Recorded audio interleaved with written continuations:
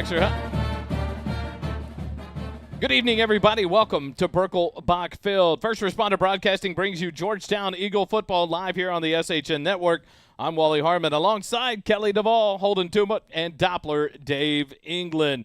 Jerry Ann, our producer, out of pocket tonight. I'm not going to lie. She's in Port A. She's enjoying the beach right now, Kelly. So it is just the guys in-house tonight to bring you this game. So you can bet it. I was going to say it right off the bat. If anything goes wrong, you can blame it on my wife. She is not here to defend herself.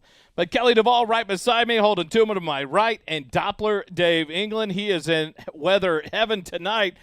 A little delay coming on, but not bad. The storm's blowing in, but an opportunity here for the Eagles to right the ship after a bad week last week on the road at College Station. They got manhandled by the College Station Cougars. Tonight, an opportunity to improve into 5-1 status in district if they can get a win over the tough Glen Grizzlies.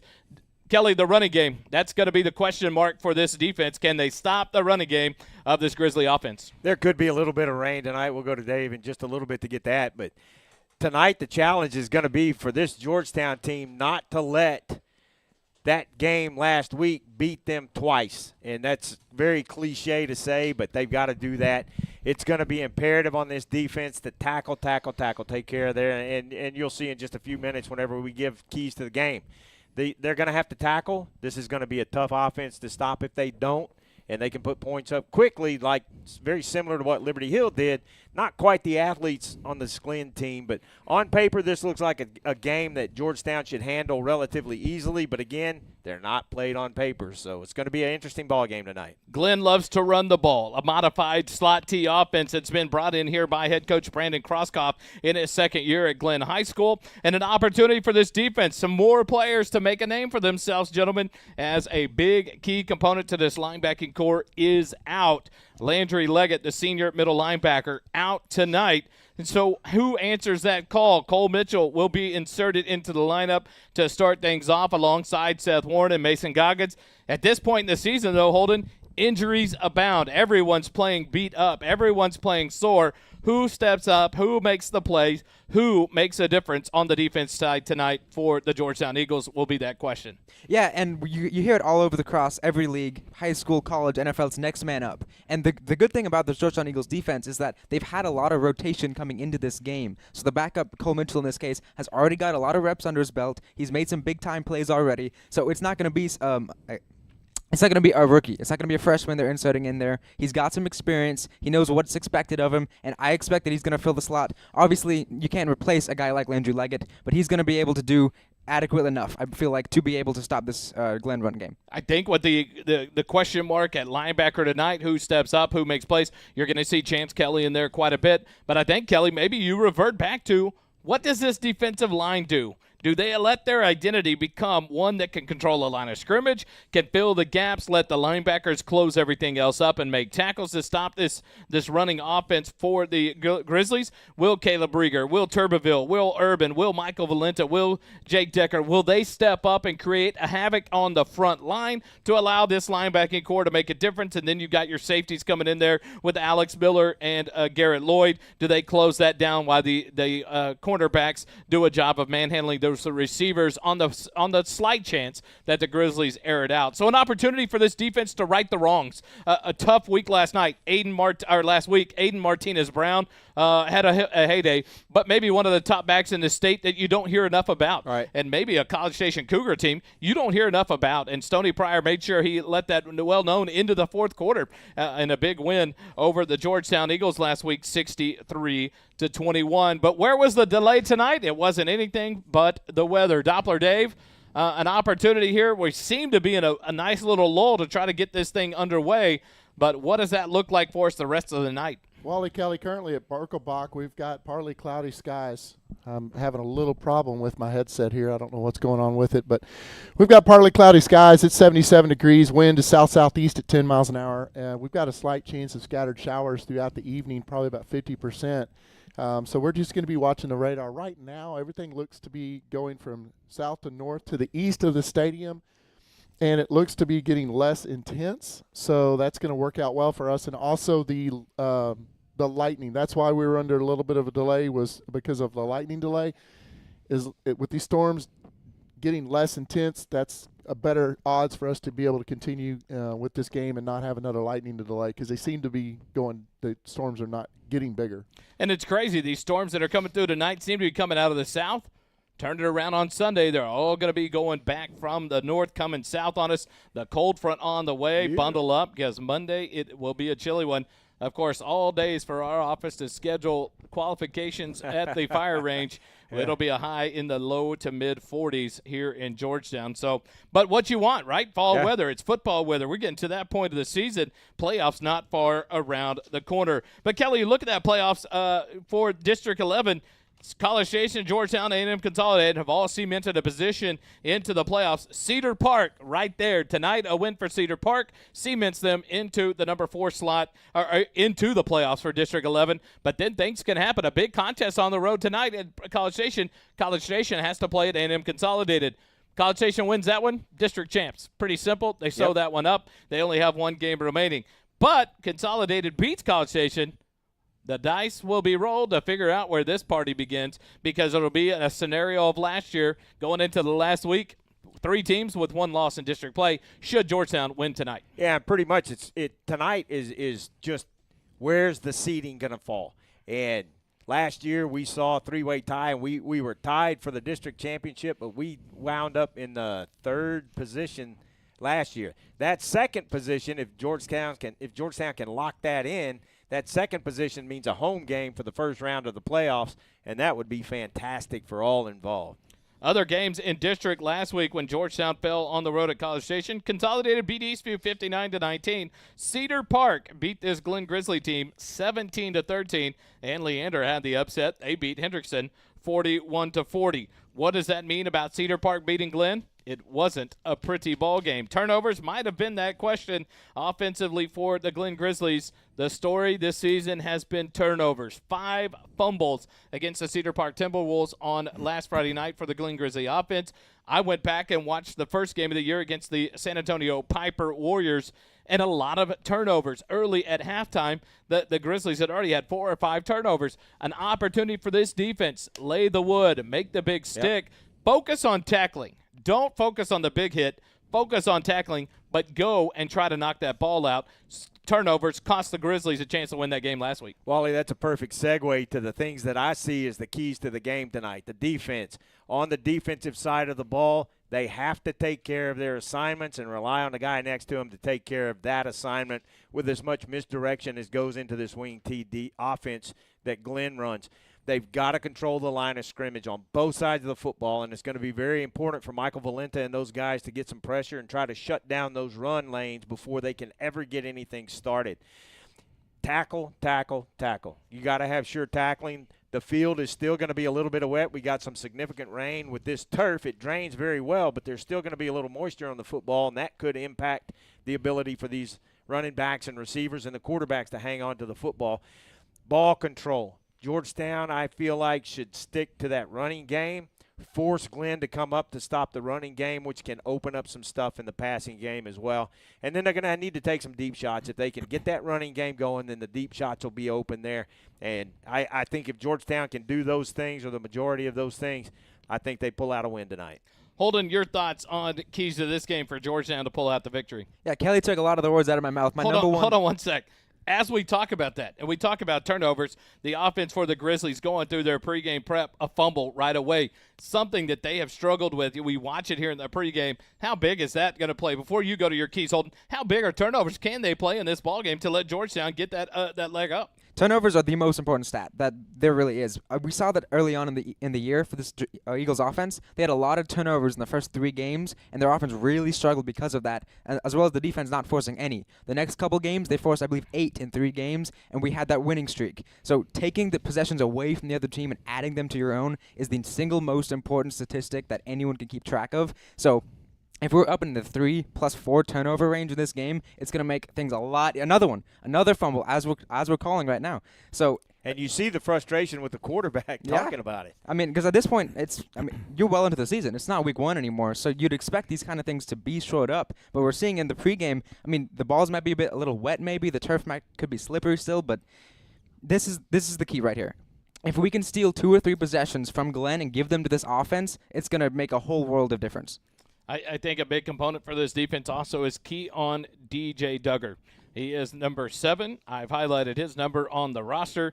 That young man runs the ball, and he runs the ball well. Last week, over 100 yards rushing against the Cedar Park Grizzlies. 280 total yards of offense for the Grizzlies last week, 51 passing, 229 rushing. Defensively, they allowed 185 yards passing, 72 rushing. An opportunity maybe for this offense to open up the air game, to take shots downfield, to put some pressure on the defensive backs for the Grizzlies and let Noah Boris and this receiving crew, you know the names, Sedgwick, Espinoza, Callaway, opportunities for these young men to make a name for themselves, but also an opportunity, Kelly, for a Andrew Petter to have a night for himself as well. It really is, and I think this is a defense that Glenn has that Petter can have a really, really good night tonight, not only in the backfield, but sometimes when they line him up out at a receiver position in the slot. We'll see if they try to open up the middle of the field in that passing game. And Coach was talking about that in the interview that we had with him, and he talked about putting that game last week behind and moving on one at a time, one at a time. And here's that interview. That interview is brought to you by Melanie J. Financial. Welcome to the Pro Glass Countdown to Kickoff. Head coach Chuck Griffin. Coach, thanks for joining us today. Hey, thanks, Kelly. Glad to be here. This interview with Coach Griffin is brought to you by Melanie J. Financial. Hunter Creasy and all the gang over at Melanie J. Financial, helping folks with their financial futures. We appreciate their support. Coach, tough loss last week against a really, really good College Station team. Your thoughts in the aftermath of that game? You know, I mean, College Station is what we thought they were. They're a really good football team, probably the best team in the region. You know, if not one of the best, you know, for sure in the state. I think they're a little better than they were last year because I think primarily the majority of their offense is back and they're playing really well. And, you know, to be honest, we did not play our best game. We didn't play our best game real in any phase of the ball. So, I mean, we've got to do a better job of that. But I think we've got a great opportunity to learn from this and get better. We've already qualified for the playoffs, so you know that pressure is off. We just got to work on getting better and get in a position where if we meet those guys later in the season, then we can go make it a good football game. And we had the oppority the other night. You know, we talk about the middle eight a lot, and we've got a chance to score in the middle. The last 4 minutes of the first half, we got a chance to score. We go in at half 28-21. Instead, we take a couple sacks, shank a punt, give them the ball back. They score.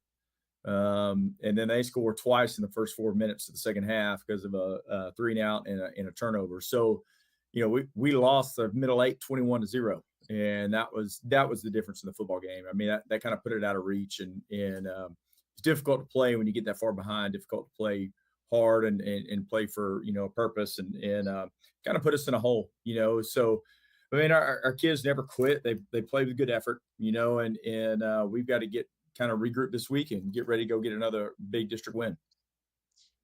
Keep the team focused because they, like you said earlier, they kept playing hard. They didn't quit in that game. Yeah. Very easily could have. How do you keep them focused in that setting? You know, I think that's work throughout the year and character of the kids, character of the team, and just the fact that they play hard and that's kind of their mindset. So, I mean, our kids did. You know, into the third quarter, start of the fourth, we had a 16-play offensive drive, you know, and that's the kind of stuff that we need to do throughout the game, not just that late in the game. And that was against their ones. So, you know, we had the capability to do it. We just had trouble executing the other night. Maybe our nerves got us a little bit. Maybe the ball game, where it was, how it was, all that kind of stuff. Right. I know it maybe made us a little nervous, but we've got to do a better job of that. And so we'll work on that as coaches. I've got to get them ready to play in that environment. And then our kids, man, they've already responded this week and had a couple good days of practice. So I wanted to ask you about one play in particular, just because I know there's a lot of people may have questions about it, but the muff punt down near the goal line that they marked it to 2 after a fair catch, but a drop on the catch. What was that ruling? Well, I mean, they made the right call. I was trying to just get us a little bit of space, you know, there. But so a fair catch, they don't blow the whistle until it's recovered, right? So they could have recovered the ball or we could have recovered the ball, but when we recover it, it's dead because that player is protected.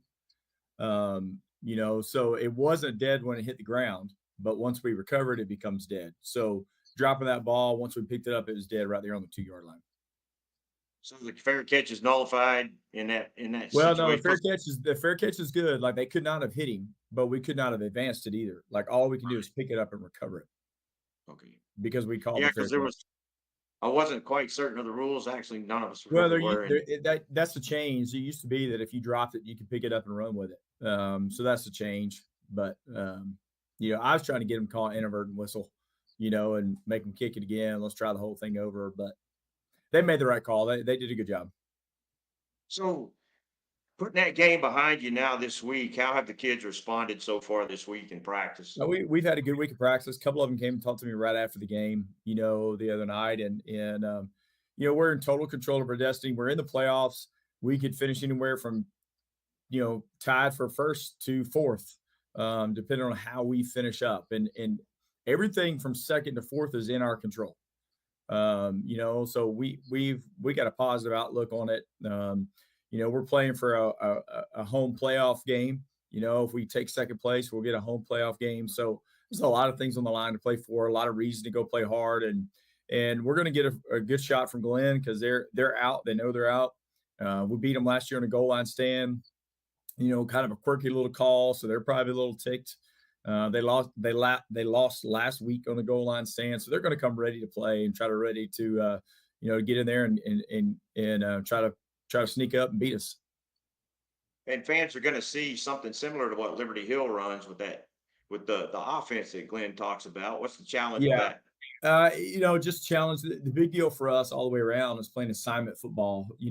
That's we got to do a good job playing assignment football defensively, be where you're supposed to be, and which means that somebody's got to take the dive back, even though he might not have the ball, and somebody's got to fill the backside B gap, even though there might not be anybody in it at the minute. Like we've got to do those assignments and do those well so that we control the line of scrimmage and control the running game. And that's going to be key for us this week is assignment football. In the same turn offensively, the same token is, that's kind of what hurt us last week was some protection issues, some run game issues where we just didn't play assignment football. We didn't do what we were supposed to do. Or whether it was drop football or a throw to the wrong spot, that was all assignment football. So that's really kind of been our point of emphasis this week is assignment football. Do what you're coached to do it fast, do it with great effort, do it with great energy, and you're going to come out ahead of the game. Yeah, Glenn may not have quite the athletes that Liberty Hill has, but they're coming into our stadium with a record again on paper that looks like it should be a pretty dominant win for the Eagles, but the kids have to stay focused because this Glenn team's a tough team. They are. I mean, they're not going to give us the ball much offensively, so we're not going to get, where normally you might have 12 or 14 possessions, we're going to get 8. So they're going to control the clock a little bit from that standpoint. They've got a running back that's going to Oklahoma State, like he's good. He's a good football player, and so he's a 4-year starter. So we're going to have to do a great job of containing him and. He's a really patient guy. He just kind of runs for 2 yards and runs for 4 yards and runs for 3 yards. And then all of a sudden runs for 28, and so we're going to do a good job of just staying on top of him and making sure we take care of business. Coach, who were your standout players in the game against College Station? Something really cool happened this week. Michael Valenta had a unique opportunity. You saw him make a really big play offensively, threw him the ball. I mean, that was one of my favorite plays ever. Seen him turn the corner and dive for the end zone at 280 pounds. I mean, that's pretty awesome to see. But another unique thing is that he played 7 positions in the game. He played all 4 positions on the defensive line. He played our end, our bandit, our nose, our tackle. He played razor, our outside backer. He played our inside backer. He deep snap, and he played tight end. So he played 7 positions on the night. He ended up with a catch and a touchdown. I think he ended up with 8 tackles on the night and helped us out blocking. So, just did a tremendous job. That's pretty special to see him. Cole Mitchell, sophomore outside linebacker, had a really big night. Had a couple of injuries at linebacker on the night, and so he had to step in. I think he ended up with 9 tackles and 1 tackle for loss on the night. So, and the other really big game, probably a record. I don't really know how to check this. Is Cody Hardybeck had 16 catches on the night for 177 yards and 2 touchdowns, and so. I think 16 catches is probably pretty close to a record too, if not a record. So Cody did a great job as well. So all those guys did really well. Yeah, we lost we lost a little bit of professionalism whenever Michael turned that corner after he caught that pass Yeah, and it made was that pretty dive. exciting to see. We've talked about his athletic ability, but he showed some athleticism on that play. Yeah. Making that dive, not just bulling over somebody, but making that dive for the goal line. Yep. Now, Absolutely. He's a pretty special kid. yeah, that was a lot of fun to be on the call on that play. Well, Coach, we appreciate your time today. We are looking forward to this game Friday night back at GISD Athletic Complex, Birkelback Field. Good luck this Friday, Coach, and thanks for your time. Hey, thanks. Appreciate it, Kelly. Folks, that's head coach.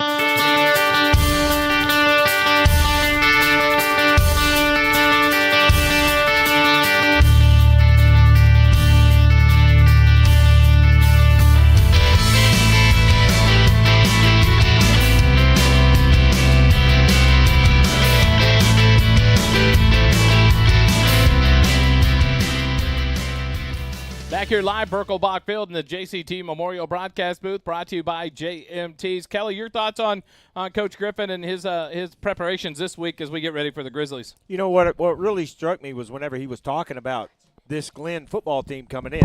Last season, we beat Glenn on a last-second goal line stand, so you know that's going to be on their mind.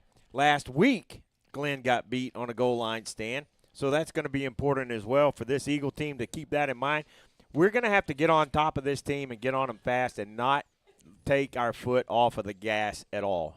Holden, your thoughts on the preparations here. Offensively, what do you look for them to do tonight? They've got to really establish themselves in both the ground and pass game, and that starts with the offensive line. They have to play physical. They have to come out here with an expectation that they're going to own the line of scrimmage and they're going to dominate this Glenn front, especially because they haven't really been able to do that the last couple of weeks. They've kind of struggled both in pass protection and in creating lanes for the running back to go. And so I fully expect them to put a big emphasis on run the ball right up the middle, just smash mouth football, and then make them open up through the smash mouth football, and then hit them with the deep shots. Dave, what's your thoughts? This offensive line has to go and make a name for itself. You've got a Whit Posey at center for the rest of the year with Jordan Arrett out. You've got different holes being filled by different players now. What's a statement this offensive line we look for and they've got to make in this game? I'd like to see Petter run more. I'd like to see us manage the clock, like y'all have been saying. We've got to stop their run somehow, and I think you put as many big dudes as you can, maybe have two defensive lines out there. Whatever you've got to do, stop their run, assignment football, stay in your spot you're supposed to be in. But I don't know, the offensive line has got to get Petter running so that and then also that opens up Boris to have time. Andrew Petter only ran for 2.2 yards a carry last week. It's his senior year. Feed him the ball. He should be a 100-yard rusher every game. That's going to open up Noah Boris to be able to air it out and give those receivers time to get downfield and give him – he needs time in the backfield as well. He doesn't need to have a dirty jersey at the end of this game. But turnover battle. Let's win the turnover battle. And – I don't know. Those are some of the things I'm looking for. I'm watching the radar too. So Kelly, your thoughts on that though? One route I haven't seen this year that we've connected on and been kind of exploit other defense is the wheel route out of the backfield by Petter. Right. He ran it several times last year. They dump it to him on that wheel route. He catches down the sideline and he's off to the races. Thoughts of to me, it's got to be things like that out of this offense. Go back, open up this playbook at this point in the year, get confident in it because come playoff time, you've got to have a full complement of plays ready to go. Whether you have to air it out against a team, whether you have to run it all game and control the clock against a team, but things have got to come out. You think maybe your tight ends come into play here with Mylock and Weisheimer that you open it up to them. Maybe some screens out of the backfield to take the pressure off this offensive line. Different things, but you got to think at this point in the year, you're sitting at 5-3 on the year. You're sitting at 4-1 in district, and you have this game and one left against Cedar Park, and then it's playoff time. Everyone's got to be ready to go on all cylinders. And you've got to make a statement. We need a statement win tonight. On paper, it should be a heavily lopsided Georgetown win. They've got to go out and make it that because the statement that College Station made last week to the entire state by beating us pretty soundly. That's significant. That's important. And I think tonight is the kind of game that if Georgetown plays their game, does what they're supposed to do, takes care of their assignments like Coach was talking about in the interview, this is a game that Georgetown should dominate tonight. The pregame show is brought to you by, we're in the middle of it, and we want to make sure we give a special shout-out to our pregame show sponsor, Pro Glass. They bring you the pregame show each and every week. Located at 2303 South Austin Avenue in Georgetown, the Central Texas choice for RV heavy equipment and auto glass since 1998. Windshield chip repairs in under 30 minutes. No appointment necessary. Visit their website at www.proglasstx.com or give them a call, 512-930-1365. Pro Glass is your proud sponsor of First Responder Broadcasting. Head-to-head, Kelly, you talked about last year, the goal line stand. It was back and forth there at the end. The Eagles take the safety to get out of there with the win. Head-to-head, that's the only time these two schools have met, was last year on October the 28th, a 28-22 win for the Georgetown Eagles. Offensively in this year in district, Georgetown averaging 32.4 points a game, defensively allowing 24.2. In district, Glenn has scored 23.4 but allowing 30.6. Like opponents in district this year, Glenn is 1-4, Georgetown is 3-1. An opportunity here for Georgetown to continue to build on that kind of momentum. The starting lineups for the night's ball game, Kelly, bring them to us. Well, I would love to bring you the opponents, but we don't have theirs, so we'll just go with the Georgetown Eagles starters tonight. We begin with the offense. On offense, up front, at right tackles, number 54, Max Gates, he's a junior. Number 75, Brant Hargrove is the junior right guard. Number 59, Whit Posey is the senior center. Number 72, Ian Sanders is the senior left guard. And number 78, Sam Lopez is the left tackle. Sam is a sophomore. Number 8, Jacob Weisheimer is tight end and H-back. You'll see him move around the field. Jacob's a senior. Number 2, Davin Sedgwick, he's a junior, and he is at the wide receiver position. The other wide receiver is number 18, Yvonne Espinoza. He's a senior. Number 26, Cody Hoyaback is one of the slot receivers. Cody's a senior. And number 22, Andrew Petter is the running back, the senior running back. Number 12, Noah Boris is the senior quarterback for this Eagle offense. On defense, number 45, Jake Decker, he's the senior defensive end. Number 39, Andrew Urban is the junior nose tackle. Number 99, Big Michael Valenta is the defensive tackle on the other side. He's a senior. Number 38, Dylan Turberville is a junior, and he's the bandit. Number 9, Seth Warren is the whip linebacker. He's a junior. Number 14, Mason Goggins is the senior razor. 31, Cole Mitchell is the Mike linebacker tonight in place of Landry Leggett. Cole is a sophomore. Number 24, O.C. Presley is a senior corner, and the other corner is number 5, Jaheim Dowd. Jaheim's a junior. The safeties are number 16, Garrett Lloyd. He's a senior. And junior Alex Wilson, number 25. On special teams tonight, kicker is Aaron Guzman. He will be the kicker for field goal points, kickoffs, and extra points. And Michael Valenta is the snapper for those. The holder is Noah Boris. And Brady Mann, number 37, is the punter for the punter. The end. Number 22, Andrew Petter, will be on punt returns, as will number 7, Gavin Calloway. He'll be on kickoff returns. And those are your starting lineups brought to you by Aesthetic Dentistry. Stick with us. We'll be right back after this message from Aesthetic Dentistry. This season's starting lineups are brought to you by Aesthetic Dentistry of Georgetown. The mission and purpose of our Aesthetic Dentistry team is to help provide a quality life with healthy and beautiful smiles. We want to develop relationships with our patients and always provide an amazing experience for them. Let us help you determine if a highly trained cosmetic dentist is the best option for your smile. We're located at 3622 Williams Drive, Building 2 in Georgetown, Texas. Visit our webpage at www.aestheticdentistrygt.com or call 512-819-9100. Jason Chance Tompkins Memorial Broadcast Booth is brought to you by JMTs. JMTs provides custom apparel and promotional items to small businesses, schools, and nonprofit organizations. Our services include screen printing, embroidery, and promotional items. Our game-changing direct-to-film printing allows JMTs to print full-color graphics on your garments. JMTs has the experience and confidence to take on any order. Visit our website at jmts.com or call us at 512-388-5555.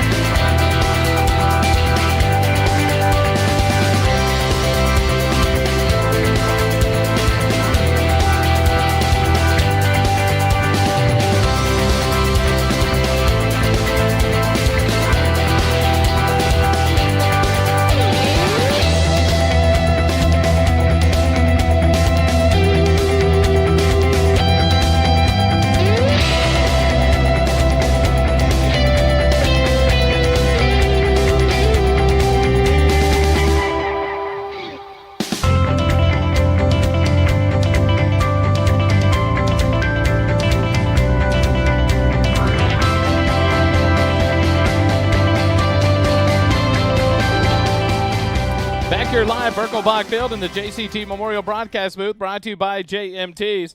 JMT's provides customized apparel and promotional items to small business, schools, and nonprofits. JMT's has the experience and confidence to take on any order. Visit www.jmts.com.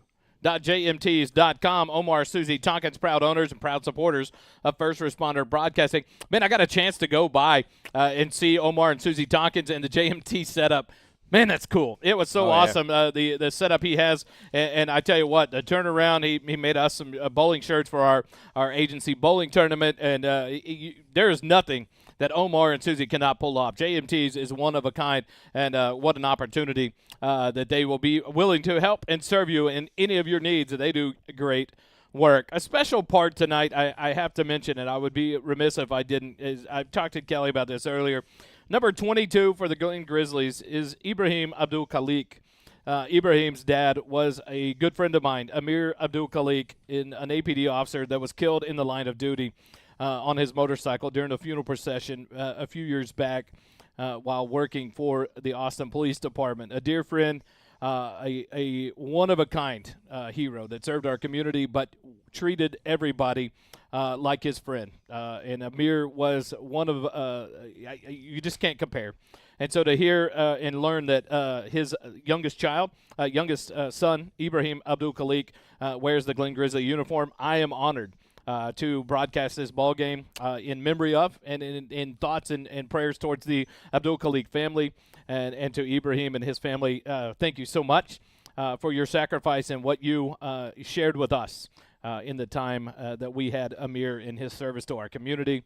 Man, what a friend he was, and someone you long to see each and every day. He made you a better person by his smile, his thoughts, his words, and so he is sorely missed by the first responder community and his family and loved ones. And so I had to bring it up and talk about it. His other two sons played football at Leander. I talked to Chuck Cracy, the broadcaster for the Leander Lions here on the SHN Network, and he had the honor of broadcasting the game right after Amir Abdul-Khalik's death, when 50 or so police officers lined the field on their motorcycles in honor of Amir to welcome in the Lions that night for his son's entry into that ball game right after a tough situation. And he had the honor of being the PA for that night. And so I just wanted to mention that, and our thoughts are with the Abdul-Khalik family and Amir's family and Ibrahim as he gets ready. He's a senior here on this Glen Grizzly team. And so our thoughts go to their family tonight as we remember Amir. And thanks for the time, guys, to let me share that, because he was a dear friend, and he has missed so much in this life. But I know his pain is gone in the sacrifice that he made. Well, Wally, we mourn with you. You know, it doesn't get easier. Just time makes it a little more palatable. But you know, it really puts into perspective what's important about life. And you know, as much fun as we have broadcasting these football games, it's a game. It is for entertainment for these kids and for the fans here. And there are people sacrificing more than a lot of people know, and we appreciate the sacrifices. If I can keep it heavy for a minute, I have to share my thoughts go out to the Gaddy family this week, losing Scott in an accident, a dear friend of my son's and our family. And so our prayers go out to Gina and Mary and Max, his twin brother, in the Gaddy family. They lost a great young man in a horrific accident this past week, and we attended that funeral on yesterday, and spent some time with the family. And so our thoughts go out to Gina, Mary, and the Max and his wife and the entire Gaddy family. We are sending our prayers and thoughts with you. Thanks for taking care of the Coaches Show on Wednesday night, Kelly. It allowed us to be with family and our son during this tough time. And so it is good to be back in the booth, boys. It makes you appreciate life. Let's bring a little humor to it. If it wasn't for the mute button, that may have been the best Coaches Show ever. The text messages that were flying. So I was texting. Dave see, Wally texted. was muting Kelly from afar. He kept talking about the Astros last week, boys. I mean, it was mute time. But it was funny because Dave texted the group. I see it. I text Coach Griffin, who I know is at Mesquite Creek Outfitters, tell Kelly the mute button's on. Tell Kelly. He goes, we can hear it good here in Mesquite Creek Outfitters. Yeah. But it was an opportunity, a good visit with the players there. But aren't you glad you're not a Grizzly? The Georgetown Eagle crew getting ready to come through for the banner here as they take the field from the south end of the end zone. They come through the inflatable, and we will now try to go to our crowd, Mike. And the Georgetown brand welcomes in the Georgetown Eagles tonight, the home team. They will be in the silver pants, blue jerseys, white lettering with the silver helmets as they make their way to the north end zone to take a knee. The Glen Grizzlies in the road whites, white pants outlined in navy blue and orange stripes, white jerseys with the navy blue numerals, and the white helmets as they come through their inflatable on the far side of the field. We'll wrap up the pregame show brought to you by ProGlass. We'll be right back. We'll have the national anthem, and we will bring you tonight's kickoff right here on the SHN Network. The season's countdown to kickoff and postgame wrap-up are presented by ProGlass of Georgetown. If your car, RV, or heavy equipment needs glass to be replaced, ProGlass can get the job done in no time. Windshield chip repairs in under 30 minutes, no appointment necessary. Our local family-owned business stands behind its work with a limited lifetime warranty for as long as you own the car. Ask about senior discounts. Located at 2303 South Austin Avenue in Georgetown, we are Central Texas' choice for RV, heavy equipment, and auto glass since 1998. Visit our website at www.proglasstx.com or call 512-930-1365.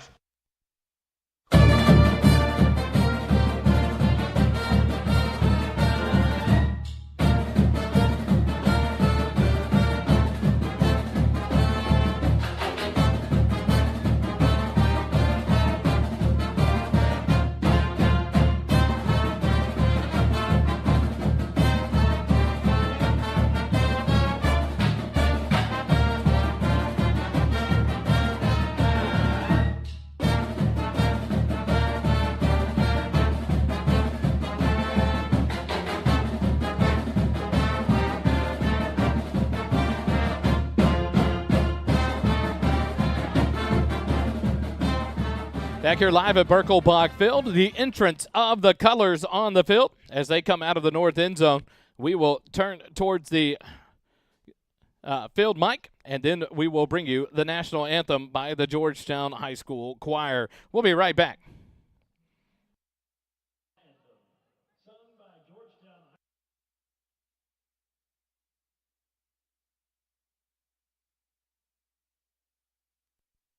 Oh, say, can you see by the dawn's early light what so proudly we hailed at the twilight's last gleaming, whose bright stripes and bright stars through the perilous fight o'er the ramparts we watched were so gallantly streaming, and the rockets bursting in air gave proof through the night that our flag was still there. Oh, say does that star-spangled banner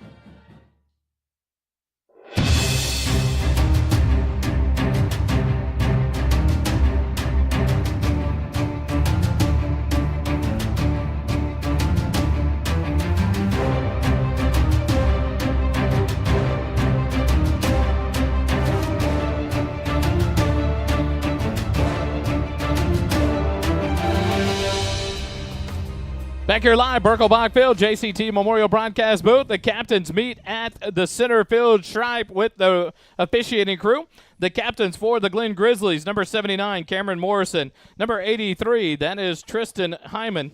Number 11, that's Benson Henry. And number 22, that is Ibrahim Abdul Khalik. For your Georgetown Eagles, Landry Leggett's out there in street clothes tonight. Noah Boris is out there as well. Number 14, Mason Goggins. And number 16, Garrett Lloyd.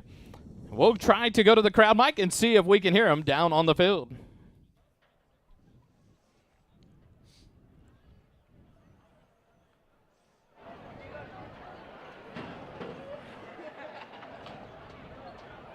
I saw a head nod from the main official, but I did not hear anything.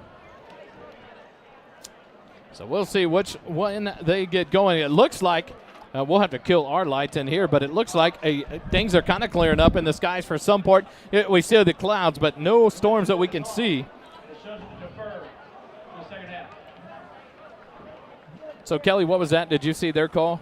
No. I believe it was Georgetown won the toss and deferred to the second half, so we'll see here what the referee calls. First half option, Georgetown. So Glenn deferred. So Georgetown will take the opening kick from the north end zone. So the Georgetown Eagle offense will go on the drive first for this ball game. So Kelly, it's important here. Does the offensive line make a statement? Do they get in there, try to control this line of scrimmage, and make things work for this offense to get things going for the Eagles? Well, and that's going to be the interesting part to see, because you know Coach Griffin loves to get that football first. Holden, your thoughts here as the Georgetown offense will go to work first? I'm intrigued, honestly, because you've seen a lot of teams try to take the ball first against Georgetown to try to score and then put pressure on an offense that's kind of struggled to get going. So giving them the ball first, it adds a different kind of conundrum because now there are no points. There's no pressure on this Eagles offense, but there is a slight ability to, like, hey, we have to execute here. The Georgetown offense will receive out of the north end zone. The referees now split their huddle there and head back. The Grizzlies take the field, so we'll get ready for things to go here live at Burkle Field. The 5-3 Georgetown Eagles take on the 2-6 Glen Grizzlies in District 11 play. The Eagles a chance to kind of cement the second seed for themselves with a A&M Consolidated loss tonight. And an opportunity to kind of make things a little bit more clear for that playoff picture, Kelly. But it'll be at the hands of taking care of this Glen Grizzly football team. And that's exactly what Georgetown needs to do tonight, is take care of the football, take care of your assignments, and get after this Grizzly team. Number 15, Armando Donwan will do the kickoff duties for the Glen Grizzlies here. Back deep for your Eagles is number 22, Andrew Petter, and number 7, Gavin Calloway. No, that is not Gavin Calloway. That is number 16, Garrett Lloyd. But he'll let it go over his head and out of bounds to the back of the end zone. So the Georgetown offense will take over 1st and 10 at their own 25-yard line to start this off. It's going to be interesting to see if they start off trying to establish that running game or if they try to get into that passing game early. Yeah, I think it's important to try and – sorry, something wrong with my headset. Whatever they do, they need to be intentional about it and really try to build their game plan around how they open up here. The Eagles come out, 3 receivers right. Petter in the backfield with Boris in the shotgun formation. Petter off to the right. They're at the far side hash mark. Shotgun formation here for the Eagles. Snap back. Boris hands it off to Petter right up the middle. 30, 35, makes a man miss. 40, 45, up to midfield into Grizzly territory and down to the 45-yard line. Boys, we talked about it. Let the Petterhead fan club unite here on play number 1. And right back to the line of scrimmage go the Georgetown Eagles. 3 receivers right, Petter to the right of Boris for shotgun formation. Snap back to Boris. He'll fake the handoff. Pass into the slot. That's to Davin Sedgwick. He'll make the catch up past the 40 to the 35. A borrow from Morrow. First down. 2 plays, 2 first downs. And this offense driving away for the Eagles. And that's what you want to see. You want this Eagle offense to just move that ball down the field. And that run game keeps those linebackers honest, which opens up there in the flats. 2 plays and a bunch of yards for the Eagles. It's 1st and 10 at the 35 of Glen. 2 receivers left, 1 right. Petter to the right. Fake the handoff. Quick pass out to the right flat. Caught by Xavier Warren. He's taken down out of bounds at about the 32-yard line. It'll be a gain of 3 and bring up 2nd and 7 for the Eagles. I like the initial idea that they are just trying to move this ball, the short stuff, and I think that'll open up something for Coach Beatty down the road, later in the game to take shot down the field. They may do it here. 11 minutes in the first quarter. It continues to run with 3 receivers left, 1 right, near side hash mark. Petter to the left of Boris, shotgun formation. Hollybeck in motion, snap back to Boris.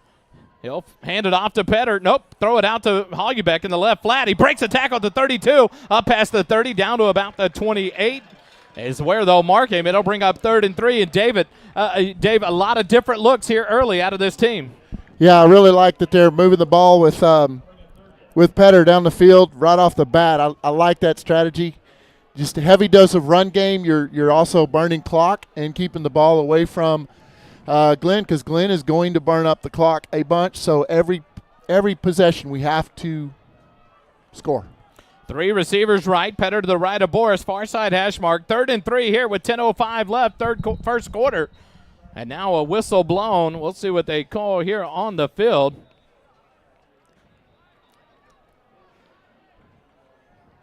I'm not seeing a penalty. So it'll be officials timeout for an injury. So we'll take a quick break. Georgetown Eagle football continues in a moment here on the SHN Network. The first quarter of tonight's game is brought to you by Nathaniel Funk, your Leander Georgetown Edward Jones financial advisor at 1640 Highland Falls Drive, Suite 801, Leander, Texas 78641. Learn how he can help with your financial goals. Visit edwardjones.com/Nathaniel Funk for more.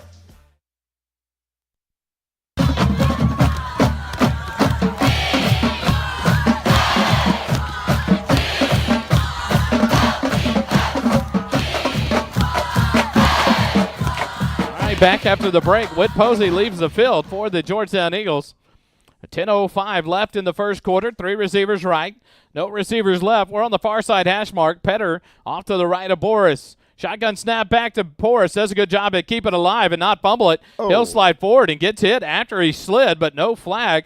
But that's going to be a loss of 3 yards back to the 31. That snap was way off to his left, Kelly. A change at the center position as Whit Posey had to come out.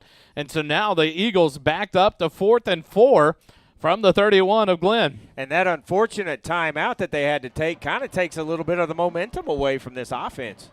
So now back to the line. They're going to go for it here on 4th and 6 from the 31. 2 receivers left, 3 right. Empty backfield for Boris, middle of the field. Shotgun snap will go back to Boris. He looks back. He's looking long. Pressure applied. Throws across the middle, and it's incomplete. Just past the outstretched arms of number 18. That's Yvonne Espinoza. So that one injury timeout pauses this offense, and things go awry, and it's a turnover on downs. Glenn gets the ball with a 1st and 10 at their own 31 with 9:16 left in the first quarter. Drive started off very promising for the Eagles, but I don't know how much of a factor that timeout was, but Glenn tightens up. Well, Petter touched it for the 29-yard carry on the first play and did not touch it again on that drive. They kind of leaned on the RPOs, and they kind of threw in the flats every time, and we saw the result. Hand off to number 33. He'll get forward to the 35-yard line. That's going to be into the hands of number 33, Peter Sura. That'll be a gain of 4, bring up 2nd and 6 for the Grizzlies. Our clock operator on the scoreboard is not running the clock. I've got it accurate. Don't worry, guys. 9:16. Now it starts to run here on 2nd and 6 from the 35. Quickly back to the line. Dubleby from the quarterback position. Hands it off and to the right side, wide open, and there go the Grizzlies. 30, 20, 15, 10, 5, touchdown. Glenn busts the big run there. I think it's number 16. That's in the hands of number 16. One of their receivers, DeMarcus Davis, he's a sophomore. He got the initial handoff, and he took it all the way to the house from the 35-yard line of Glenn. And with 8:55 left here in the ball game, in the first quarter, Georgetown trails by 6. Wally, that wasn't a circumstance of not tackling. That was nobody got a hand on him because that offensive line moved people out of the way. Don Juan back to attempt the extra point. This kick is up, and it is good. And with 8:55 left first quarter, Georgetown trails it 7-0 to the Glen Grizzlies. Quick timeout. Eagle football continues in a moment. First Downs are sponsored by Borrow from Morrow. Longtime supporter of our broadcast, Matt Morrow and his team are dedicated to providing the best mortgage experience possible. They do that by offering easy-to-use mortgage tools, including a handy mobile app, competitive rates, and assistance from experienced loan officers. Matt's loan officers understand local markets, have access to a wide variety of loan programs, and are ready to guide you through the process. Your family, your future, our focus. For your mortgage needs, remember Matt Morrow, Borrow from Morrow. For more information, visit borrowfrommorrow.com. NMLS number 464148.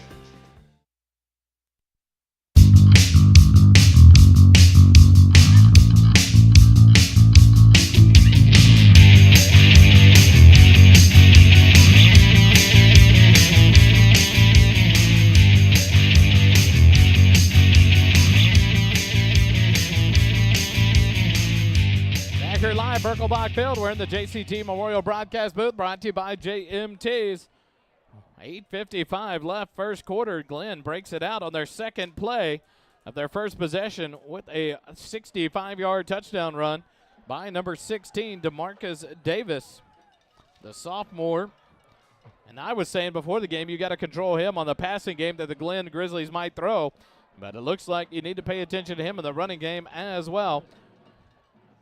So the Grizzlies, Don Juan to kick it away again. Armando Don Juan, the junior, gets a signal, and he'll boot it away for the Grizzlies towards the north end zone. Garrett Lloyd will take it about 3 yards deep, and then he will take a knee just before coming out. So the Georgetown Eagle offense will go to work in their second possession. 1st and 10 from the 25. A hope here that they can repeat the first 3 plays of that drive, but not stall out and give the ball right back to Glenn. You can't let that affect this drive, and coaches preach that all season. One play at a time, win one snap at a time, forget the last one. I like old number 14 from Glenn down there, just hanging out, listening to whatever he can. You notice that? Yeah. Ian Jones doing his job to pay attention. Whit Posey back on the field at center. The Eagles will come out, 2 receivers right, the tight end off to the right end of the line. Petter in the backfield to the right of Boris, far side hash mark. Now Holubeck comes out of motion, fake the handoff. Boris looking long, throws across the middle, just out of the reach of Cody Holubeck. It's incomplete. That'll bring up 2nd and 10 for the Eagles. Comes Michael Valenta. Valenta and Mylock come in. Weisheimer, Holubeck, and Davin Sedgwick come off the field for the Eagles. Espinoza will split wide left. Mylock off the left end or right end of the line. Petter in the backfield with Boris directly behind Noah. Now Valenta in motion to the left end. 2nd and 10, snap back, hand it to Petter right up the middle. Past the 25, gets to about the 28, and he's stacked up there. A gain of 3 will bring up 3rd and 7 with 8:40 left in the first quarter. This is a circumstance. I know it's early in this ball game. This is a big 3rd down right here for both these teams, because Georgetown cannot go 3 and out here and not have some sort of psychological effect with Glenn shutting them down 2. And also to flip the field. You're going to want to flip that field if you're not going to be able to pick up the first down. 2 receivers left, 2 right. Petter to the left of Boris. Shotgun snap back on 3rd and 7. Boris is looking right. He's going to throw it out in the flat. Holubeck makes the catch. He's got to get forward and does. He'll pick up just enough for the first down. And that'll be another Borrow from Morrow first down up to the 37-yard line for the Georgetown Eagles. Holubeck's really been their go-to guy, especially on 3rd downs. He had 16 catches last week. His first touch right here.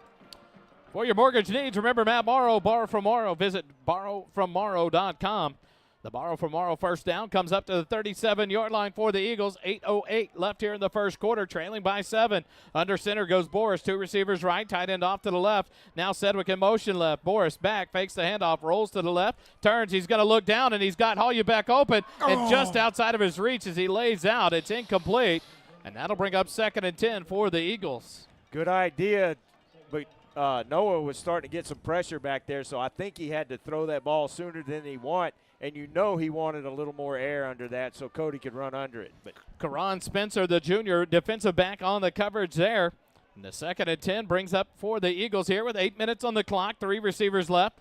The tight end, Weisheimer, off to the left end of the line. Petter in the backfield to Boris, near side hash mark. Snap back to Boris, handed off to Petter. Nope, swing it out, left flat. Catch made about the 40. Make a man miss. Hollebeck, and he's up to about the 45-yard line.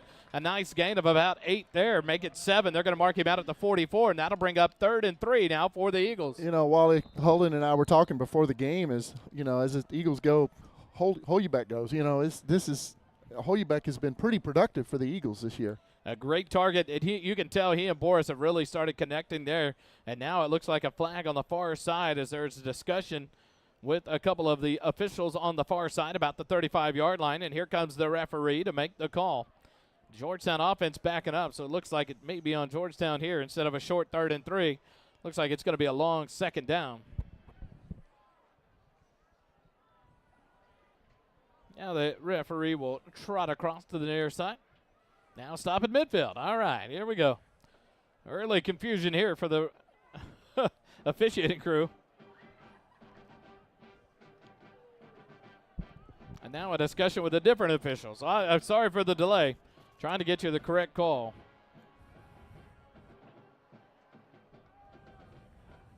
Ineligible. Number 26 for the offense downfield. First to touch. 5 yards. Loss of down. 3rd down. How is he ineligible? Not sure how he was ineligible, but he may have been covered up by one of the receivers outside. I'm not sure, but instead of 3rd and 3, it's now 3rd and 15 for the Eagles, backed all the way up to the 32-yard line. 3 receivers left, none right. Boris has Petter to his left side on the near side hash mark. Snap back, fake the handoff. Pressure applied. Boris tries to escape, but he's going to be sacked back at the 20-yard line. A big sack there for the Grizzlies, number 99. That is Alexander Lucero, the junior. And that's going to bring up a long 4th down and force a punt here from the Georgetown Eagles. This Eagle offense, first 3 plays of the game look good. And since then, they have really struggled.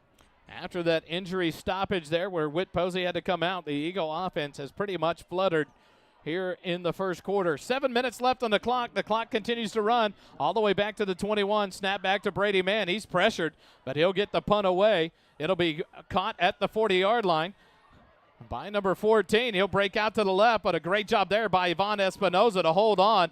And then a tackle made by the Eagles, number 33, Diesel McAnally there on the coverage as well. Well, that was 33. I think that is Dean on the tackle. He may have been called up this week. He's not listed on the roster, but Tennyson Dean is one of the junior linebackers that has been pulled up on a couple of occasions. He may be up tonight, but he made a good tackle there as Espinoza held on. The Grizzlies have it 1st and 10 at their 48. And Tennyson has been I've been watching a lot of the JV games, and Tennyson's been doing a great job, at JV, so it's good to see him get pulled up. And we need the help right now with some injuries right now. Speaking of help, thank you to whoever is squeegeeing the glass with the condensation on it out in front of our booth. Hand off to number 33, right side. He'll fall forward up into Georgetown territory at about the 44-yard line. That carry was brought to you by number 33, Peter Sura. And so it'll be 2nd and 2 for the Grizzlies. This is an important series for this Eagle defense, and we see Glenn able to move the ball and move it easily. DJ Duggar, usually the go-to man for the Grizzly offense. A lot of yards on the year for DJ Duggar. He hasn't touched the ball yet. Quickly under center, turn around, hand it off. There's Duggar. He gets his first carry, and it's just enough for a 1st down. A good mark up to the 41-yard line, and that'll be a 1st and 10 for the Grizzlies. 6 minutes left here in the first quarter, and the clock continues to run. They were supposed to stop it on the 1st down, but did not. It stopped for about half a second. I was looking at thinking that same thing, and it started rolling. The chain set, 1st and 10 at the 41. Far side hash mark, the Grizzly offense. As soon as they break the huddle, a lot like Liberty Hill, a sprint to the line, and they get ready to go. They take their time in the huddle, down to 12 on the play clock. Dubleby under center, turns around. He'll hand it off. Duggar to the right side. He makes a man miss, spins out of a tackle inside the 35 to the 30, all the way down to about the 27-yard line. Make it the 26 on the far sideline spot. Another 1st down for the Grizzlies. And we see him able to move the ball. This defense just can't stop it. Just can't wrap up. We've got to be a lot more physical and wrap up. Grizzlies go to the huddle. 1st and 10 from the 26 of Georgetown. Far side hash mark. Dubelby under center. Hands it off. Left side. Big gapping hole. And a carry there. Good tackle made by Mason Goggins. But the carry was by number 49. That's Keaton Gordon, the sophomore. And that's another first down for the Grizzlies down to the 16-yard line of Georgetown. They are just getting chunks at a time, and the defense is having a hard time with this offense. They didn't struggle this bad with the Liberty Hill offense early in the game like they are now. Late substitution here for the Grizzlies. 4:45 on the clock as it continues to roll here in the first. 7-0. Glenn leads it. Dubelby will get the snap, turn, and hand it. Left side, here comes Duggar. He'll bring it to the outside. There was a nice form tackle by one of the offensive players that was on Gordon. They don't call it there on Mason Goggins. As Gordon took Goggins down, he had a bead there on the tackle. And that allows Duggar to get inside the 10 down to the 9-yard line, bring up 2nd and 3 for the Grizzlies. Coach Nicky's going to have to dial something up and dial it up quick here because Georgetown's going to find themselves down I'd like to do double digits. Let the substitutions. How about they do the substitution trick and make them call timeouts? You got to think at some point they'll do that. They slowed down the Liberty Hill offense that way as well. They break the huddle, 2nd and 3. Dubelby will get the snap, hand it off, right side, and immediately hit. What a great job there. There's Garrett Looks Lloyd like on Garrett that one. Lloyd there. Yeah. He shot the gap, made the tackle, and it was for a loss back to the 10-yard line. Brings up 3rd down and 4 for the Grizzlies now. Great Holding them job to there. a field goal in the red zone is going to be another key to this game. If they can stop them from getting 7 instead of getting 3, that's going to be huge for this defense. 3rd down and 4. Grizzlies break the huddle. Dubelby under the center. Makes all the motions, hands it off right side, and tackled right about the 12 or 13-yard line. They'll walk forward to the 12, and that'll bring up 4th and 1 for the Grizzlies. So we'll see if Coach Crosskopf will go for the field goal or push it on 4th and 1 inside the 10-yard line here. Man, if Their kicker has a strong leg. He's a pretty accurate kicker, so it's kind of interesting that they're going for this 4th down. 4th and about 1.5 yards. 3:08 left on the clock. It runs. Dubelby breaks the huddle. Turns around. He gets tripped up, taken down, and it's a stop. Georgetown defense makes the stop. It was Lloyd that time. And another play by Garrett Lloyd, and the Georgetown offense will get the ball back with 2:59. A big stop, and now you make a note of that, Kelly, with 2:59 left first quarter.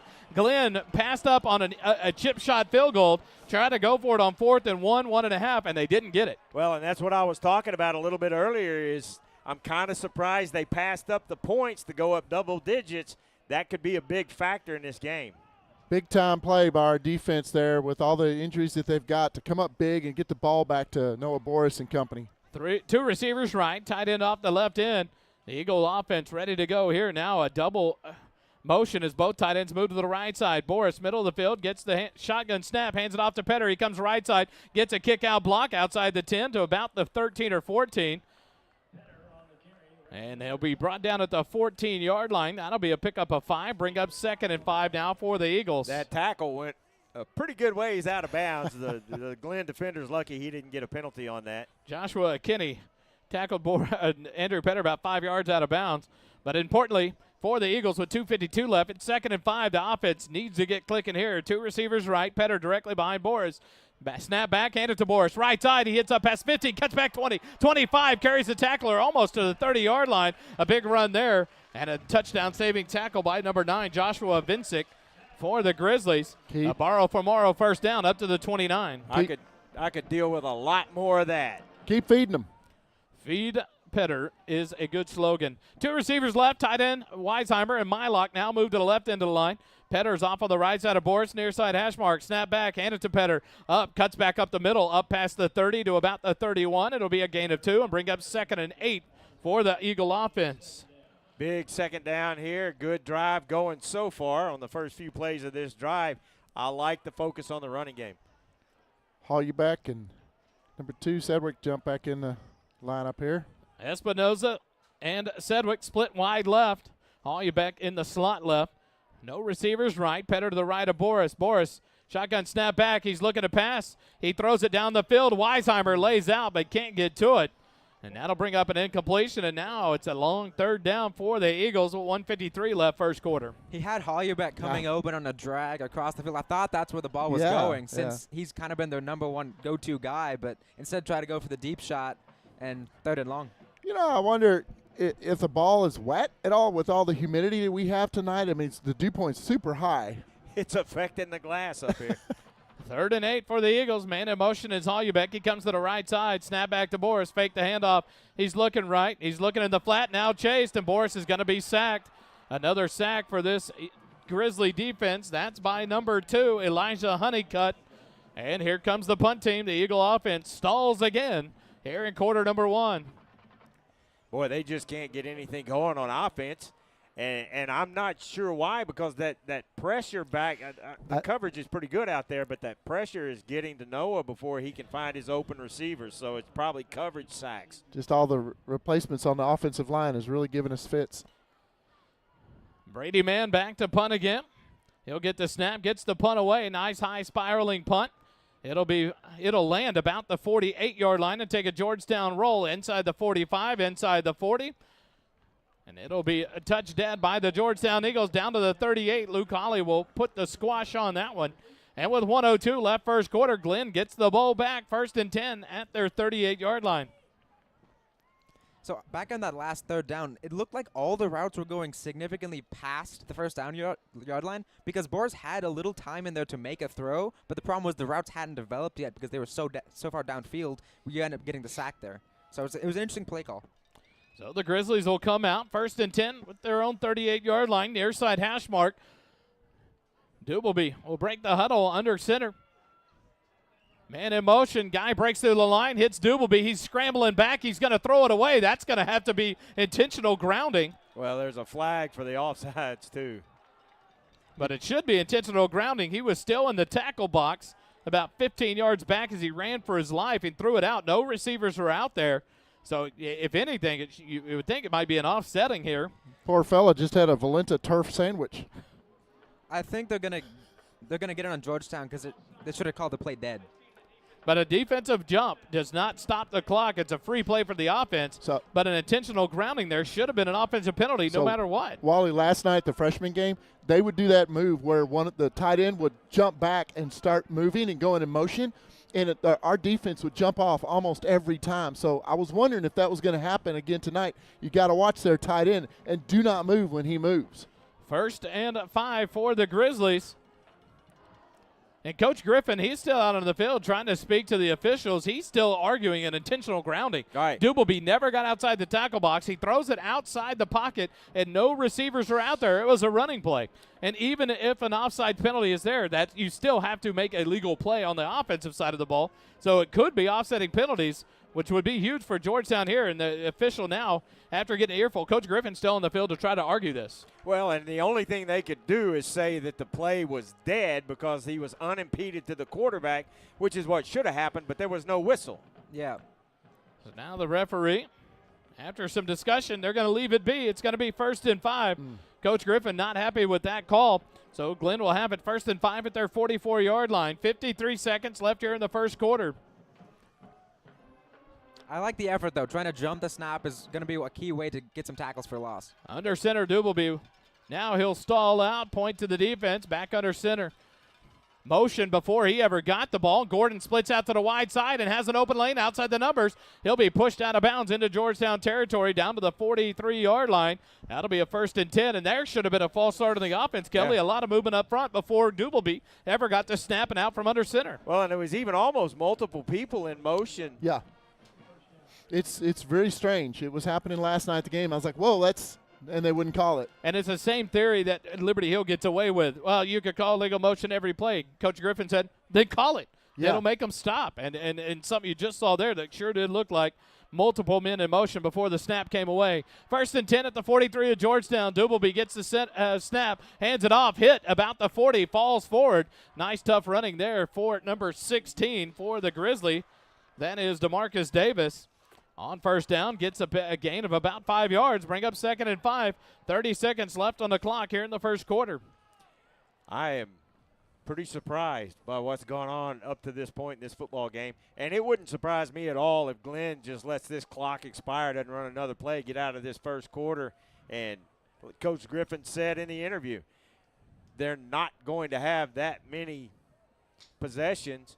They'll usually run 70 plays or so. He said they're expecting 50. And that'll bring us to the end of the first quarter, 7-0. Glenn leads it over Georgetown. We'll take a quick timeout. First Responder Broadcasting brings you Georgetown Eagle football live here on the SHN Sports Network. The first quarter of tonight's game is brought to you by Nathaniel Funk, your Leander Georgetown Edward Jones financial advisor at 1640 Highland Falls Drive, Suite 801, Leander, Texas, 78641. Learn how he can help with your financial goals. Visit edwardjones.com/Nathaniel Funk for more.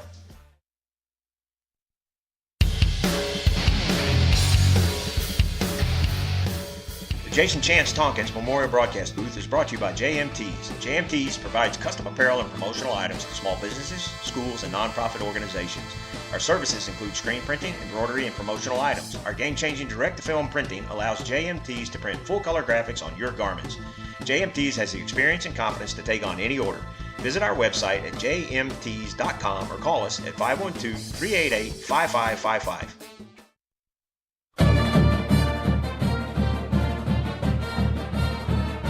Back here in the JCT Memorial Broadcast Booth, brought to you by JMT. As we go to quarter number 2, Glenn has it 2nd and 5 from the Georgetown 38. They are leading at 7-0 after one quarter here at Bach Field. The Georgetown offense started hot in their first series and then stalled out, and nothing since then. Dubleby will take the snap for the Grizzlies at the 38. Hands it off. Gordon to the left side. He gets hit and driven back. Great job by the defense there. A gain of about 1. That'll bring up 3rd and 4 for the Grizzlies. Now is whenever this Georgetown defense really needs to buckle up. And this is what we were talking about earlier. The defenders have to take care of their assignment. And sometimes the quickness of this Georgetown defense winds up with some over pursuit with all the misdirection that goes on in this offense. Play comes in for the Grizzlies. They'll break the huddle with 11.5 minutes left here in the second quarter. Dubleby under center. He'll get the snap, pitch it to the Duger. He comes to the right side. He's going to cut back, and he breaks a tackle, and he's off to the races. And it'll be a touchdown for the Glen Grizzlies. DJ Duger takes it to the house, and the Grizzlies lead at 13-0 here as the clock continues to run. You're right, Kelly, a lot of differences here on the clock, maybe a 10-second difference by the time you figure this all out. Seemed to be a little bit of confusion there on the line, our defensive line right before the snap of the ball. They saw something that led them to believe it was going to the left, and then he cut back. DJ Duger takes it to the house. A 34-yard touchdown run, I believe it was, a 38-yard touchdown run. And the Grizzlies lead it by 13. Don Juan on to attempt the extra point. The snap is back, the kick is away, and the extra point is good. 11-12 left here in the first half. Georgetown in a hole, 14-0 to the Glen Grizzlies. Quick timeout. Georgetown Eagle football continues in a moment. Extra points, field goals in the second quarter are sponsored by G-Town Lumber and Supply. G-Town Lumber and Supply, located at 9400 Brown Lane in Austin, Texas, serves general contractors, subcontractors, and do-it-yourselfers. We specialize in dimensional lumber, decking, siding, door and windows, hand-hewn timbers, KDAT lumber, and corbels. Hometown service like none other. Visit us at 9400 Brown Lane in Austin, Texas, or visit our website at gtownlumberandsupply.com.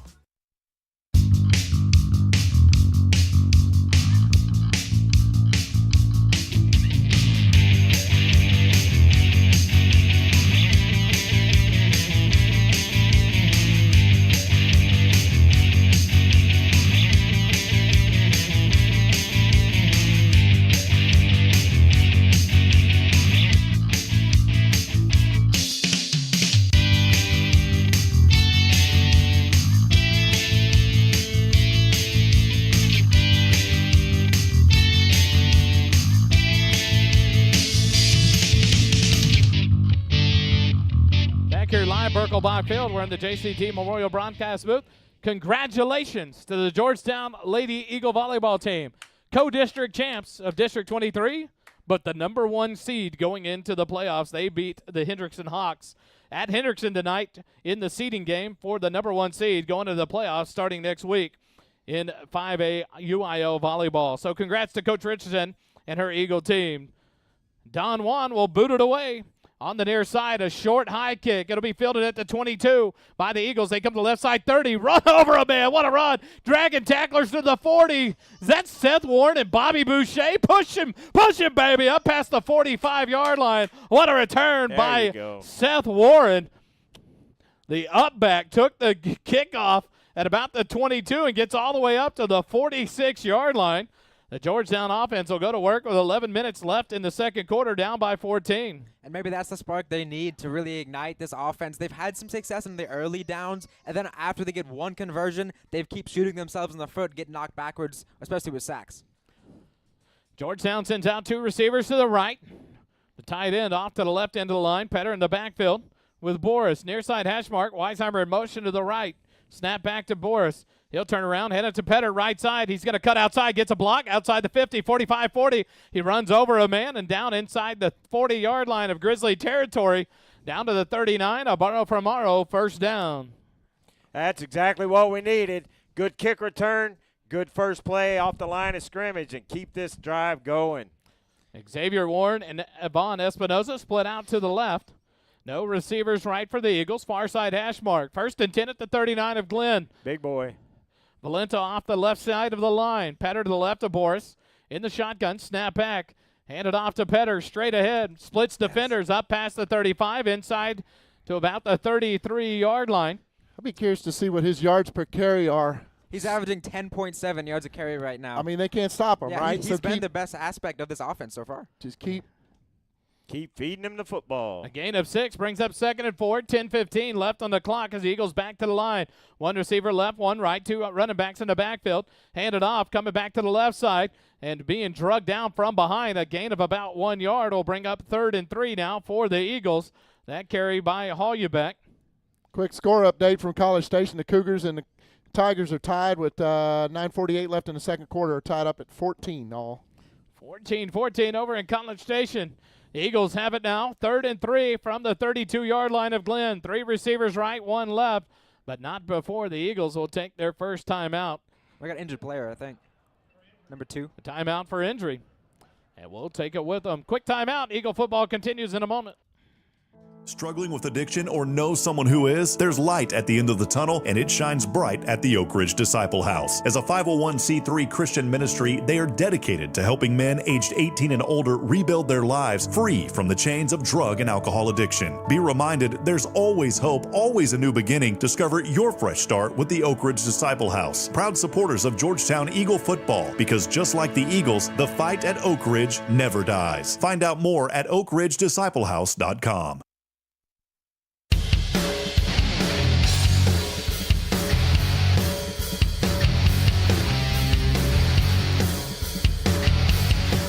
Out of the injury timeout, number 2, Elijah Honeycutt for the Grizzlies.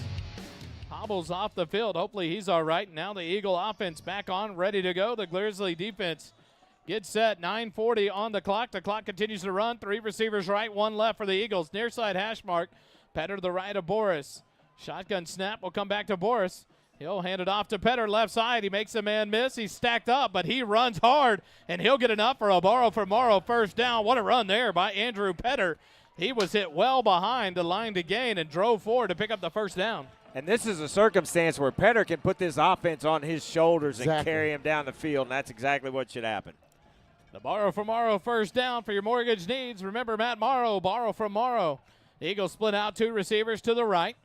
Weisheimer, the tight end, to the left. Petter directly behind Boris. Now Weisheimer moves to the right side. 9:15 on the clock. Turn around, hand it to Petter, right side. Makes a man miss. Cuts back 25, up past the 20, stumbling forward. And that'll be enough for another borrow from Morrow first down. Hard running from Petter inside the Smoothie King red zone down to the 17-yard line. Boy, you just see his power on that run right there, and it was a great run. Quickly back to the line, 3 receivers right, turn around, hand it to Petter. He cuts back 15, up to about the 10, carrying tacklers with him. He'll be inside the 10, right, they'll mark him down right at the 10. That'll be a gain of 7 on first down, bring up 2nd and 7. The other thing you're going to do is wear down that defensive line for Glenn. They took a timeout. You keep running it down their throats, and you're going to wear them out. Coach Crosskopf will take his first timeout as the Eagles find themselves 2nd and 3 inside the Smoothie King red zone. Smoothie King at Wolf Ranch, blending goodness to fuel your greatness. Quick timeout. Eagle football continues in a moment. Extra points, field goals in the second quarter are sponsored by G-Town Lumber and Supply. G-Town Lumber and Supply, located at 9400 Brown Lane in Austin, Texas, serves general contractors, subcontractors, and do-it-yourselfers. We specialize in dimensional lumber, decking, siding, door and windows, hand-hewn timbers, KDAT lumber, and corbels. Hometown service like none other. Visit us at 9400 Brown Lane in Austin, Texas, or visit our website at gtownlumberandsupply.com.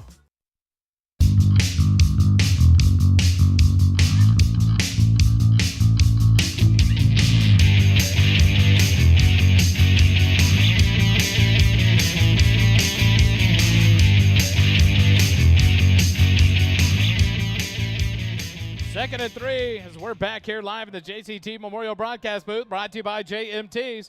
8:42 left second quarter. Georgetown driving here. 2nd and 3 from the 10-yard line. Turn around, hand it to Pettit, right side. Gets a kick out blocked by Espinoza. Cutback 5. Touchdown, Georgetown!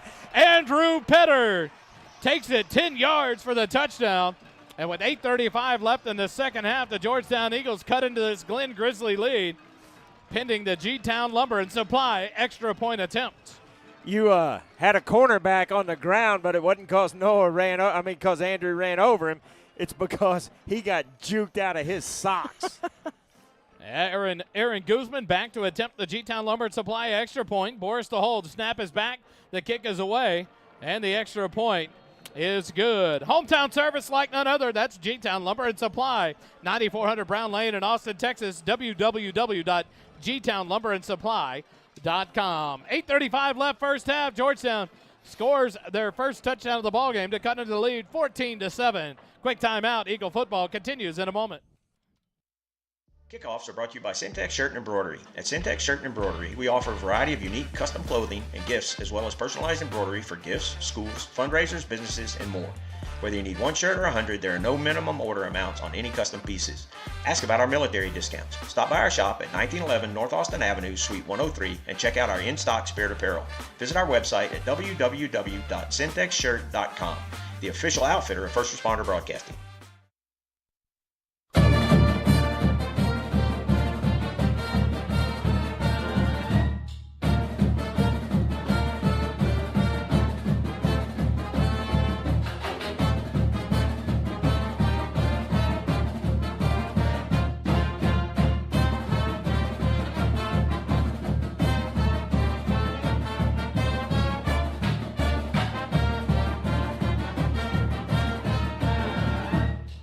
Syntex Shirt and Embroidery kickoff comes at 8:35 left in the second quarter. Aaron Guzman gets ready to tee it up. Whether you need one shirt or 100, there are no minimum order amounts on any custom pieces. Call 512-818-1012 or stop by 1911 North Austin Avenue in Georgetown, Texas. Guzman gets the sign. He'll kick it away as the Grizzlies drop 2 back about the 2 or 3 yard line to receive the kickoff for the Grizzlies. It'll come near side. Number 6 will make the reception at the 6 yard line. Cuts back to the left, and he's hit. Take it down. What a tackle by the Georgetown Eagles. Looked like number 33, I think. 23. I thought it was 23. Boston Johnson. One of the threes. Look, our Cooper Werchin coming through on that tackle. Number 23. I think you're right. Boston Johnson was right there as well. Tennyson Dean was there. And the Grizzlies in a hole to start this drive.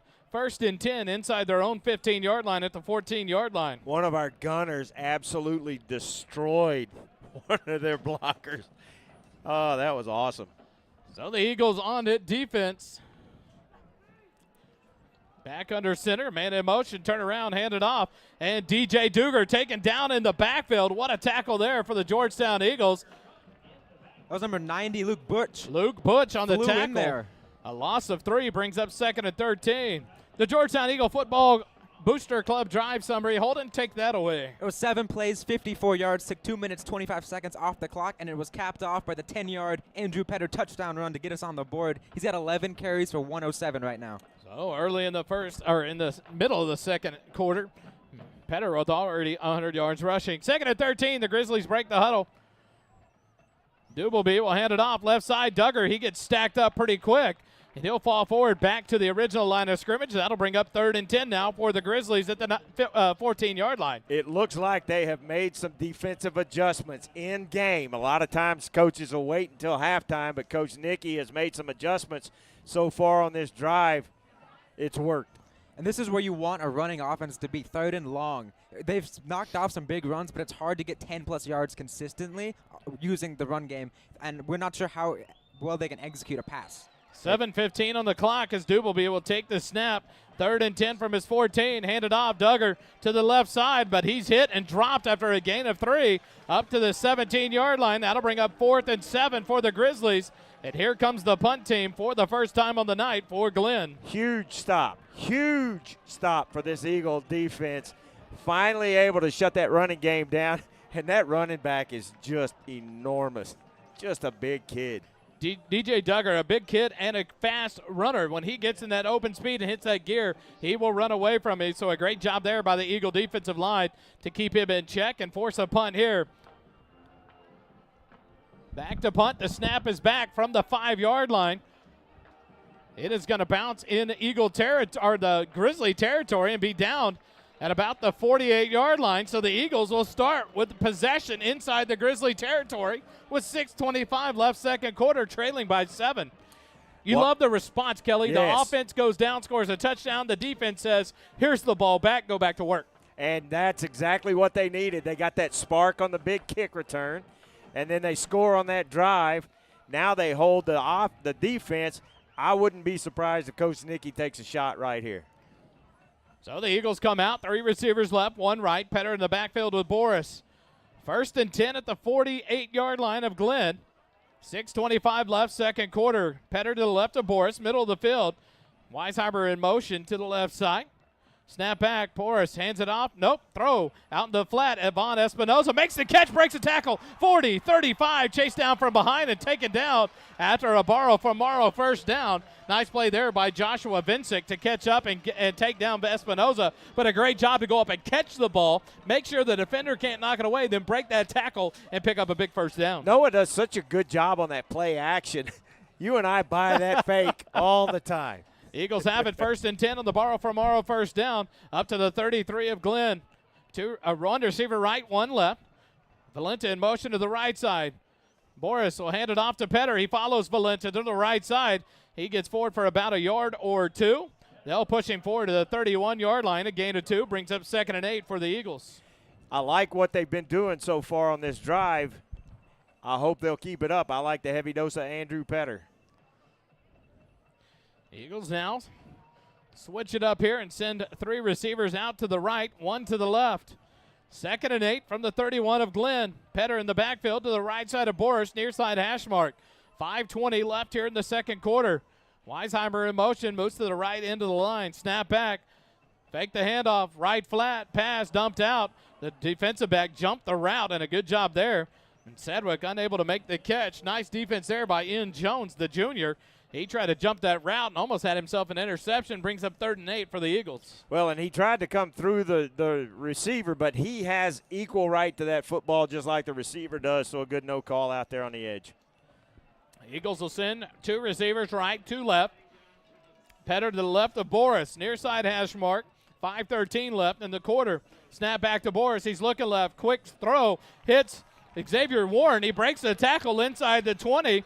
And that'll be a borrow from Morrow, first down. What a great catch by Xavier Warren. Inside the Smoothie King red zone, down to the 17-yard line. Coverage wasn't bad out there, but he did a good job of using his body to shield the defender and then putting his hands out. Just picture-perfect catch out there on the edge. So a 1st and 10 for the Eagles. 4:45 left here, first quarter. 2 receivers right, 2 left. Boris off on the left near side hash mark, sends Weisheimer to motion to the right. Petter to the right of Boris. Snap back, hand it to Petter, left side. He is going to stiff arm a tackler and fall forward, taken out of bounds. Nice play there by number 8, Jordan Thompson, the senior defensive lineman. He'll push Petter out of bounds. A gain of 1 brings up 2nd and 9 for the Eagles. This guy with the squeegee is doing yeoman's work here on this to keep it visible up here. He is just constantly having to sweep this thing. And we appreciate it every single time. 2nd and 9 from the That's going to be from the 16-yard line. 4:34 left on the clock here in the second quarter. 3 receivers left, 1 right. Petter to the left of Boris. Now Weisheimer in motion. Snap back to Boris. Hands it off to Petter, right side, and he's hit and taken down. Now the defense starting to adjust here for the Grizzlies. There's a nice tackle made there by number 9, Joshua Vincic. And that'll bring up 4th and 10 now for the Eagles. Or 3rd and 10 for the Eagles from the 17. I would like to see Noah pull that one back some, because they're collapsing so much on Andrew that he could gain some yardage out there on the edge. So the Eagles have it, 3rd and 10 from the 17. 3 receivers right, 1 left. Petter to the left of Boris. 4 minutes on the clock as it goes under 4 now as the snap is back. Boris looking long. He's going to throw it up towards the corner of the end zone. The catch made. Touchdown, Georgetown. What a pass by Noah Boris, and he hits Cody Hollebeck for the 17-yard touchdown pass, and the Eagles are an extra point away from tying this one up. What a beautiful throw by Noah Boris over there. Just dropped it right in. Beautiful pass. G-Town Lumber and Supply, the extra point attempt brought to you by them, the hometown service like none other. Visit them at www.gtownlumberandsupply.com. The snap is back. The kick is away, and Guzman puts it through. And with 3:51 left here in the first half, we're tied up at 14 apiece. Quick timeout. Georgetown Eagle football continues in a moment. If your car, RV, or heavy equipment needs glass to be replaced, Pro Glass can get the job done in no time. Windshield chip repairs in under 30 minutes, no appointment necessary. Our local family-owned business stands behind its work with a limited lifetime warranty for as long as you own your car. Ask about our senior discounts. Pro Glass of Georgetown, located at 2303 South Austin Avenue in Georgetown. We are the Central Texas choice for RV, heavy equipment, and auto glass since 1998.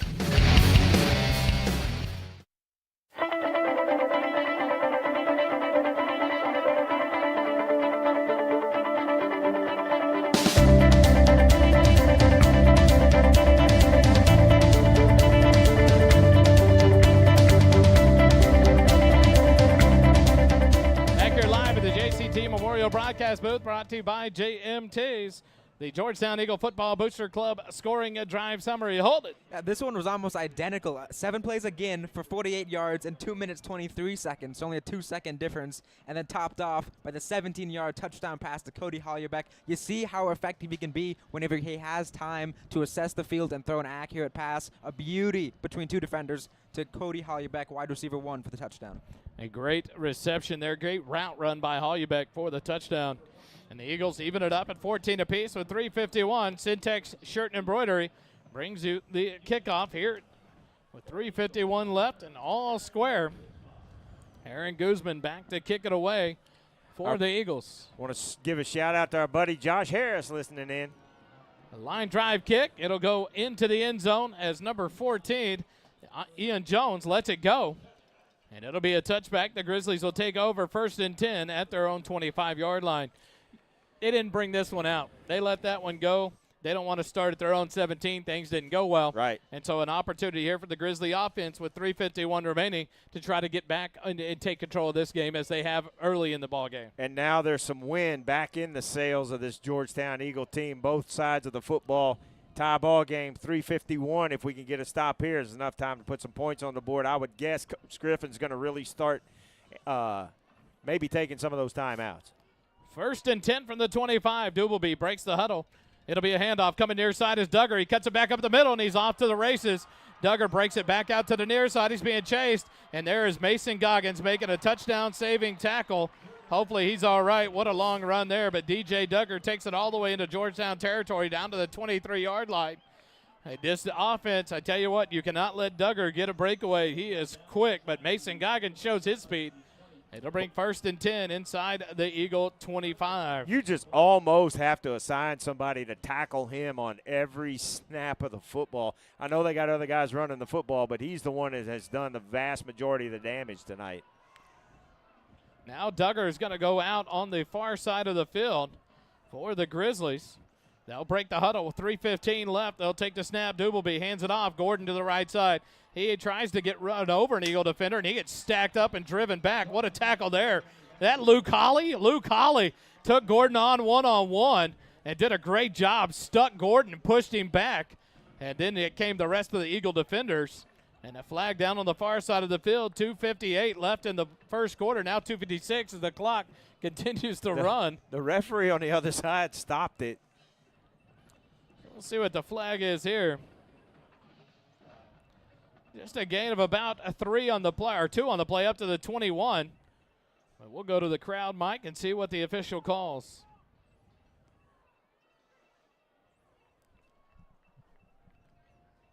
He's asking what kind of time should be on the clock. Should be around 3:05 or so.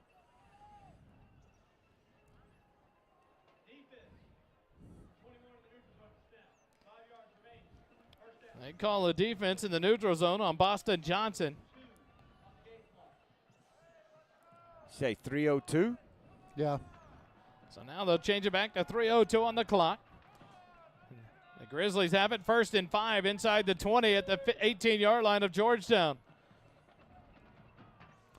Dubleby will break the huddle under center. There's illegal motion, and finally a flag comes in on the Grizzlies, so this will back them up 1st and 10. The left end of the line took off. It was a couple yards down line when the ball got snapped. And so that'll back them up 5 yards and make it 1st and 10 again.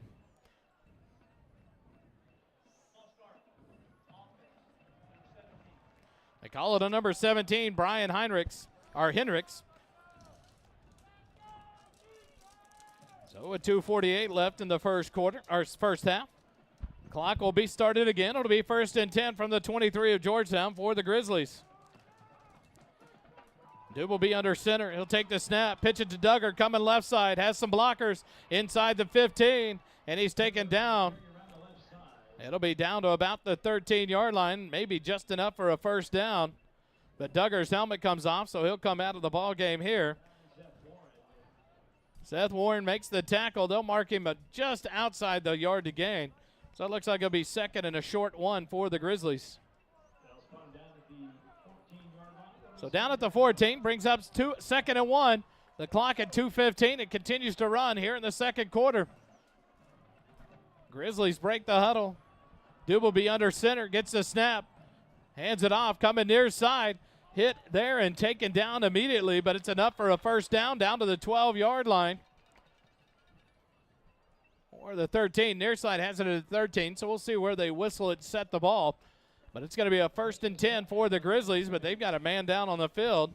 One of the offensive linemen is down, and he's not getting up right now, so we'll take a quick timeout. 2:02 left first half. Eagles and Grizzlies tied at 14. Eagle football continues in a moment. The Jason Chance Tompkins Memorial Broadcast Booth is brought to you by JMTs. JMTs provides custom apparel and promotional items to small businesses, schools, and nonprofit organizations. Our services include screen printing, embroidery, and promotional items. Our game-changing direct-to-film printing allows JMTs to print full-color graphics on your garments. JMTs has the experience and confidence to take on any order. Visit our website at jmts.com or call us at 512-388-5555.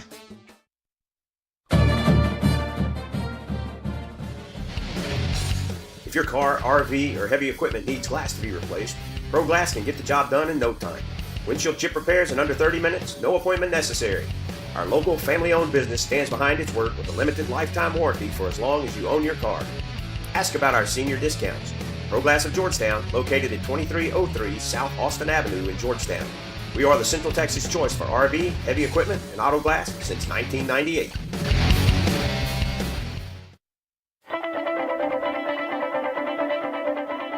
Here inside the JCT Memorial Broadcast Booth, brought to you by JMTs. 1:50 left. They start the clock back up after the lineman off for the Grizzlies. And the Grizzlies break the huddle. 1st and 10 at the 13-yard line. Turn, hand it, coming near side. A covey of quail blocking ahead of him.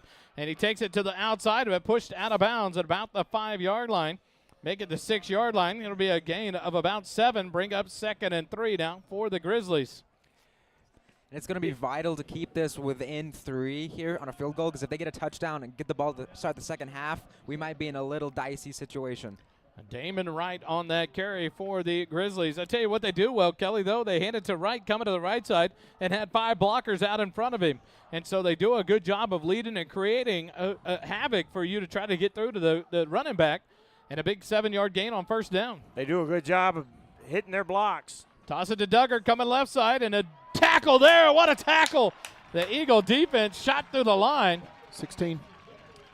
It's Garrett Lloyd again. That's another big-time tackle he's made in the red zone. Garrett Lloyd shot through the gap and took down Duggar for a loss, and that'll draw a timeout from Coach Chuck Griffin.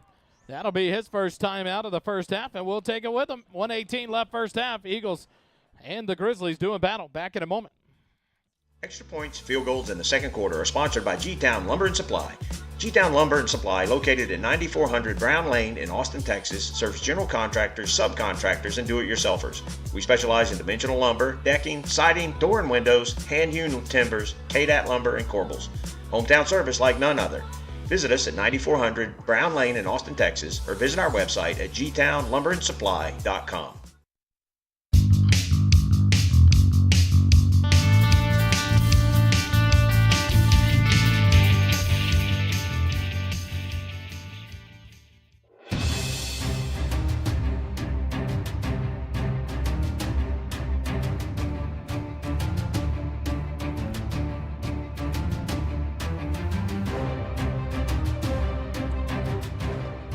Out of the timeout. 1:24 left here in the first half. They put some time back on it. Coach Griffin is trying to get that timeout right after the tackle. The Grizzlies will have it 3rd and 5 from the 8-yard line. So big third down here for the Eagle defense. Dubelby under center, takes the snap, hands it off. Nope, he keeps it. He's going to throw and wide open in the end zone, but he overthrows it. Dubelby had all kinds of room to throw that pass. And Cohen Fisher couldn't haul it in. An opportunity wasted there by the quarterback, Dakota Dubelby. He had three guys open in the end zone. And the defenders are jumping up and down, patting each other. It's like, that should have been a, woo, we got lucky, Pat. Last night, I know it was 9th grade, but every time they tried to throw a pass, they overthrew them by quite a good margin. And you got to get used to that inaccuracy when you're not throwing the ball very much, only averaging maybe 30, 40 yards a game through the air. The field goal attempt by the Grizzlies is up, and it is good. 1:13 left in the first half. Grizzlies take the lead back 17-14. Quick timeout. Georgetown football continues in a moment. Struggling with addiction or know someone who is? There's light at the end of the tunnel, and it shines bright at the Oak Ridge Disciple House. As a 501c3 Christian ministry, they are dedicated to helping men aged 18 and older rebuild their lives free from the chains of drug and alcohol addiction. Be reminded, there's always hope, always a new beginning. Discover your fresh start with the Oak Ridge Disciple House. Proud supporters of Georgetown Eagle football, because just like the Eagles, the fight at Oak Ridge never dies. Find out more at oakridgedisciplehouse.com.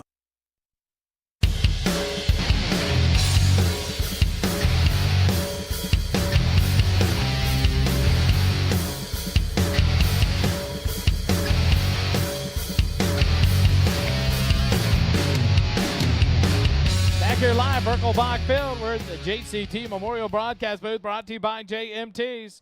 JMTs provides customized apparel and promotional items to small business, schools, and nonprofits. JMTs has the experience and confidence to take on any order. Visit them, jmts.com.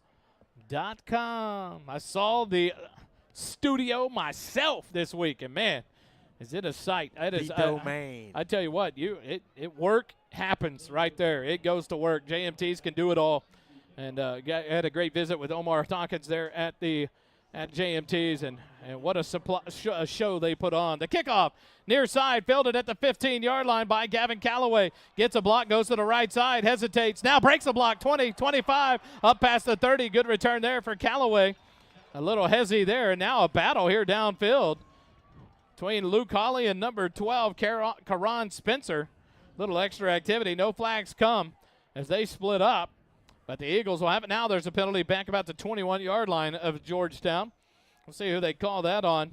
Looks like the Georgetown offense backing up in expectations that they will not have a 1st and 10 at the 33. Possibly a hold or a blindside block. Something on the far side there as Callaway was going to the right side. Holden. Offensively, stat-wise, Andrew Petter this first half has seemed to be able to run at will. Yeah, he's got 14 carries for 109, averaging almost 8 a carry, and has the touchdown as well. They've kind of moved away from him as the clock's gone down, though.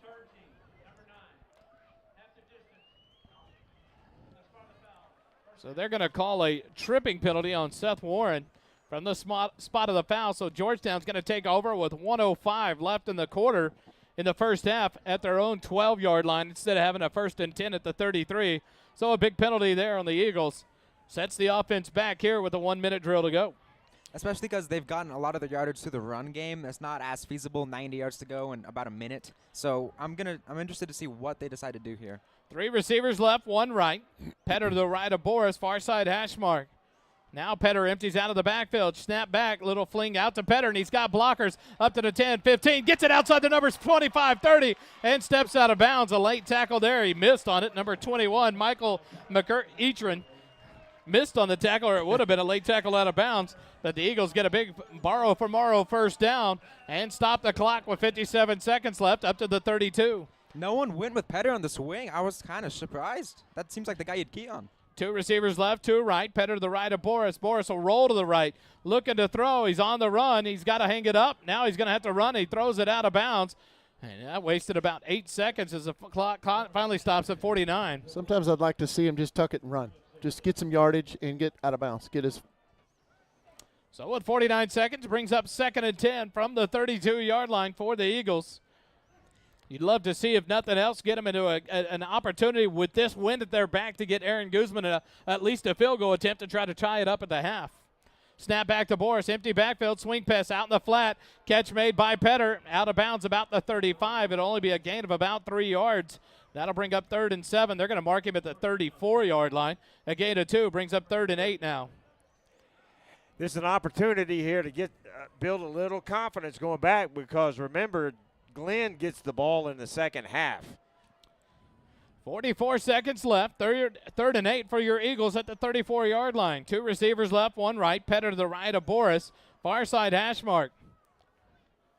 Snap back to Boris. He looks left. Quick pass to Hollybeck. He stiff arms, falls forward to about the 40-yard line, and it'll be a completion. It'll bring up a short 4th and 1, and a quick timeout by Coach Griffin with 38 seconds remaining. Let's take the timeout with them. Eagle football continues on the SHN Network here in just a moment. Extra points, field goals in the second quarter are sponsored by G-Town Lumber and Supply. G-Town Lumber and Supply, located at 9400 Brown Lane in Austin, Texas, serves general contractors, subcontractors, and do-it-yourselfers. We specialize in dimensional lumber, decking, siding, door and windows, hand-hewn timbers, KDAT lumber, and corbels. Hometown service like none other. Visit us at 9400 Brown Lane in Austin, Texas, or visit our website at gtownlumberandsupply.com.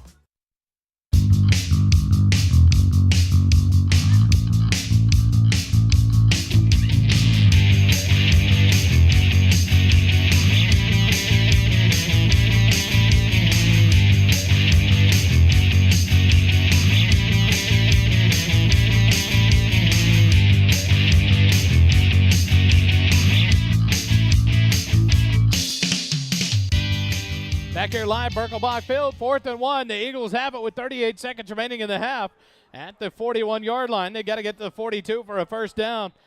Weisheimer in motion to the right.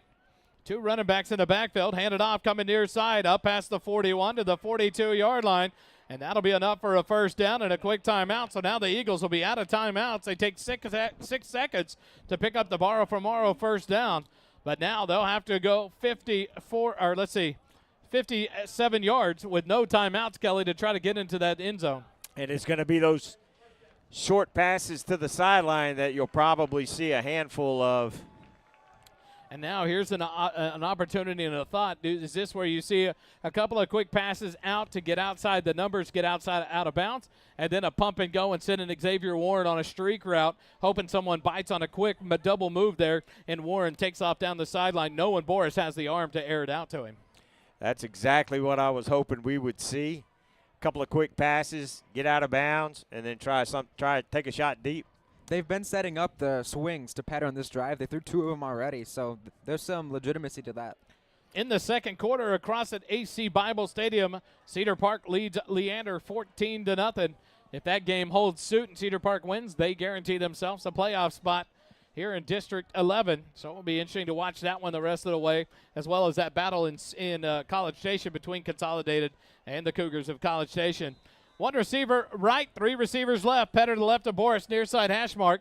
1st and 10 at the 42. Snap back to Boris. He rolls left. He's looking left, and he drops it off to Petter, and Petter will get out of bounds at about the 47. They're going to mark him out early.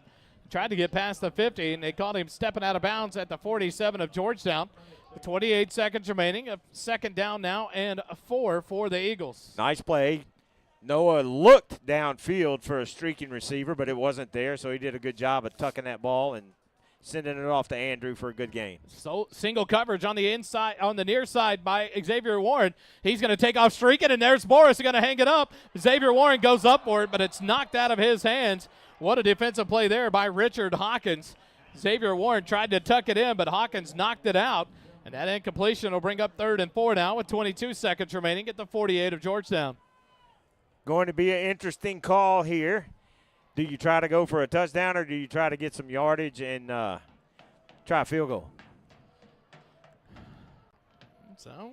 So you know, someone loudly running through the stands.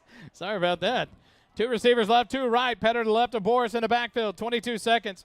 Quick pass out. It's into the hands of Espinoza. He'll get a 1st down inside Grizzly territory, and the Eagles will have to quickly get back to the line. They'll stop the clock with 16 seconds. Set it. The clock will go back into motion, and Boris will spike it down to kill the clock.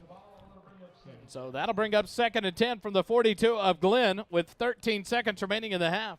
You might be able to get one more play and get out of bounds. If you don't get out of bounds, clock's going to expire. I still think if you would have double moved Hawkins over here, you had Xavier Warren in the end zone. You'd like to see him use that speed and try to get the defensive back to bite on it. Another single coverage here on the inside, on the near side with Espinoza. Swing pass out to Petter in the flat. He's going to be able to get forward, and he's going to be taken down out of bounds with 7 seconds remaining up to about the 41-yard line of the Grizzlies. So now you got to think here with 7 seconds, you're either going to have to air it out and take a shot to the end zone, or maybe a quick out inside the 30, 25-yard line to get a chance for Guzman to attempt the field goal. Here comes some substitution. Weisheimer and Sedgwick come out. Warren and Gavin Calloway check in. Holubek comes near side with Ivan Espinoza. 2 receivers will stack up on the right side in Calloway and Warren. Petter in the backfield to the right of Boris. Far side hash mark. Set 3rd and 9 from the 41. Boris is going to look long. He's going to hang it up, but the route was cut off by one of the defenders. The ball hit the ground with 1 second left on it, but then the clock just continued to run. But they're going to blow that out as the end of the 2nd quarter. We go to the end of the 1st half, 17-14. Glenn leads it by 3. We'll take a timeout. Eagle football will continue in a moment here in the SHN Network. Tonight's game is sponsored by Fine Line General Contractor. Fine Line General Contractor, committed to building excellence and relationships. At Fine Line GC, we're dedicated to meeting and exceeding our clients' expectations in Central Texas. Fine Line offers a wide range of construction services, including budgeting, design assistance, scheduling, project management, and more. Visit our website at finelinegc.com or call us at 512-590-8390. Points, field goals in the 2nd quarter are sponsored by G-Town Lumber and Supply. G-Town Lumber and Supply, located at 9400 Brown Lane in Austin, Texas, serves general contractors, subcontractors, and do-it-yourselfers. We specialize in dimensional lumber, decking, siding, door and windows, hand-hewn timbers, KDAT lumber, and corbels. Hometown service like none other. Visit us at 9400 Brown Lane in Austin, Texas, or visit our website at gtownlumberandsupply.com.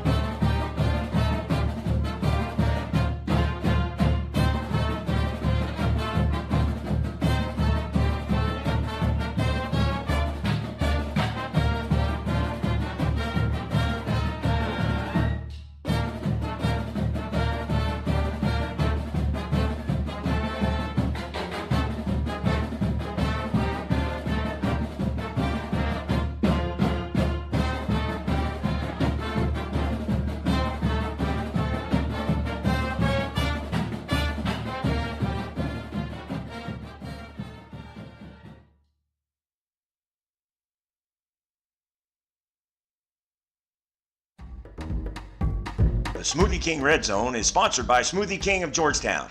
It's our commitment to blend a more nutritious smoothie from bottom of the cup up. It's your choice, same flavor, zero compromises. Smoothie King at Wolf Ranch, blending goodness to fuel your greatness. Smoothie King is located at Wolf Ranch Town Center, 1003 West University, Suite 110 in Georgetown, Texas.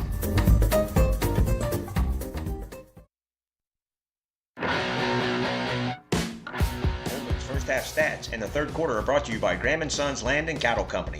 Graham & Sons Land and Cattle Company is a cow-calf operation here in Central Texas, growing calves, cotton, corn, and wheat for commercial customers.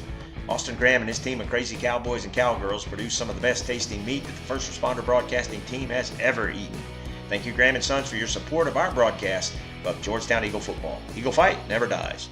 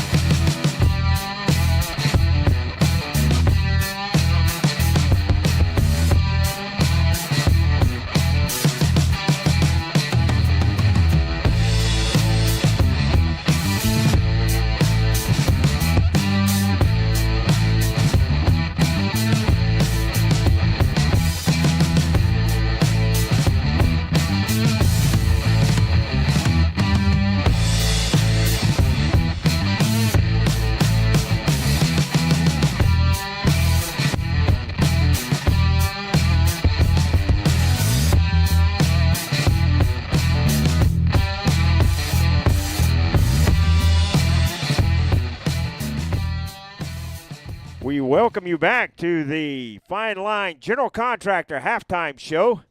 At the half, your Georgetown Eagles are trailing the Glen Grizzlies 17-14 coming into the second half. And we bringing you a bit of a treat. If you folks have watched the pregame shows, you have seen videos that we put up, kind of pump up videos coming into the pregame show and then exiting the pregame show.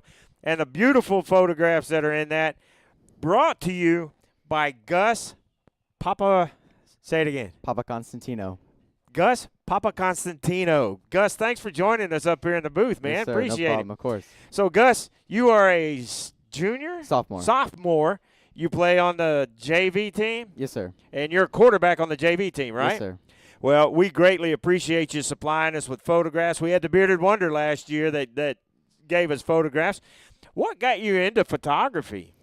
You know, I started photography kind of during COVID when I didn't really have much to do. It kind of picked up as an extra hobby for me.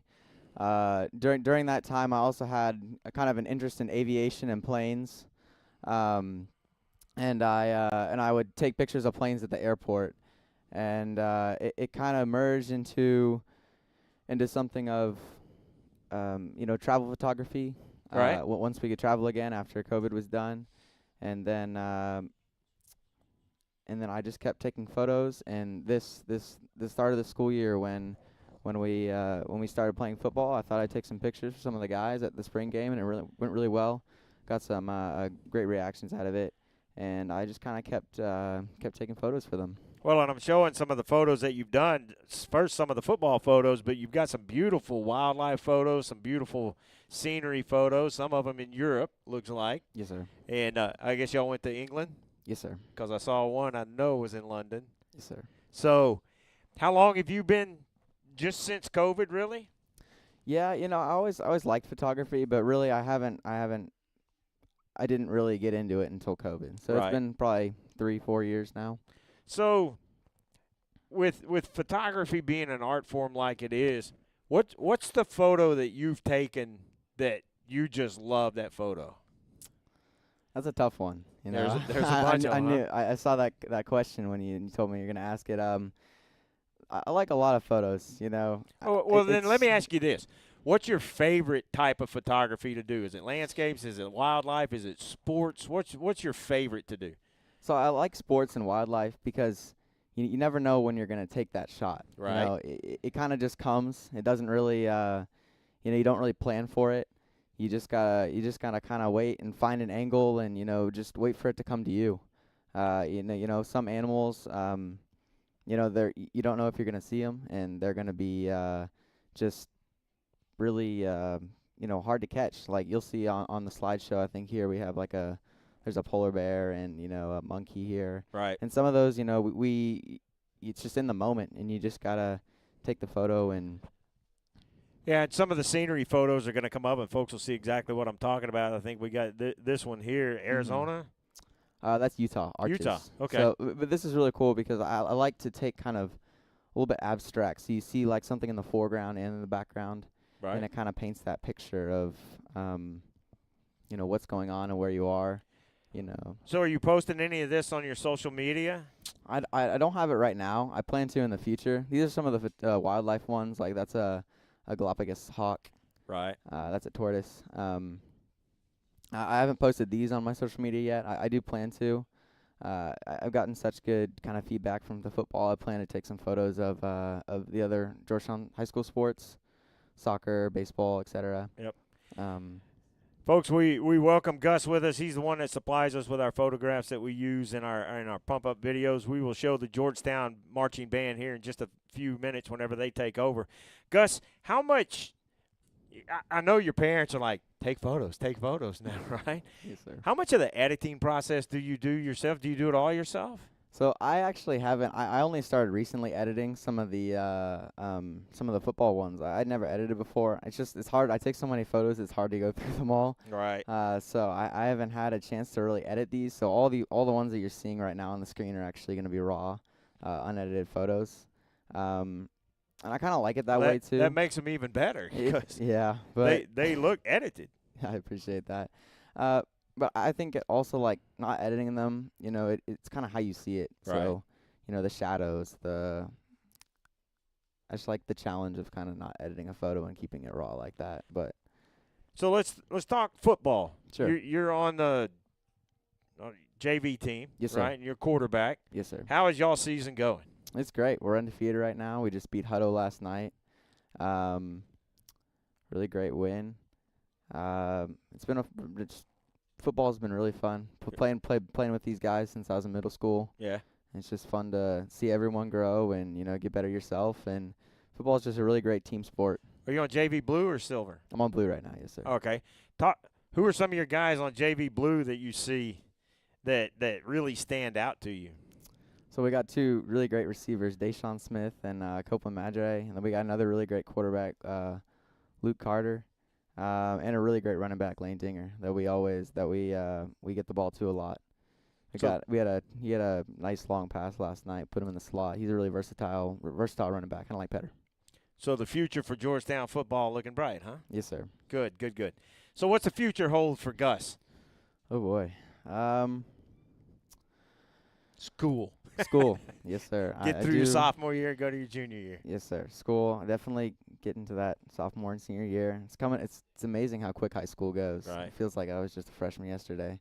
But all of life goes quickly, young man. Yes, Trust sir. me. Trust me. I woke up 57 years old, retired with 2 adult children going, what happened? So it will continue to go quick as well. Final question, then we'll let you go. You got any shout-outs for your buddies? Yeah, I got to shout out to some of my best friends, Caden Scher, Tennyson Dean. He's playing tonight, number 33. And then my parents. My parents, help fund the photography and are very supportive of everything I do, and I appreciate that. Well, I apologize for butchering your name, but I'm probably not the only one that has done that. Folks, Gus Papaconstantino. That was perfect. All right, got it that time. Gus, thanks for joining us, buddy. It's glad to have you up Thank here. you, I'm glad sir. to finally see you face-to-face. Glad We've to meet been you, too. exchanging text messages a lot, but good to meet you face-to-face. Don't ever hesitate to come up and say hello to us up here in the press box. So you're part of our team. Thank you so much. Appreciate you having us. Folks, that's Gus. He supplies our photos for us. We're going to take a quick break. We'll come back, show the rest of the Glen halftime, and then show you the Georgetown Eagle halftime band. Stick with us. We'll be right back here. First Responder Sports, First Responder Broadcasting, bringing you Georgetown Eagle football. The halftime show of tonight's game is sponsored by Fine Line General Contractor. Fine Line General Contractor, committed to building excellence and relationships. At Fine Line GC, we're dedicated to meeting and exceeding our clients' expectations in Central Texas. Fine Line offers a wide range of construction services, including budgeting, design assistance, scheduling, project management, and more. Visit our website at finelinegc.com or call us at 512-590-8390. Jason Chance Tompkins Memorial Broadcast Booth is brought to you by JMTs. JMTs provides custom apparel and promotional items to small businesses, schools, and nonprofit organizations. Our services include screen printing, embroidery, and promotional items. Our game-changing direct-to-film printing allows JMTs to print full-color graphics on your garments. JMTs has the experience and confidence to take on any order. Visit our website at jmts.com or call us at 512-388-5555.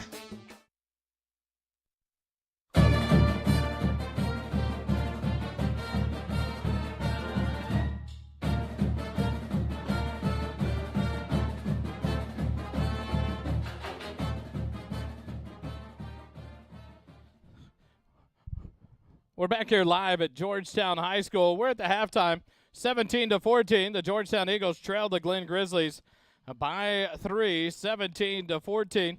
The halftime stats with Holden is brought to you by Graham & Sons Land and Cattle Company. Holden, talk to us about that first half for the Georgetown Eagles and the Glen Grizzlies. It was a lot of what you kind of have been getting used to. A slow start, no points in the first quarter again, and then they kind of picked it up, especially because the defense started playing well, getting the ball in good field position for this offense on a couple short drives. I think they scored on 57 and 43-ish yard touchdown drives. So that's been the kind of key to this game right now, getting the ball in a good position for this offense, letting them kind of cook with what they want to rather than what they have to. So Boris has got 14 of 21, 119 yards and a touchdown. Andrew Petters, 14 carries, 109 and a touchdown of his own. Hollybeck's got 5 catches, 37 yards and a touchdown for him. They're only averaging 4.8 yards a play right now, and they're still really looking for that deep shot down the field. They threw it 4 times that I could remember down the field significantly, incomplete on all 4 attempts. We saw that as well last week. They couldn't really move the ball down the field in big chunks. That's kind of all consistently RPOs, 5 yards, carries 7 yards, slowly going down the field, which has worked, but once you start getting behind the chains a little bit and you have to rely on short gains, you see the offensive inconsistencies that kind of plagued us in the first half. What we'll do here, now that the Glen Grizzly band is done, they are going to pack up and leave. The Georgetown band will be playing for the Georgettes. We will bring you that performance with the Georgettes, but then the band will be performing their contest show right after the game. We will bring that to you live after the game when they get set up as well and bring you that with the crowd mic left on here at the stadium. So what we will do is we'll cut halftime stats with Holden. We'll come back at the end of their performance before the second half starts. We will bring you the Georgettes and the Georgetown Eagle Marching Band here at the halftime. 17-14, Glen leads it over your Eagles. 13 minutes left in the halftime. Enjoy the halftime show.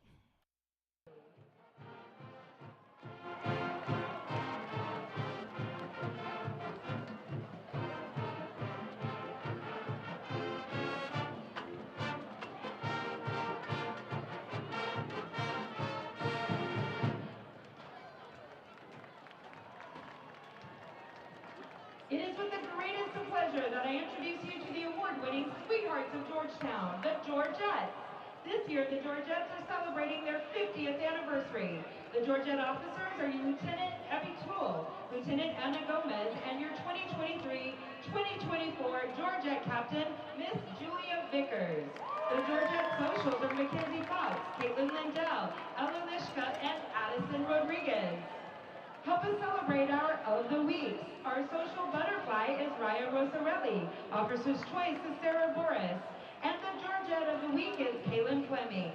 And now, watch the Georgettes as they perform a streamer jazz routine to the classic Earth, Wind, and Fire hit, September.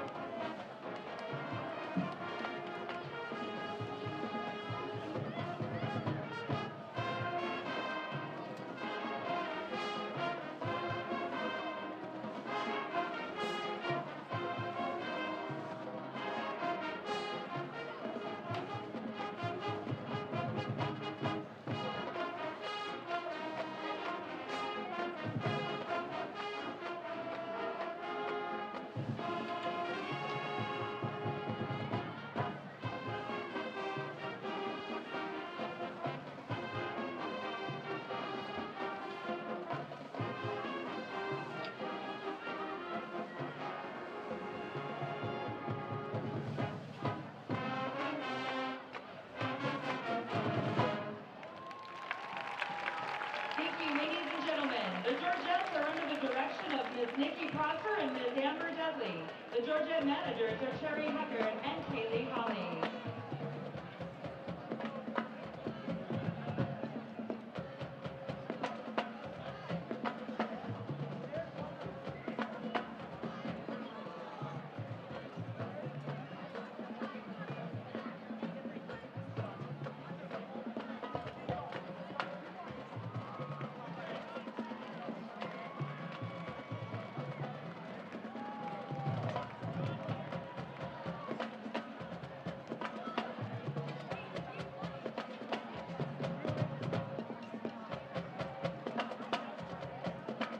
Ladies and gentlemen, it is our great honor tonight to recognize the Cheer, Georgette, and Eagle Band seniors from the class of 2024.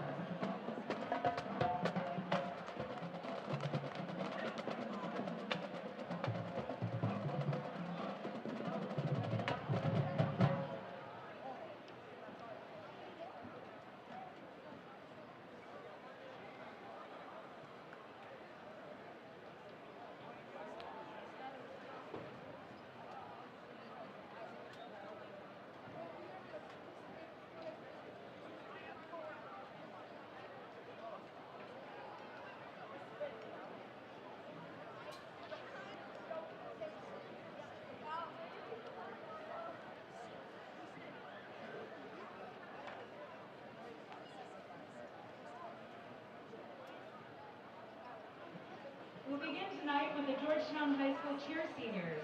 We're honored to begin with Miss Avery Anderson. Avery is being escorted by her parents, Laura and Baron Von Anderson. Avery has been a GHS cheerleader for 4 years and is our UIL captain and an All-American recipient. She plans to attend cosmetology school. We're honored to recognize Miss Brenna Bell. Brenna is being escorted by Tara and Patrick Bell. She is a senior captain, has been a cheerleader for 4 years, and is a 4-time UCA All-American recipient. Brenna plans to attend the University of Texas at Austin and major in business finance. Next, we're honoring Miss Ashlyn Clausen. Ashlyn is being escorted by her parents, Angie and Richard Clausen. Ashlyn has been a cheerleader for GHS for 4 years. Ashlyn is planning to attend Texas Tech University as part of the Honors College and major in biology. We're honored to also recognize Miss Natalie Garcia. Natalie is being escorted by her parents, Emmy and Ruben, siblings Nevaeh and Ruben, and grandmother Martha. Natalie has been a GHS cheerleader for 4 years. She plans to attend the University of North Texas and major in psychology and forensic science. Next, we're honoring Miss Greta Hutmacher. Greta is being escorted by her parents, Teresa and Dustin. She has been a GHS cheerleader for 3 years and is an All-American recipient.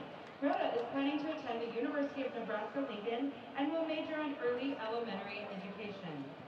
We're also honoring Miss Mia Miranda. Mia is being escorted by her dad and stepmom, Frank and Carolyn Miranda, and mom, Sylvia Miranda. Mia has been a GHS cheerleader for 4 years and is an All-American recipient. Mia plans to attend the Texas State University and major in biology. Next, we're honoring Miss Ava Moore. Ava is being escorted by her parents, Laura and Max Moore. She has been a cheerleader for 4 years. Ava is planning to attend Texas A&M University, where she plans to major in psychology. We're also now honoring Miss Rachel Washburn. Rachel is being escorted by her mom, Natalie Washburn. Rachel is a senior captain and has been a GHS cheerleader for 4 years. She plans to attend Texas A&M University and major in speech pathology. Next, we will now honor Bo Parker. Bo is being escorted by his parents, Christy and Wade, and brother Ren. Bo has been the varsity mascot for 2 years and is an All-American recipient. He is planning to join the Marines after he graduates. And now we honor Miss Ashlyn Thomas. Ashlyn is escorted by Wilda and Larry Thomas. Ashlyn is this year's varsity manager. Ashlyn is planning on attending the University of North Georgia to major in international affairs. Please give a round of applause for our Eagle Cheer seniors. Thank you.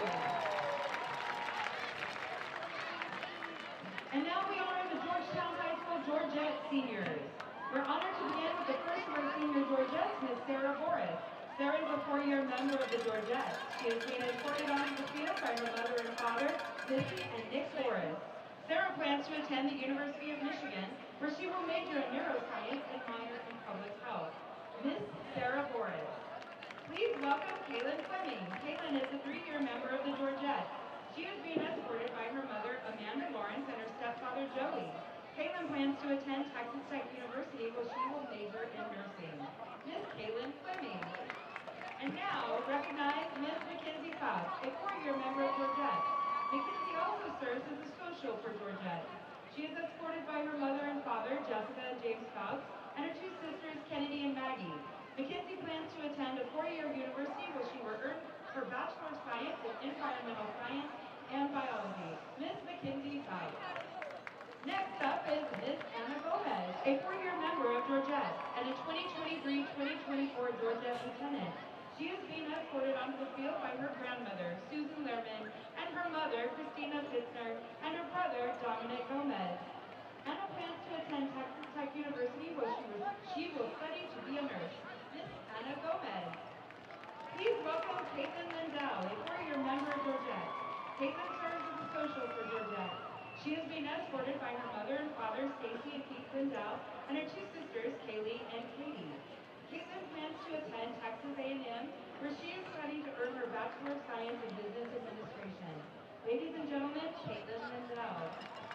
Last but certainly not least, we honor Miss Julia Vickers, 4-year member of Georgette, and this year's Georgette captain. Julia is being escorted onto the field by her mother and father, Mandy and Brian Vickers. She plans to attend the University of Texas at Austin in the fall and continue her dance career with a Bachelor of Arts in Dance Performance and Choreography. Miss Julia Vickers. Now we honor the seniors of Georgetown High School's Eagle Band and Color Guard.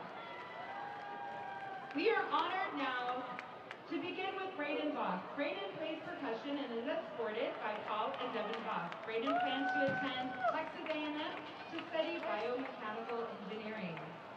Please recognize Brandon Rice. Brandon is a member of the Color Guard and is escorted by Chris Rice. Brandon plans to march DCI while attending a 4-year university to study dance with plans to become a Color Guard director. And now we honor Chloe Campbell. Chloe is a member of the Color Guard and is escorted by Michael and Cindy Campbell. Chloe's future plans are still under consideration, but whatever Chloe decides to do is going to be amazing. Please recognize Jonathan Coronel. Jonathan plays trumpet and is escorted by Inocente Coronel, Samantha Coronel, and Eva Galicia. After graduation, Jonathan plans on becoming a mechanic. Please recognize Christina Crozier. Christina plays mellophone and horn, is escorted by Trevor and Kelly Crozier. After graduating, Christina will go on an 18-month church mission and then go to the University of Arizona to study astrophysics and music. Please recognize Danielle Davis. Danielle plays mellophone and horn, is escorted by Garrett and Kathy Davis. Danielle plans to work toward getting her commercial pilot license. Next, we're honored to recognize Ashton Eckert. Ashton plays trombone and is escorted by Melissa and Christopher Eckert. Ashton plans to study mechanical engineering after graduation. Please recognize Sarah Fowler. Sarah plays clarinet and is escorted by Catherine Fowler. After graduation, Sarah plans to study music, performance, and pre-med. Please recognize Andrew Hart. Andrew is a member of the Color Guard and is escorted by Corin Hart and Chris Hart. After graduation, Andrew plans to attend a 4-year university to double major in forensics and criminal justice. Please recognize Ethan Howard. Ethan plays tenor saxophone and is escorted by Becky and Michael Howard. After graduation, Ethan plans to attend TSTC to study cybersecurity. And now we honor Ella Killian. Ella plays trombone and is escorted by Morgan and Joseph Killian. Ella plans to pursue a Bachelor of Science in Economics after graduation. And we will now honor Chris Lee. Chris plays marimba and oboe and is escorted by Heather Lee. After graduation, Chris plans to attend a technical school. We will now honor Ava Lester. Ava plays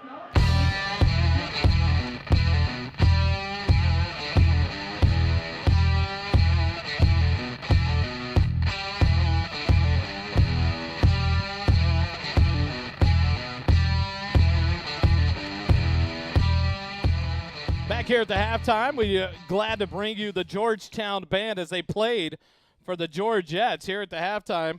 Now it's senior night. They're recognizing the band and cheerleaders of Georgettes more importantly, after the game, if you stay around for the broadcast, we will bring you Georgetown Marching Band in their contest show just after the completion of the game. So stay tuned here on the SHN Sports Network. We'd like to bring you all the student athletes and student activities here on the campus. The Georgettes put on a great performance here at half that we brought you as well. And so now we go back to halftime stats with Holden Graham and Sons Land and Cattle Company.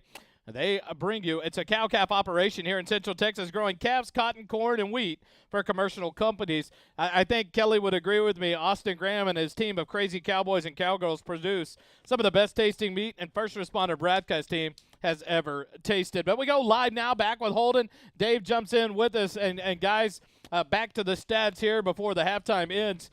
The running game for the Grizzlies, we've got to stop. The running game for the Eagles, we've got to keep going.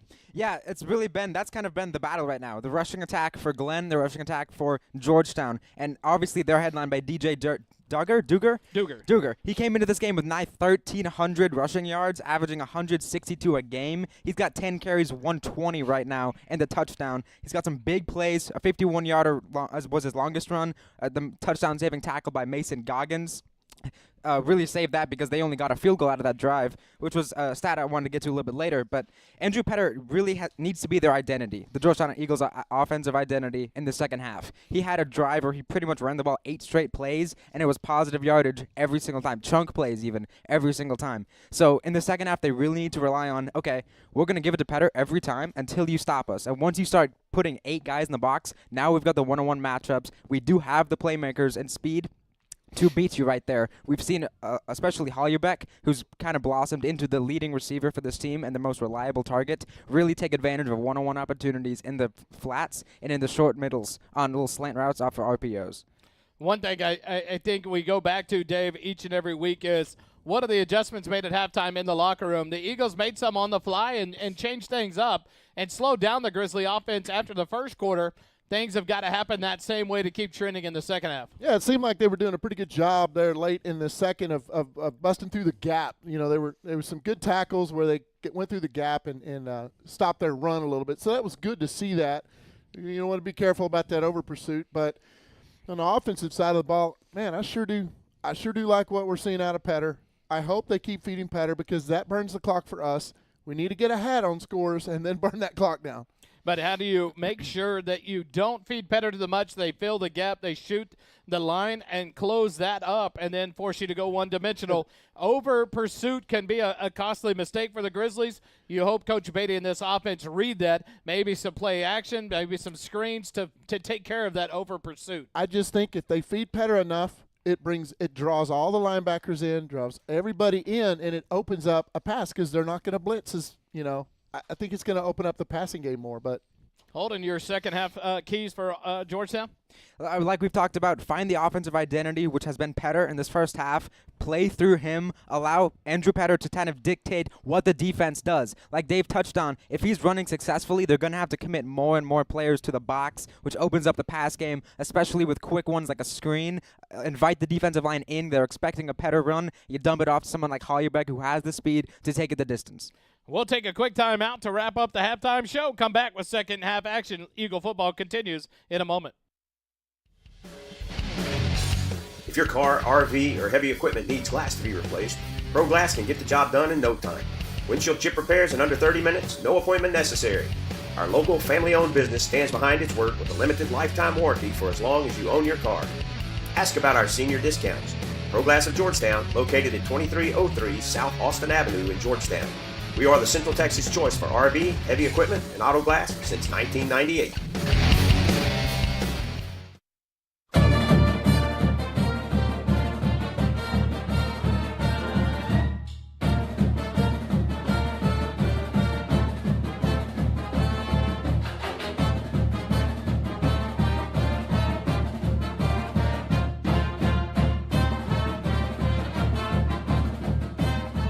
Here live at the JCT, easy for you to say, Memorial Broadcast Booth, brought to you by JMTs. JMTs provides customized apparel and promotional items to small business, schools, and nonprofits. JMTs has the experience and confidence to take on any order. Visit them, JMTs.com.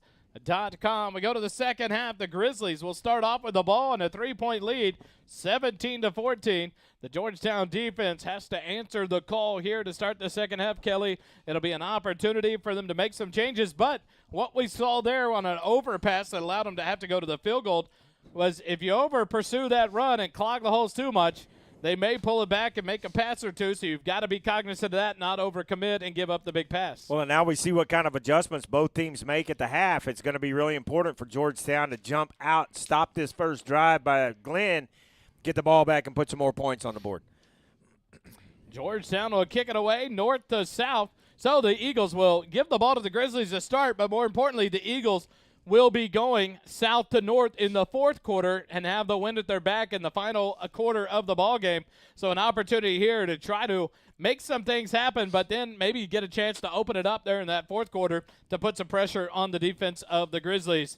Aaron Guzman ready to boot it away, and he'll put it into play. A short kick right down the middle. It's going to bounce about the 30, and now the Grizzlies will have to just fall on it right inside the 25-yard line. So an effective kick there covered by number 14. That's Ian Jones for the Grizzlies. They'll have it 1st and 10 at their own 25. They're going to have to focus on big number 7 because he has done most of the damage in this game for that Glenn offense. DJ Dugert, the number 7, he is the junior running back. And if that doesn't scare you, I don't know what does, because DJ Dugert will be around for one more year. We talked about how good he was last year as a sophomore, and you knew as he got some more size and experience, he'd be a weapon, and he has become that for the Grizzlies. 1st and 10, they'll be spotted at the 24-yard line, middle of the field. Doubleby will break the huddle and approach the line. Snap back, hands it off to Gordon, right side. He's hit about the 25, 26. Falls forward to the 28-yard line. That'll be a gain of 4. Bring up 2nd and 6 for the Grizzlies. They just seem like they just fall forward and gain yardage even whenever they get wrapped up early on in the run. Both of these kids are pretty good-sized kids, so it's a challenge to put them on the ground. Dave, you got any score updates? Yeah, let me look. Not right now. All right. Back to the field, 11:30 left here, third quarter. Eagles on defense, 2nd and 7 for the Grizzlies. Turn around, hand it off. In the middle and taken down on the far side. What a battle there, working on the outside. And I think that was Gordon again. That was Davis, number 16. Number 16, Davis, but what a good job out there on the outside. You saw Turbeville out there along with Luke Hawley, Mason Goggins, and big number 56 for your Georgetown Eagles. That is Jaden Rivas. And they get number 16, DeMarcus Davis, down, and now a 3rd and 5 for the Grizzlies at the 30. Pitch it. Here comes the Grizzlies to the left side. Duggar, he's had Mason Goggins. What a job. And there's 11 hats within 5 yards of the ball right there. And the defense does a great job to open up the first drive of the second half against the Grizzlies. Exactly what this Georgetown team needed. They needed this stop. They got to make sure there's no trickery on this punt here, but they needed that stop, and that was so, so, so important. Now get the ball back and see if this offense can get cranking. Angel Rosas back to punt for the Grizzlies, number 80. It's 10:20 left, third quarter. Back for the Eagles is number 7, Gavin Calloway. Stands at the Eagle 30-yard line. Snap back to Rosas. He'll get the punt away, and the Eagles do a good job of not running into him. The punt will land short about the 36-yard line, and it'll hit the Grizzlies there. They fall on it about the 32, but it'll be spotted up to the 36 where it hit them off the bounce, and Georgetown will start their first possession of the second half, 1st and 10 at their own 36-yard line. Dave? No score still? Yeah, the scores are all the same, 21 all over in College Station, and then Cedar Park is leading Leander 28-0 in the third quarter, and Eastview still leads Pflugerville Hawks, Hendrickson Hawks 19-7. Eagles come out with 3 receivers left, 1 right. Petter in the backfield with Boris, near side hash mark. Petter moves off to the left side. 10:05 left in the third quarter.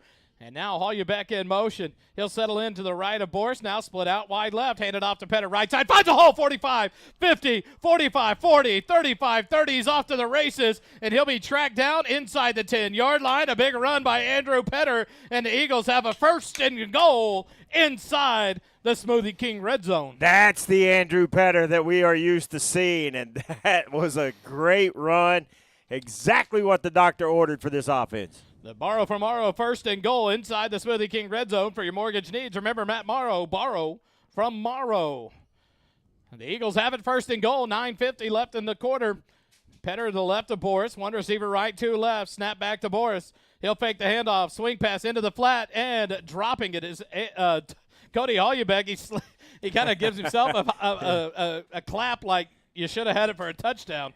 But the incompletion brings up 2nd and goal now. You can't gripe too much about it. How many times have we seen Cody Hollebeck just absolutely miss a football that was hit him right in the hand? So we'll let him slide on that one. Not the next one, but that one. 9:41 left, 3rd quarter. Inside the Smoothie King red zone. Smoothie King at Wolf Ranch. Blending goodness to fuel your greatness. 2 receivers left, 1 right. Petter to the left of Boris in the backfield. Now Hollebeck in motion to the left side. Fake it, hand it off to Petter. Right side, dances inside the 5, breaks a tackle. Touchdown, Georgetown! Woo! 9:35 left, 3rd quarter, and Georgetown takes their first lead of the ball game. The Petterheads unite. Andrew Petter is on a tear tonight as he butts over 150 yards on the night. Holden, where's he sitting? Andrew Petter's at 16 carries for 173, 2 tuds, averaging 11 yards a carry right now. The G-Town Lumber and Supply extra point attempt comes at the foot of Aaron Guzman. Boris to make the hold. He gets the snap, puts it down. The kick is up, and the extra point is good. 9:35 left, 3rd quarter. Georgetown with their first lead leads it 21-17. Over the Glen Grizzlies. More Eagle football in a moment here on the SHN Sports Network. Holden's first half stats in the 3rd quarter are brought to you by Graham & Sons Land and Cattle Company. Graham & Sons Land and Cattle Company is a cow-calf operation here in Central Texas, growing calves, cotton, corn, and wheat for commercial customers. Austin Graham and his team of crazy cowboys and cowgirls produce some of the best tasting meat that the First Responder Broadcasting team has ever eaten. Thank you, Graham & Sons, for your support of our broadcast of Georgetown Eagle football. Eagle fight never dies.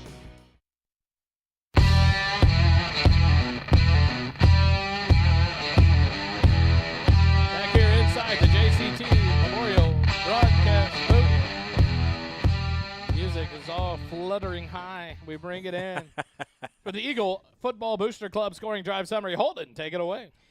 It was 3 plays for 64 yards, and the 9-yard touchdown run by Andrew Petter finished it off. Education at Southwestern's paying off nicely for Holden Tuma. My thing's kind of glitching out on me now. So we'll get it straightened away here in just a minute. The Eagles nonetheless take the lead and bring you the Syntex shirt and embroidery kickoff by Aaron Guzman. The Eagles answer the response from the Grizzlies to open up the ball game by stopping Georgetown on their first drive and then putting in a touchdown. The Eagles respond in the 3rd quarter with a 3-and-out and a touchdown drive of their own to take the lead 21-17. Guzman gets the sign, and he'll boot it away. A nice, deep, low-line drive, and it's going to go into the end zone and out for the touchback. The Grizzlies will take over 1st and 10 at their own 25-yard line. What an enormous first possession for both these teams. Enormous for Glenn not being able to put points on the board in their first possession. Huge for Georgetown to drive down the field and get the points and get their first lead of the night. We see if that momentum stays on this side of the stadium or not. I've got the drive now. It's 3 plays, 64 yards, only in 19 seconds, and the Eagles take the lead. Wow, what a drive and what a way of turning the momentum, especially in this crowd. You saw the crowd get up with it as Georgetown takes the lead. Dubelby breaks the huddle and brings it out, and he's going to drop back the pass. He's got a man wide open down the middle of the field. It's Duggar, and he's going to make the catch in Georgetown territory, be run down from behind by Garrett Lloyd, and that's exactly what I was talking about, Kelly. You over-pursue the run. You got to be prepared for them to throw the ball. Dubelby hangs out a beautiful pass. 1st and 10 in Georgetown territory down to the 33. And that's what Coach Griffin was talking about. They don't throw the ball a lot, but they do throw it more than Liberty Hill does, and you get so entranced by that run game that a blown assignment happens, big gain there. A 9:10 left on the clock as Dubelby takes the snap. He'll pitch it to number 5. He goes to the right side, follows his blockers, gets outside the numbers, and Garrett Lloyd will run him out of bounds inside the 30, about the 29-yard line. That'll be a gain of about 4, bring up 2nd and 6.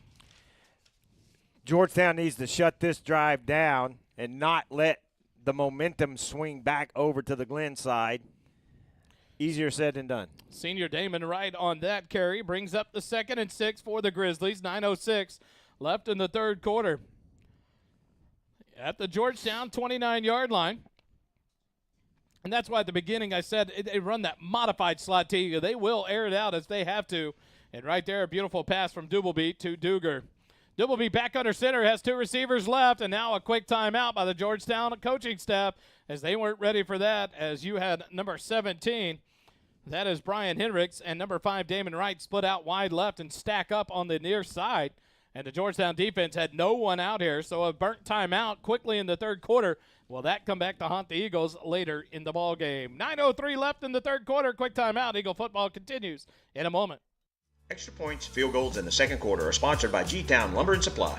G-Town Lumber and Supply, located at 9400 Brown Lane in Austin, Texas, serves general contractors, subcontractors, and do-it-yourselfers. We specialize in dimensional lumber, decking, siding, door and windows, hand-hewn timbers, KDAT lumber, and corbels. Hometown service like none other. Visit us at 9400 Brown Lane in Austin, Texas, or visit our website at gtownlumberandsupply.com.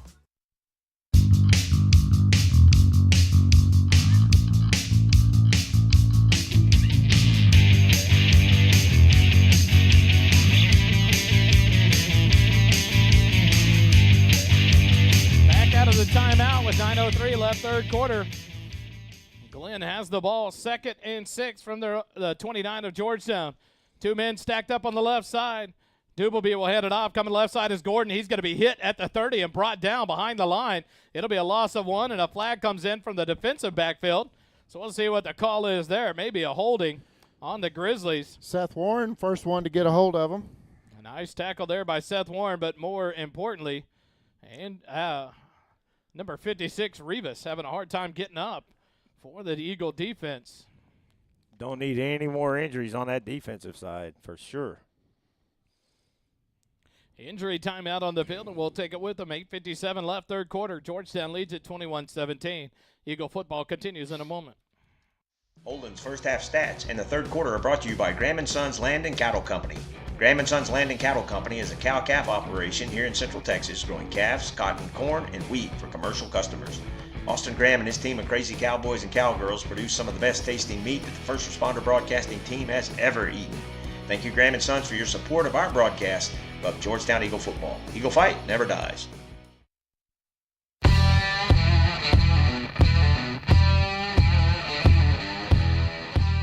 Jayden Rivas gets up and runs off under his own power for the Eagles. That's good to see.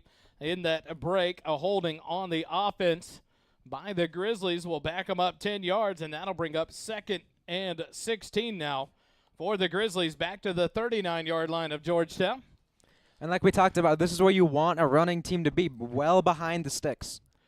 Dubleby breaks the huddle up to the line. Here comes a man in motion. Turn, handed up the middle. Gordon, and he follows a pack of blockers, and he gets inside the 30, back to where the Grizzlies were, maybe 1 extra yard. And now it'll bring up 3rd down inside the 29 to the 28-yard line. That'll bring up 3rd and 5 for the Grizzlies. But a flag on the field on the far side. We'll see what this one is. As here comes the referee to the middle to call this one out.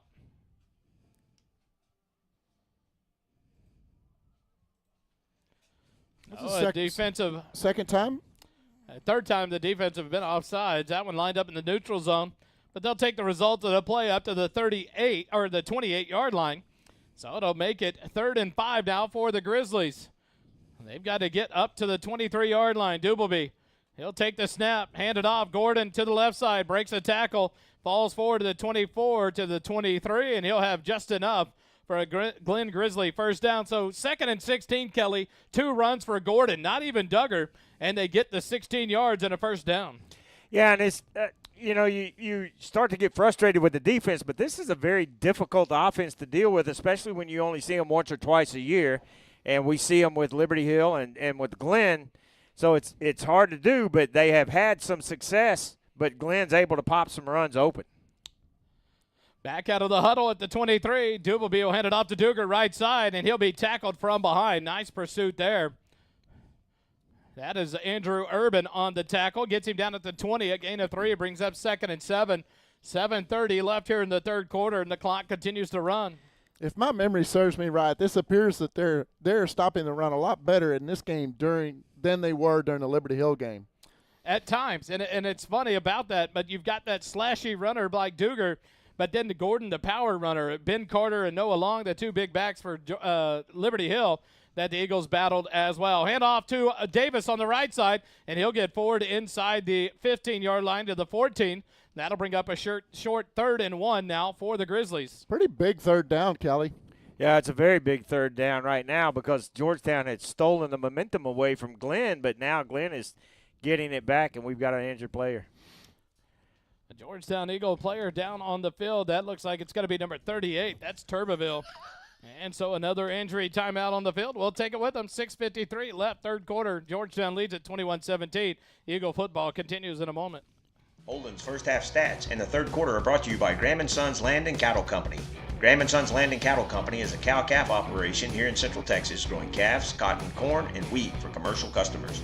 Austin Graham and his team of crazy cowboys and cowgirls produce some of the best tasting meat that the First Responder Broadcasting team has ever eaten. Thank you, Graham & Sons, for your support of our broadcast of Georgetown Eagle football. Eagle fight never dies.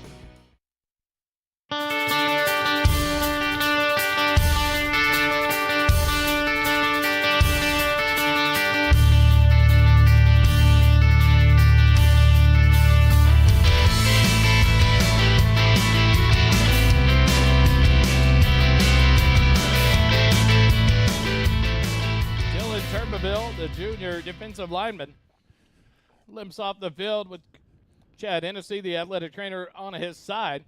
Hopefully he will be all right. The Grizzlies will come back out. The ball is at the 14-yard line, 3rd and 1 for the Grizzlies.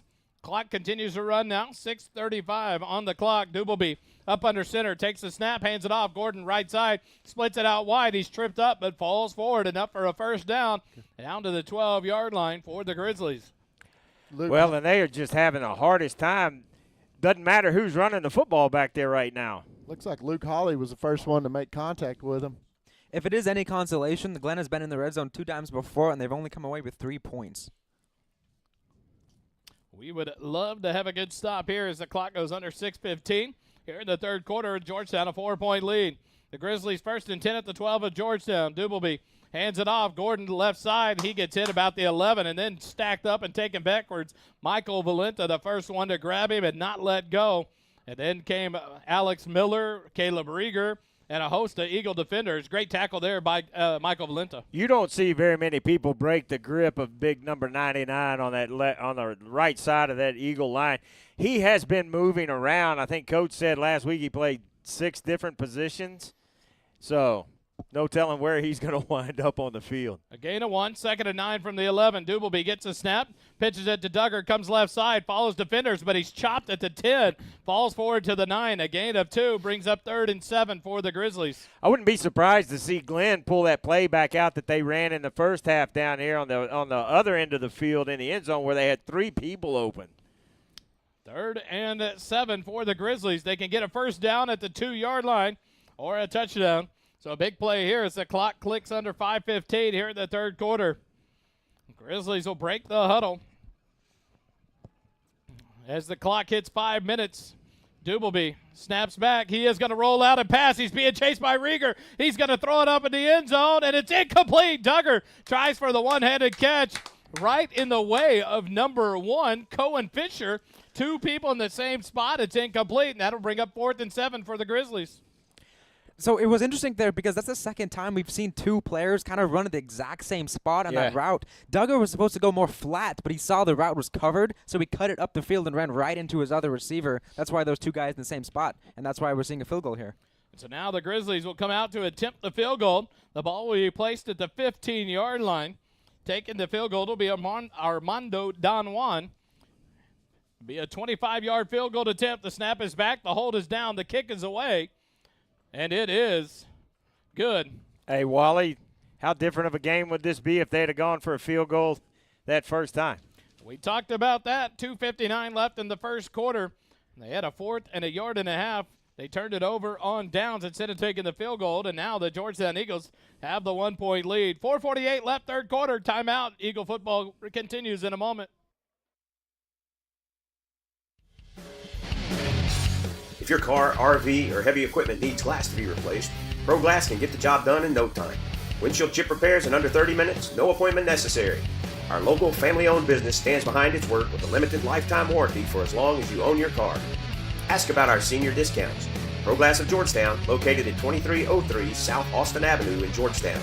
We are the Central Texas choice for RV, heavy equipment, and auto glass since 1998.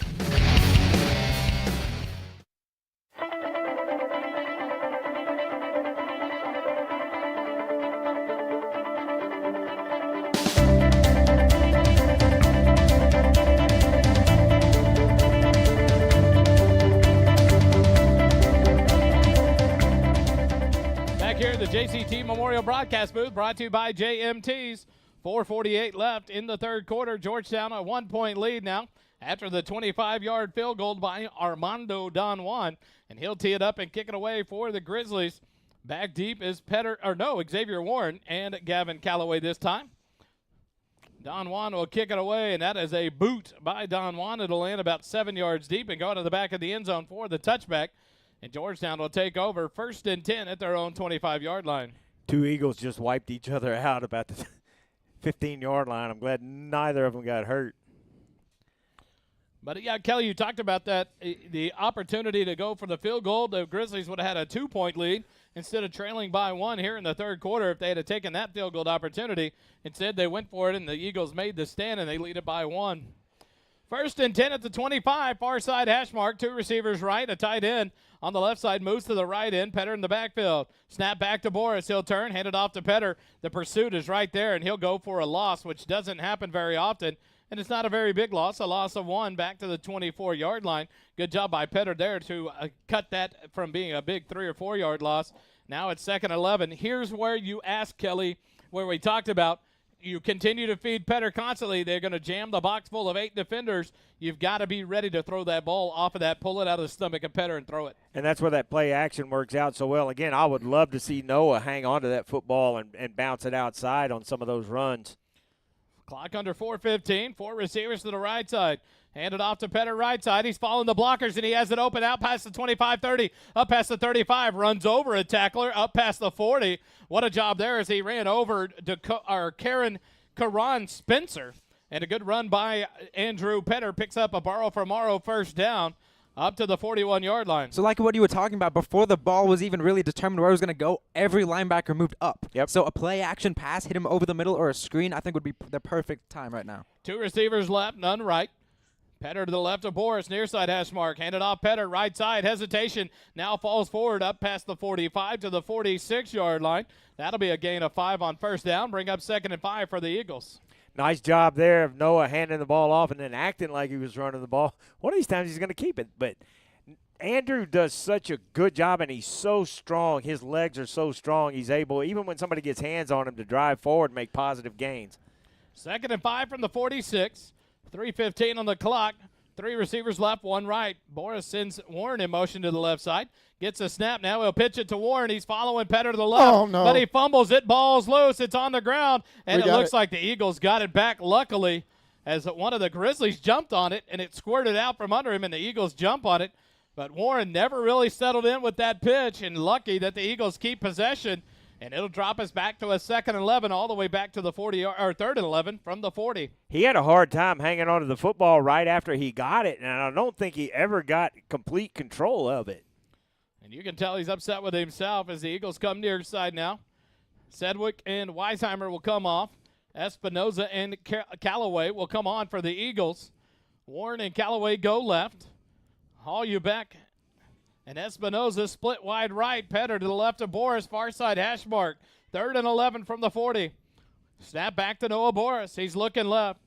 Pump fake. Now he's going to throw it long, and Warren's wide open. Hits him. And a catch at the 25-yard line. What a job by Xavier Warren to right the wrong there, Kelly. And a big first down for the Georgetown Eagles. And there's the deep shot I've been thinking that they were going to take here in the second half. The 2 move there by Xavier Warren, and I don't know if you saw it, but Boris gave the old shoulder pump, hung it out there, and Warren went and got it. A borrow from Morrow first down inside the 25, down to the 22-yard line of Glenn. 3 receivers right. Tight end will come on motion to the right side. Petter to the left of Boris. Shotgun snap back. Handed off. Petter dances, stutter steps, gets stacked up, but drives forward, and he's going to continue moving forward all the way up to the 20-yard line. A gain of 2 out of nothing. Brings up a 2nd and 8 for the Eagles. They've got to keep pushing this ball. Glenn is not real deep on either side of the football, so that running game and the defensive line having to block that run game and chase down the running backs can wear them out, and we may see the effects of that in the fourth quarter. 2 receivers right. Now the 2 tight ends move to the left side of the line. 2nd and 8 from the 20. Now Hollybeck in motion. He had a little pitch forward by Boris to Hollybeck. He's got blocking at the 15. Cuts back. 10. Breaks the tackle. 5. Touchdown, Georgetown. Yes, sir.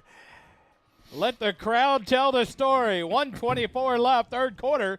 Georgetown gets the 20-yard touchdown pass from Noah Boris to Cody Hollybeck to extend the lead to 7. The chance to make it 8 with the G-Town Lumber and Supply extra point attempt. Cody wanting to make up for that little bobble a little bit earlier, but he sure made up for it. And you like the trust going back to those players that have, made mistakes. They're going right back to them.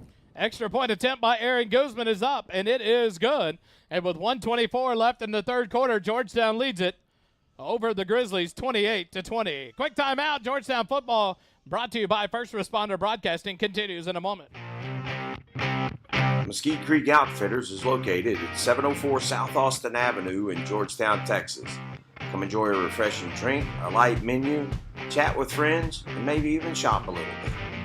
Mesquite Creek Outfitters is the host of the Eagle Nation Coaches Show every Wednesday. The show is live at 6 p.m. at MCO.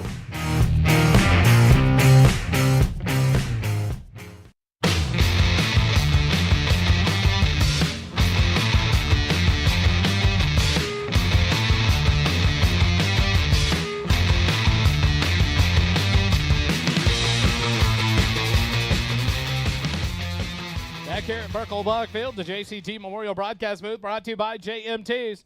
The Georgetown Eagle Football Booster Club scoring drive summary. Holden, are you ready? I'm ready this time. Another 7-play drive. It's the third touchdown drive they have of 7 plays. 75 yards, 3 minutes, 24 seconds. Finished by the touchdown pass to Cody Hollybeck for 20 yards. And I know QBs love those little pop passes. It's the easiest thing to buff their numbers up. And when you get the ball in Cody Hollybeck's hands, how fast he is, how agile he is, you saw the move. Touchdown. Nicely done. No, Way to be prepared. Yeah. Oh, yeah. Good. Yeah. So I'm staying ahead of the game. I like what you're saying, Dave, though. The trust to go right back to those players, Xavier Warren, Cody Hollybeck, and they make plays for you.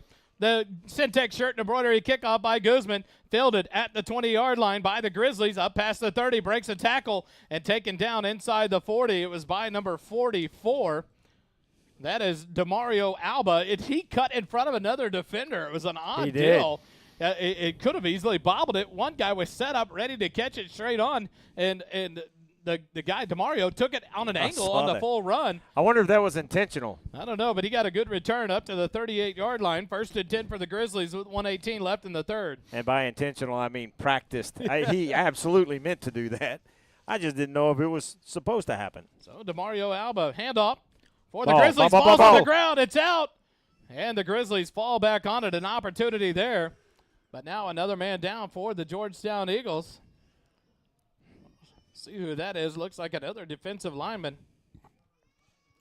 The Grizzlies recover it, but they will have a loss of 4 yards there, back to the 34-yard line.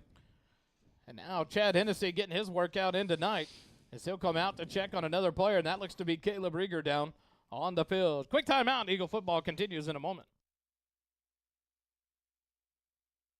Holden's first half stats in the third quarter are brought to you by Graham & Sons Land and Cattle Company. Graham & Sons Land and Cattle Company is a cow-calf operation here in Central Texas, growing calves, cotton, corn, and wheat for commercial customers. Austin Graham and his team of crazy cowboys and cowgirls produce some of the best tasting meat that the First Responder Broadcasting team has ever eaten. Thank you, Graham & Sons, for your support of our broadcast of Georgetown Eagle football. Eagle fight never dies.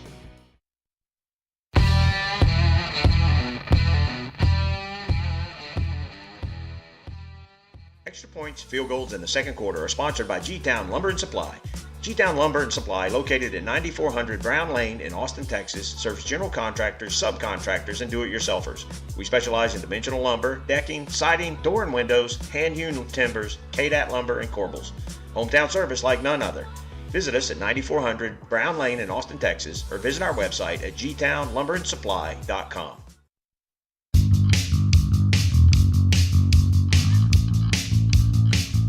Back here in the JCT Memorial Broadcast booth. Dave, Holden wants to know, do you have scores? Yeah, College Station is leading Consolidated 28-21 with, it says, 7 minutes to go in the third.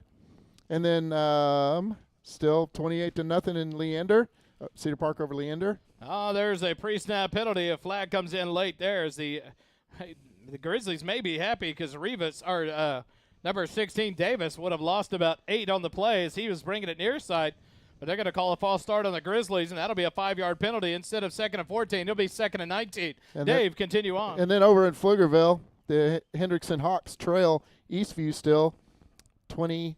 It says halftime, but or the third quarter. Should be about 1:07.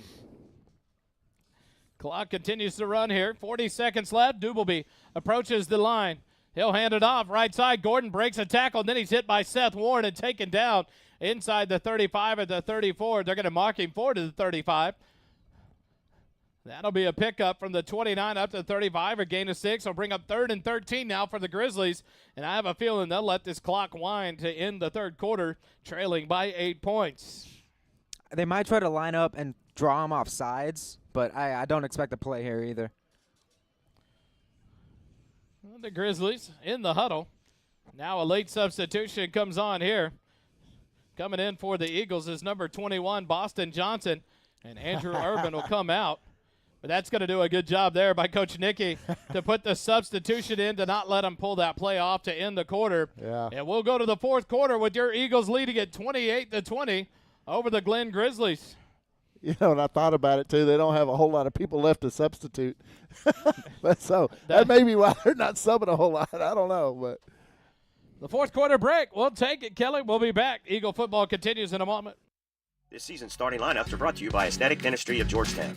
The mission and purpose of our aesthetic dentistry team is to help provide a quality life with healthy and beautiful smiles.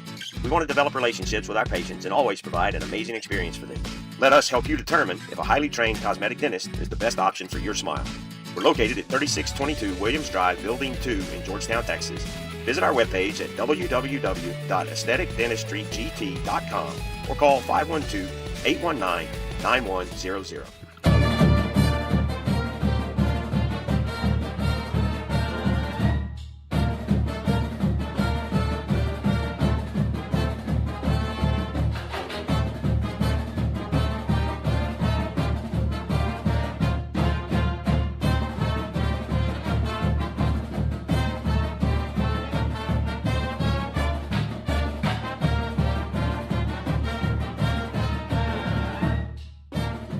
Back here live, we go to the fourth quarter, brought to you by the Eaton Corporation, powering businesses worldwide. We're in the JCT Memorial Broadcast booth. The Grizzlies have it, 3rd and 13 from the 35. Man in motion. Here comes a pass. Dubelby's got to be hit. He throws it up. A battle for it, and Goggins does a good job there of not getting a passive interference call. It's incomplete as Michael Valenta, or was that Butch? I think it was 38 Urban who came flying off the edge and hit him. Looks like Luke Butch was given chase as well. The pass is incomplete. That's going to force a punt by the Grizzlies to open up quarter number 4. Yeah, that's an enormous play there and an enormous stop by this Eagle defense. So back to punt will be number 80. That is Angel Rosas. Back deep for the Eagles is Gavin Calloway at the 30-yard line, near side hash mark. Got to watch for any kind of fake here. It's 4th and 13 at the 35. Georgetown with that 8-point lead, 28-20. Snap back to Rosas. He's going to punt it away, and the Eagles do not interfere with him. It's going to bounce early. It bounces about the 40. Gets a Grizzly roll inside the 35, and it'll continue to roll, and it'll be down at the 31-yard line. So with 11:40 left in the ballgame, Georgetown's going to take an 8-point lead. Andrew Urban is down on the field, holding that left knee. Another defensive lineman for your Eagles is down. Hopefully he is all right, so we'll take a quick timeout. 11:40 left here in the ballgame. Eagle football continues in a moment. Kickoffs are brought to you by Syntax Shirt and Embroidery. At Syntax Shirt and Embroidery, we offer a variety of unique custom clothing and gifts, as well as personalized embroidery for gifts, schools, fundraisers, businesses, and more. Whether you need one shirt or 100, there are no minimum order amounts on any custom pieces. Ask about our military discounts. Stop by our shop at 1911 North Austin Avenue, Suite 103, and check out our in-stock Spirit apparel. Visit our website at www.syntexshirt.com, the official outfitter of First Responder Broadcasting.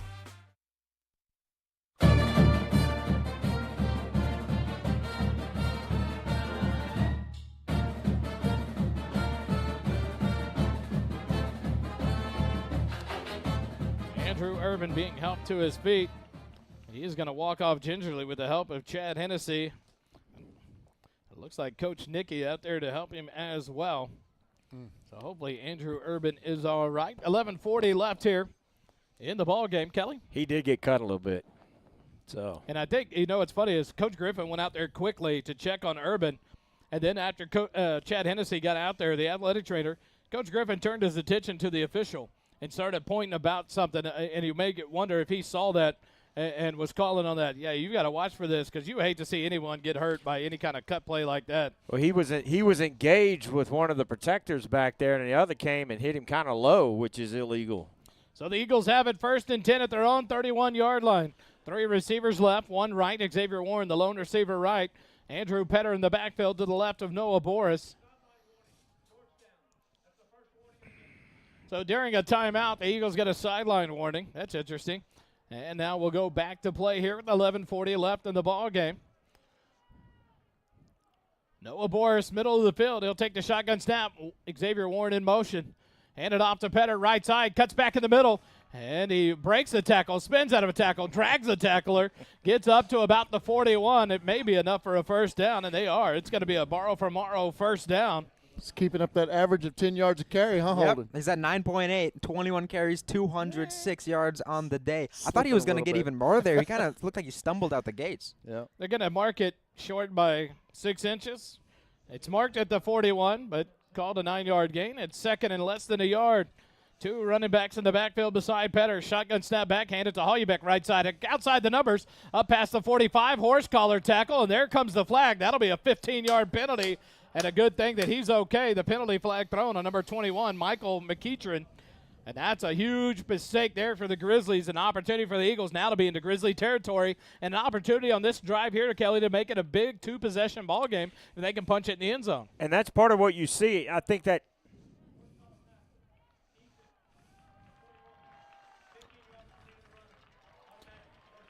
that horse collar tackle is a result of those linemen starting to get tired. And they can't get to him in time to wrap him up, and all he could do was that desperation reach to pull him down and gets the horse collar. Eagles quickly back to the line. 3 receivers left, 1 right. They're at the 39 of the Glen now with a 1st and 10. Brought to you by Borrow from Morrow. Hollybeck in motion, back to the backfield. And there will be a false start. That was Petter back to the backfield. Hollybeck not happy here in this left slot. But it'll be a false start, maybe the first one on the offense tonight. A good job by this line to not pick up any kind of pre-snap penalties on the offensive side of the ball, but that one's a big one there to slow things down and back them up now 1st and 15. We talked about the pre-snap penalties and the after-the-whistle penalties. Georgetown's done a good job of not having those tonight. 1st and 15 from the 44 of Glen. Petter will get the handoff. He comes left side, but he's hit and taken down in the backfield. And number 9 should have got a taunting penalty there. I don't know how you don't call that right in front of the referee. He gets up and leans over Petter with his hand on him. Happened last week. Yep. Joshua Vincic, make your presence known. A great tackle, but don't follow it up with a boneheaded mistake like that. That's just a part of football you hate to see at this level. These kids working hard to perform and compete. You hate to see stuff like that, especially when the officials don't bother calling it. We got a mismatch out here on this side. Handed off to Petter. He's going to dance right side, and he's taken down. Back to the line of scrimmage on 2nd down and 15. It was actually 2nd and about 18. They hand it to Petter and settle for no gain, and now brings up 3rd and 18. Now the Eagles are going to slow things down and try to take some more time off this clock. So now that pre-snap penalty showing to be very big, followed up by a loss on the next play, and now a no gain. It puts them in deep position, 3rd and 19. And this is an opportunity now. Georgetown can take a shot downfield, try to get this all back in one bite, and if they don't, punt it away and flip the field like Dave loves to have happen. One receiver right, two left, tight end to the left side, Petter in the backfield. Boris drops back. He's looking long. He's going to throw it long. Xavier Ward, open. Catch inside the 20-yard line. Another first down for Xavier Ward. What a job there, and a beautiful rocket pass from Noah Boris. And Kelly, like you said, air it out and go for it. And they get the first down inside the Smoothie King red zone. Where Noah threw that ball, it pulled him away from the defender. That's a beautiful pass. 3 receivers left. Quick snap, handed off. Petter, right side. He's going to dance outside. Follows the block. Inside the 10. Cuts back. 5. Makes a man miss. Touchdown, Georgetown. What an effort there by Andrew Petter. And he gives some of it back right to the Grizzlies. He looked back at number 12, Karan Spencer, and gave him an earful after the cut. He tried to cut his legs out from under him. But another big run by Andrew Petter, a touchdown for Georgetown, a 15-yard run. And the Eagles making a 14-point lead here with 9:22. He tried to cut him, and Andrew was saying, that's a no for me, dog. Now the G-Town Lumber and Supply extra point attempt. Guzman on. Boris to hold. The snap is back. The hold is down. And a mess up there. Now Boris is going to roll out and try to get rid of it. He's going to throw it up into the end zone. It's overthrown. It's incomplete. Not sure what happened there. He is unable to get the hold down. And so the extra point attempt is no good. The Eagles lead it 34-20 with 9:22 remaining in the ball game. Quick timeout. Eagle football continues in a moment. First Downs are sponsored by Morrow from Morrow. Longtime supporter of our broadcast, Matt Morrow and his team are dedicated to providing the best mortgage experience possible. They do that by offering easy-to-use mortgage tools, including a handy mobile app, competitive rates, and assistance from experienced loan officers. Matt's loan officers understand local markets, have access to a wide variety of loan programs, and are ready to guide you through the process. Your family, your future, our focus. For your mortgage needs, remember Matt Morrow, Borrow from Morrow. For more information, visit borrowfrommorrow.com. NMLS number 464148.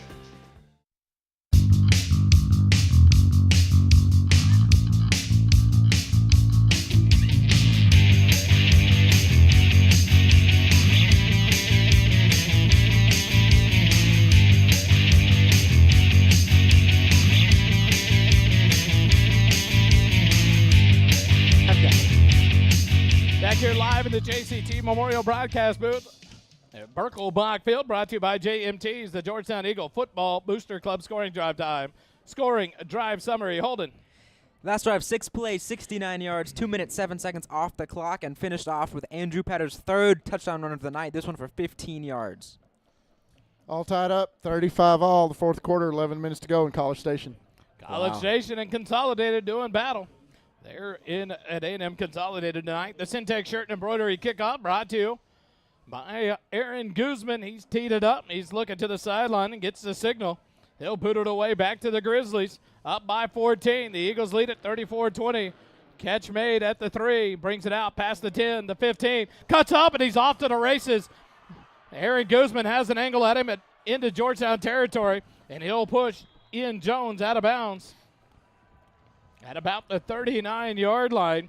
And a great job there by Ian Jones. He caught that at the 3-yard line, Kelly, and what a return there. He found the hole, and he hit it quickly. He did, and he had some speed once he was able to clear that line. I, too, have a score update from Mid-County Madness. Port Neches Groves Indians are leading Nederland Bulldogs 41-16 in the fourth quarter. Also known as the Bum Phillips Bowl. Yep. Also known as I don't really care. I'm just joking. That's Kelly, just so we know, Port Neches Grove, Kelly's alma mater. Yep. Way back. That school was still around back then. Handoff by the Grizzlies to Gordon. He breaks a tackle up the middle, splits to the outside. One play, touchdown, Glenn. I tell you what, you can't take your mind off this Glenn Grizzly running game. You don't hand it to Duggar, you hand it to the big boy. Keaton Gordon, the sophomore, takes it one play, 39 yards, and the Grizzlies cut it right back to an 8-point game. And that's exactly what you didn't want to have happen in that circumstance, in any circumstance, but especially there. And we missed that extra point. So now an 8-point ball game as Armando Don Juan will come on to attempt the extra point to make it a 7-point ball game with 9:03 remaining. Snap is back. The extra point is away, and it is good. So with 9:03 remaining in the ball game, it's back to a 7-point lead for Georgetown, 34-27. Quick timeout. Eagle football continues in a moment.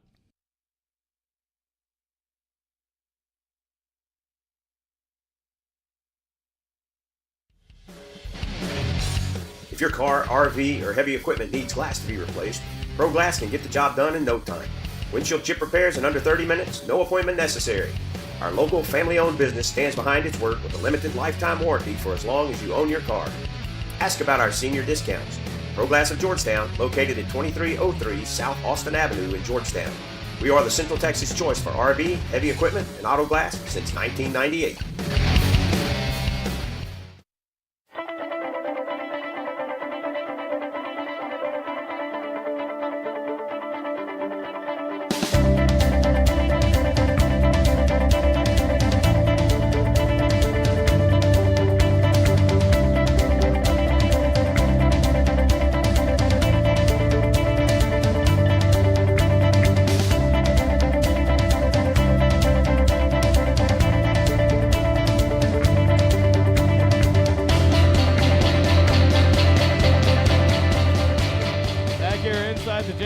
Memorial Broadcast Booth brought to you by JMTs.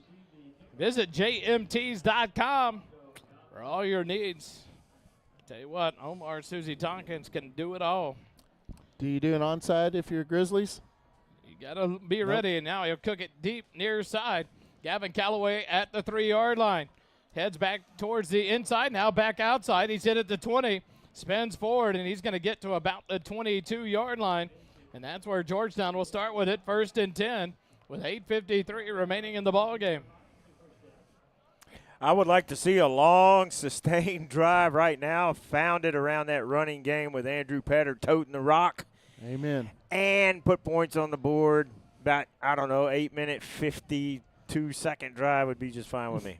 It's kind of a dilemma, though, because Georgetown has been so effective with tempo, especially after getting chunk plays, which obviously leaves a lot of time for Glenn. 2 receivers right. Petter off to the right side of Boris, near side hash mark. The 2 tight end set, moves to the left side of the line. Boris will get the shotgun snap, hand it to Petter. He comes near side, catches a block as he cuts back up past the 25 to about the 27-yard line. Now they'll mark him at the 26. That's going to be a gain of 3. It'll bring up 2nd and 7 for the Eagles as the clock continues to run, under 8:35 left in the ball game. Andrew only got 3 yards on that, but it looked like everything was shut down. I thought he might get tackled for a loss, but he was able to make something out of nothing right there, and he does that because he's got such good vision. 3 receivers right, 1 left. Petter off to the right side of Boris. Boris steps back to the line, calls out a change to the offensive line. 8:15 on the clock. Near side hash mark. Boris will send a man in motion. That's Holubek. He'll settle in the backfield beside Boris. Snap back, hand it to Holubek. He's hit in the backfield, and he's taken down as he gets back to the line of scrimmage thanks to a generous spot. That'll bring up 3rd and 7 now. Next time he runs that handoff, watch how wide open the opposite side of the field is. I was just about to say that, Kelly. You've talked about it multiple times tonight. Boris, usually in a game, 2 or 3 times, will pull it and run. Tonight, not at all. And now a 3rd and 7 for the Eagles. 7:45 left in the ball game. Eagles have it. 2 receivers left, 2 right. Boris looking left, quick pass out in the flat. Xavier Warren makes the catch about the 29. He is bottled up at the 29-yard line, and that's going to be 3 yards short of a first down, and that's going to force a Georgetown punt. So not what you want here for Georgetown. The clock under 7.5 minutes after the Grizzlies responded on a beautiful kickoff return by number 14. That was Ian Jones, and then a 1-yard touchdown drive by Gordon, and now they're going to have to punt it right back over to the Grizzlies. We had a penalty. It's a flag on something. It's going to be a false start. My goodness. Oh, they picked up the ball is what they're saying. The false start, so it's going to back the Eagles back up. It's going to be 4th and 8 now from the 24-yard line. So even more territory for the Eagles to have to make up as Brady Mann back to punt it away. Snap back to Mann. It's low. He'll get the punt away. It's a low wobbly near side. It's going to bounce into Grizzly territory inside the 45, and it'll be killed at about the 43-yard line by the Eagles. And that's where Glenn will take over. 1st and 10 with 6:55 left in the ball game, and they only trail by 7. Well, and Georgetown was able to just build a lot of momentum here in the second half, and now Glenn has just snatched it right away, and now all the momentum is in the white uniforms. And how big is that after a big touchdown score that you have a kickoff return like that, one little lapse of coverage, And now Glenn right back in it. A big kickoff return, a one-play touchdown run. Drive to cut it to 7. And now they have the ball back with a chance to tie it up. Hand it off, coming to the near side, and he breaks free, and it's going to be a one-play drive again for the Grizzlies. Nope, he's going to be run down. What a play by Alex Miller to chase down DeMarcus Davis at the 6-yard line, but there is the quick response by the Grizzlies that this Eagle defense has yet to figure out now for 2 plays straight. And it's off that right guard, in between the right guard and right tackle again, straight at the heart of this defense. Duke will be back under center. They don't go huddle this time.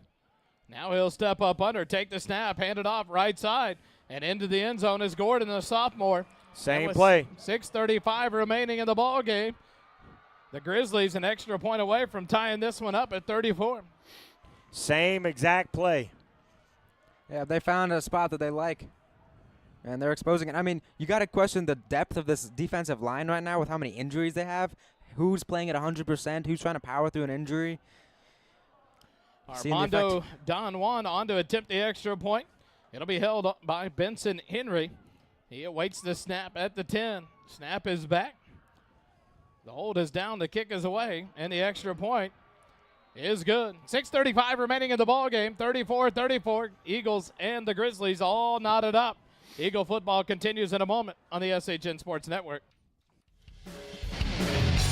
If your car, RV, or heavy equipment needs glass to be replaced, Pro Glass can get the job done in no time. Windshield chip repairs in under 30 minutes, no appointment necessary. Our local family-owned business stands behind its work with a limited lifetime warranty for as long as you own your car. Ask about our senior discounts. Pro Glass of Georgetown, located at 2303 South Austin Avenue in Georgetown. We are the Central Texas choice for RV, heavy equipment, and auto glass since 1998.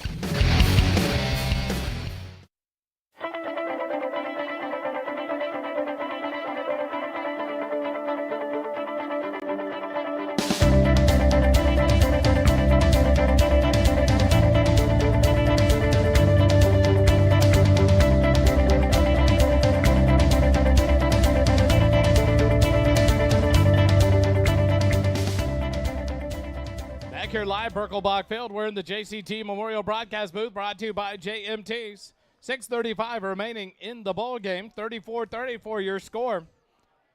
The Cedar Park Grizzlies well on their way to securing a playoff spot.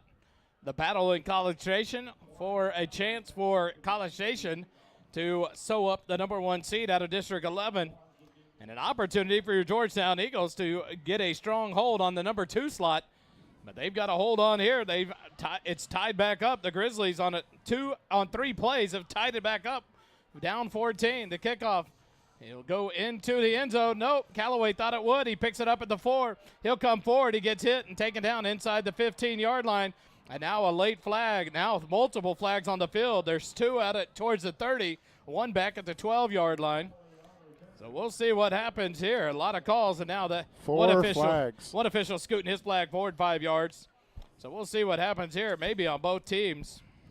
Whatever it was, everyone saw it. Yeah. So 6.5 minutes left in the ball game. Right now, as it stands, Georgetown would have it 1st and 10 at their own 14-yard line. But now a discussion between the officials to see what happens on these penalties.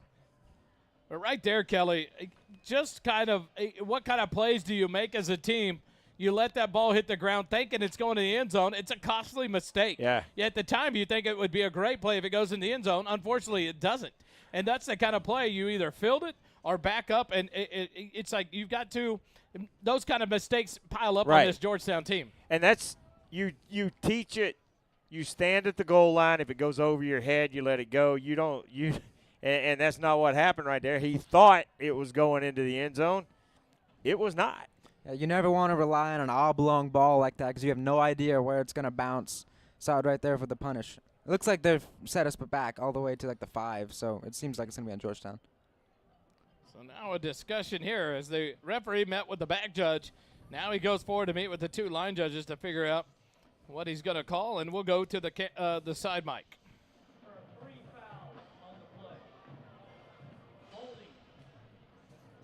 99, return team, that's declined. Holding, number 29 on the return team. That'll be Personal foul, unnecessary roughness, kicking teeth. We'll go half the distance, 15 yards, first down.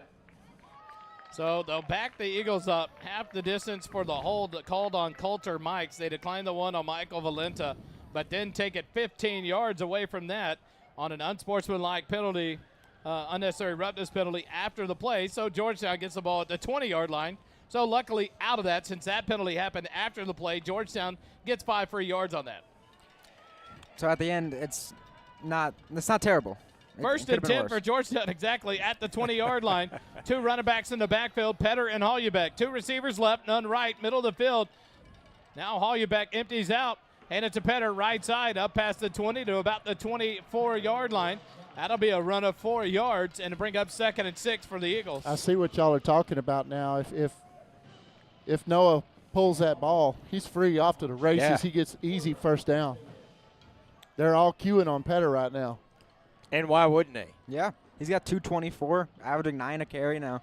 2 receivers right, 1 left. Petter directly behind Boris in the shotgun, far side hash mark. Snap back, fake the handoff. Petter rolls to the left, looking across the middle, and it's in and out of the hands of Weisheimer. Incomplete. He had an opportunity to hold that in for a first down, and he let it get all the way into his chest, off the pads, incomplete. And now the Eagles behind the chains again, 3rd and 7. We've seen a couple of drops tonight. We saw one ball carrier have problems hanging onto the football, and that's been Georgetown, not Glenn.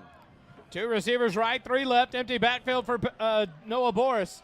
5:55 left in the ball game. Far side hash mark. Petter, he's out on a route. Boris dumps it across the middle. The catch made there. That'll be enough for a borrow from Morrow, first down into the hands of Davin Sedgwick. A beautiful catch there by Sedgwick. Nice pass by Boris. And the Eagles have it up to the 37-yard line. Nice throw by Noah, too. Led him well, so hit him in stride. Great throw by Noah. Big first down. Petter back in the backfield with Noah Boris. Petter to the left. Hollenbeck to the right side. 1 receiver right, 1 left. Now Hollenbeck empties out. Hand it off. Nope. Throw it outside to Hollenbeck. He's got a block by Espinoza. 45-50. Cuts back 45-40. 35-30. And Hollenbeck's off to the races. Makes the man miss. Touchdown! Georgetown!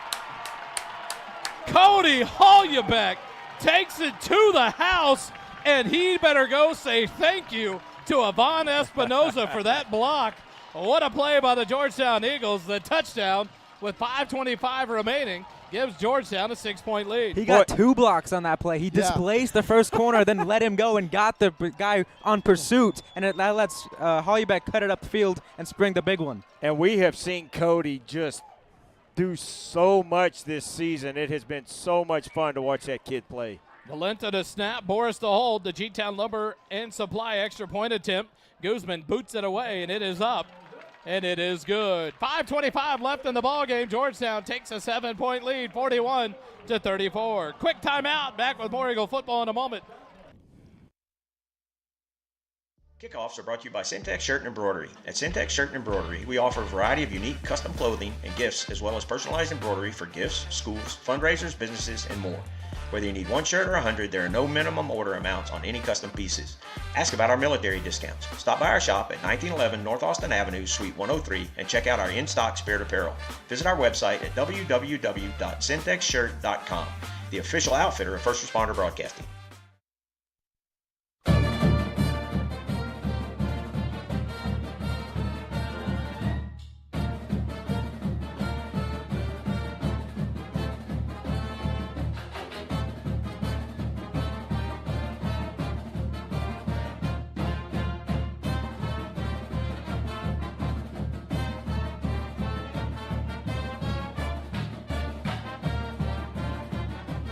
Back here live, JCT Memorial Broadcast booth for the Georgetown Eagle Football Booster Club scoring drive summary. Holden Tuma.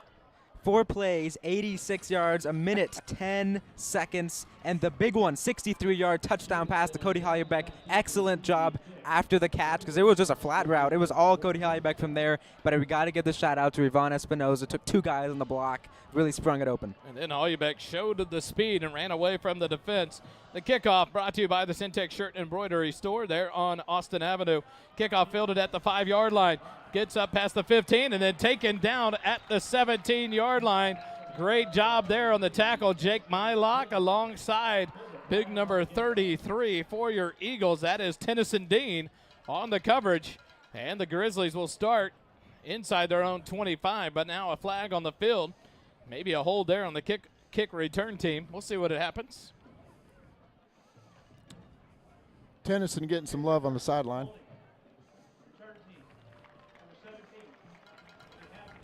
So the hold whistled on Brian Hendricks for the Grizzlies. That's a big one. That'll back them up inside their own 15-yard line. See where they spot them. It'll be inside their own 10, so the Grizzlies will have to go right about 92 yards to tie this one up. Tennyson Dean, great coverage there alongside number, can't remember the other one there to make the play. Jake Mylock, the tight end getting down there, but Tennyson Dean doing a great job on special teams tonight. Grizzlies break the huddle. Davis in the backfield tries to extend it out wide, but he's going to be taken down. I don't know that he got any gain on that, maybe 1 yard up to the 9-yard. Good job by the defense to string that one out wide, Kelly. And that's what that shows what happens whenever you take care of your job assignment. There's no place for them to go, and that's why it got bounced out there. Short gain, if any. They give it about a yard gain. It's 2nd and 9. Quick score update out of College Station with 8:11 left in that game. Cougars lead Consolidated Tigers 42-35. 42-35, College Station a win. Gives them the district title. Dubelby back under the center. Fakes it. He's looking to pass. He rolls. He's in the end zone. Breaks out of a sack, and now he's going to be taken down inside the 5. He fought for life, but it was taken from him. And Luke Butch there on the tackle. There's Cole Mitchell.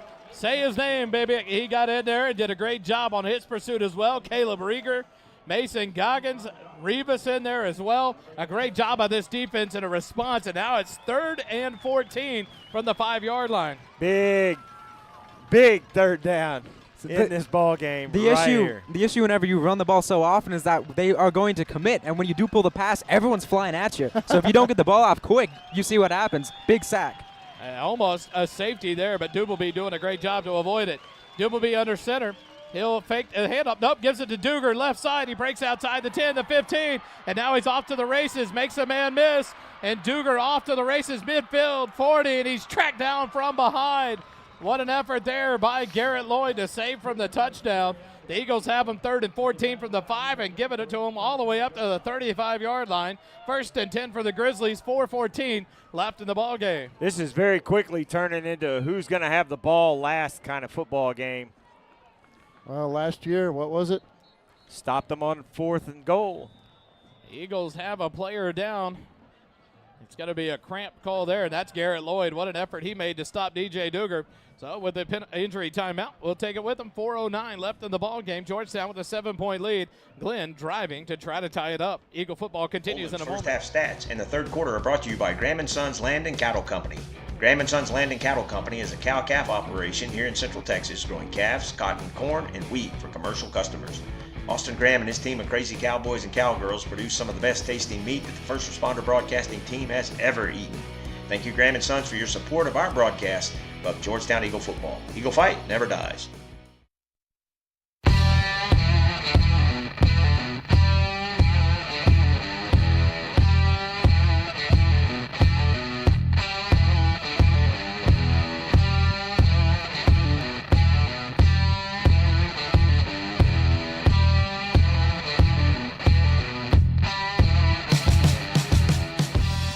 Here, Birkelbach Field. The weather has been kind to us tonight, and now the wind is gone. The flags rest along the pole. Even the flags at the top of the field goal post are laying their limp. The Grizzlies have it. 1st and 10 at the 35. Come near side. Nope, handed off to Duggar backside. He makes a man miss. Goggins misses that tackle, and then a battle for it on the far side. The tackle made by Seth Warren. That'll be enough for another Grizzly first down. We had a late substitution coming in there. I don't think our guys were quite ready. But a flag is on the field on the far side, about the 28-yard line. See who this is called on. Looks like it may be a hold on the Grizzlies. Personal foul, face mask. Never mind. Number 14. At the distance from the end of the It was a hold on Georgetown on a face mask. So that will be a big one as that run got him inside the 20, and now the face mask will take him half the distance to the goal. So the Grizzlies will have it first and goal inside the 10-yard line, about the 9.5-yard line. 3 minutes, 50 seconds left in the ball game, and the clock begins to run now that they've set the chains and the ball. Grizzlies in the huddle. As they break the huddle, 3:40 on the clock. Dube will be under center. He'll turn, hand it off to Gordon right up the middle, and he's hit and stacked up about the 5, taken down there by 6 or 7 defenders for the Eagles. And that'll bring up second and goal from the 5. One thing they did last night in the JV game was they were stripping the ball because you get in these gang tackle situations. Before that whistle blows, you pop that ball out. Luke Butch down on the field now. They're going to have to stretch him out. He's got cramps going on as well. As I tell you what, Chad Hennessy has earned his paycheck, some overtime, some bonus money. I tell you what, he's been out on that field multiple times tonight. Getting his steps. A lot of Eagles down on the field. Treatment should be busy in the morning here at the field house. It's turned into a track meet. It really has. And Luke Butch doing a great job. He made the big hit down here at the 5-yard line on the sack of Dubleby, and now down at the other 5-yard line looking for some help. They're having flashbacks of 6 a.m. two-a-days out there at the practice field in the middle of August. Well, and right here on the field, this is going to be 4-down territory, no doubt about it, because this may be the last time that Glenn gets the ball in regulation. They got no choice but to go for it. And I'd be shocked if they didn't go for 2 if they do score a touchdown here. Oh, Luke Butch will be helped up. He will walk off gingerly there, trying to stretch out the hamstrings as he'll come off the field on the near side. 3:17 currently on the clock. The Grizzlies have it second and goal from the 5-yard line. 41-34. Georgetown leads it by 7. At the half, it was 17-14 Glenn. So the track meet has been in full force here in the second half. Well, Wally, in the middle of the line now with the line and the linebackers, this is where the inexperience is on that Georgetown defense now with all the injuries.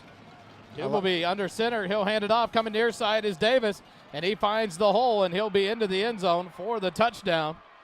And the Grizzlies will tie it up. Well, cut it to 1 pending the extra point attempt. And we'll see what they do if they're going to go for 2. They are going to go for the extra point, so Armando Don Juan will come on to take the extra point attempt. Held by Benson Henry. 3:04 left here in the ball game. The Grizzlies look to tie it up. Quick reminder, after the game, Wally will be, I see the band over there forming up. Now forming at the south end zone of Birkelbach Field. The extra point attempt is up and good. And with 3:04 left in the ball game, we're tied up at 41. Georgetown Eagles will set back to receive the kickoff. Here's where you look at Kelly. Do you see any kind of onside kick? The Grizzlies sit at 2-6 on the year, 1-4 in district play. They have nothing to lose on this season. They have been eliminated from the playoffs with Cedar Park's win tonight. They have no business other than playing spoiler at this point for Georgetown to cause havoc upon the seedings, to make things difficult for them. Do they take any kind of trick play in an onside kick? Do they kick it off and try to stop Georgetown and get the win? What do you think? I don't know. I wouldn't be surprised either way, really. If they try an onside kick and it's not successful, you give Georgetown the ball at midfield. Yeah. With 3:04. But on the flip side of that, if you give it to them at midfield, maybe they have a quick score, give Glenn opportunity to come back and try to tie things up. So many different factors that go into it. If I'm the coaching staff and we get a breakaway, I'm telling them fall down at the 2-yard line. So that way they can kill the clock and either get a chip shot field goal with no time left. You cannot let Glenn touch the ball again. They are cooking too well on offense. At this point in the ball game, 3 minutes, 4 seconds remaining. Glenn has all 3 timeouts remaining. Georgetown only has 2 remaining. They had to burn one with 9:03 left in the third quarter right after the start of the second half. So how will that play as Glenn tries to save the clock if Georgetown decides to slow it down? Armando Don Juan up, and he will boot it away. Far side, Callaway will field it. It'll stop and check back up inside the 10-yard line as Xavier Warren dives on it. And another opportunity here for the Eagles to field the ball, and they let it bounce, and it checks up. What a great job by Armando Don Juan. And now the Eagles are in a hole back inside their 10. We have had some problems on special teams later in the season. Early in the season, we were harping on the special teams, and there's some mental lapses, and that's twice tonight we've had a mental lapse on a deep kick. I got to give credit where credit is due to that number 15 for Glenn, their kicker. I mean, he's done an exceptional job of placement in making that ball land just right where the coaches want it to. 1st and 10. The Eagles have it at their own 8-yard line. 2 receivers left, 1 right. Petter to the right of Boris. Now Hollybeck joins him in the backfield. Snap back, handed off to Hollybeck to the right side. He's up past the 10-yard line to about the 13. He'll be spotted down at the 14. That'll be a gain from the 7 up to the 14, a gain of 7. That'll bring up, or a gain of 6. They'll bring him up 2nd and 4 now for the Eagles. Grizzlies have all 3 of their timeouts, Wally. 2:45 left on the clock here in the ball game. Tied up at 41 apiece. 3 receivers left, 2 right. Empty backfield for Noah Boris. Far side hash mark. Snap back to Boris. He's going to swing it out in the flat. The catch made, hit, but breaking a tackle is Petter. Tried to drag him down. Can't. He gets up past the 20-yard line. A borrow from Morrow, first down. You better hit him hard, and you better have some teammates, because Andrew Petter is not easy to bring down, and he shows it there. What a job. Go ahead. That's a big first down, because, man, you punt here, you're asking to hand this game to Glenn. And you're handing it to Petter. He's your 3-year starter. He was all-district last year. I mean, he's the guy. You got to give him the ball. He's your superstar. Yeah, they still have plenty of time, too, so the playbook is still completely open. 3 receivers right now, make it 2 as Hollybeck joins Petter and Boris in the backfield. Handed off to Petter. Right side, he finds a hole up past the 20 to the 25-yard line.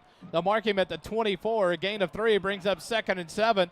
The clock will go down under 2:15 here in the ball game. And now Andrew Petter is down on the field. Tried to get up and went back down. So with 2:09 left in the ball game, the crowd went silent here on the Georgetown side. Quick timeout. We'll be back. Eagle football continues in a moment.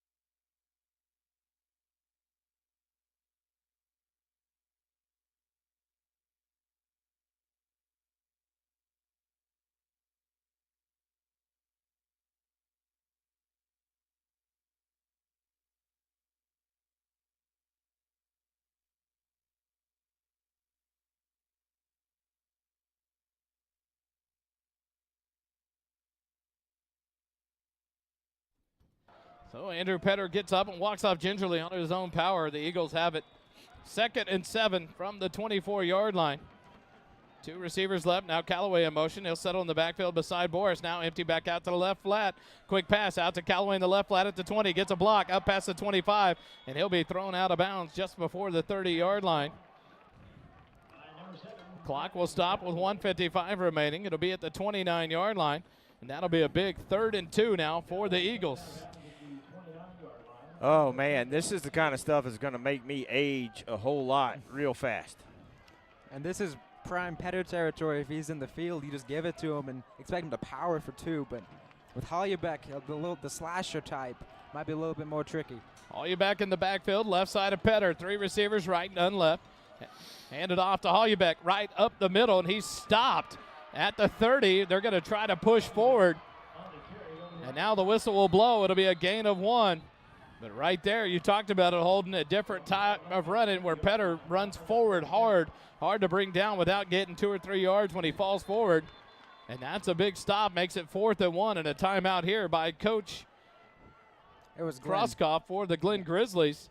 So with 1:34 left in the ball game, 4th and 1 for Georgetown. We'll take a quick timeout. Eagle football continues in a moment. If your car, RV, or heavy equipment needs glass to be replaced, Pro Glass can get the job done in no time. Windshield chip repairs in under 30 minutes, no appointment necessary. Our local family-owned business stands behind its work with a limited lifetime warranty for as long as you own your car. Ask about our senior discounts. Pro Glass of Georgetown, located at 2303 South Austin Avenue in Georgetown. We are the Central Texas choice for RV, heavy equipment, and auto glass since 1998.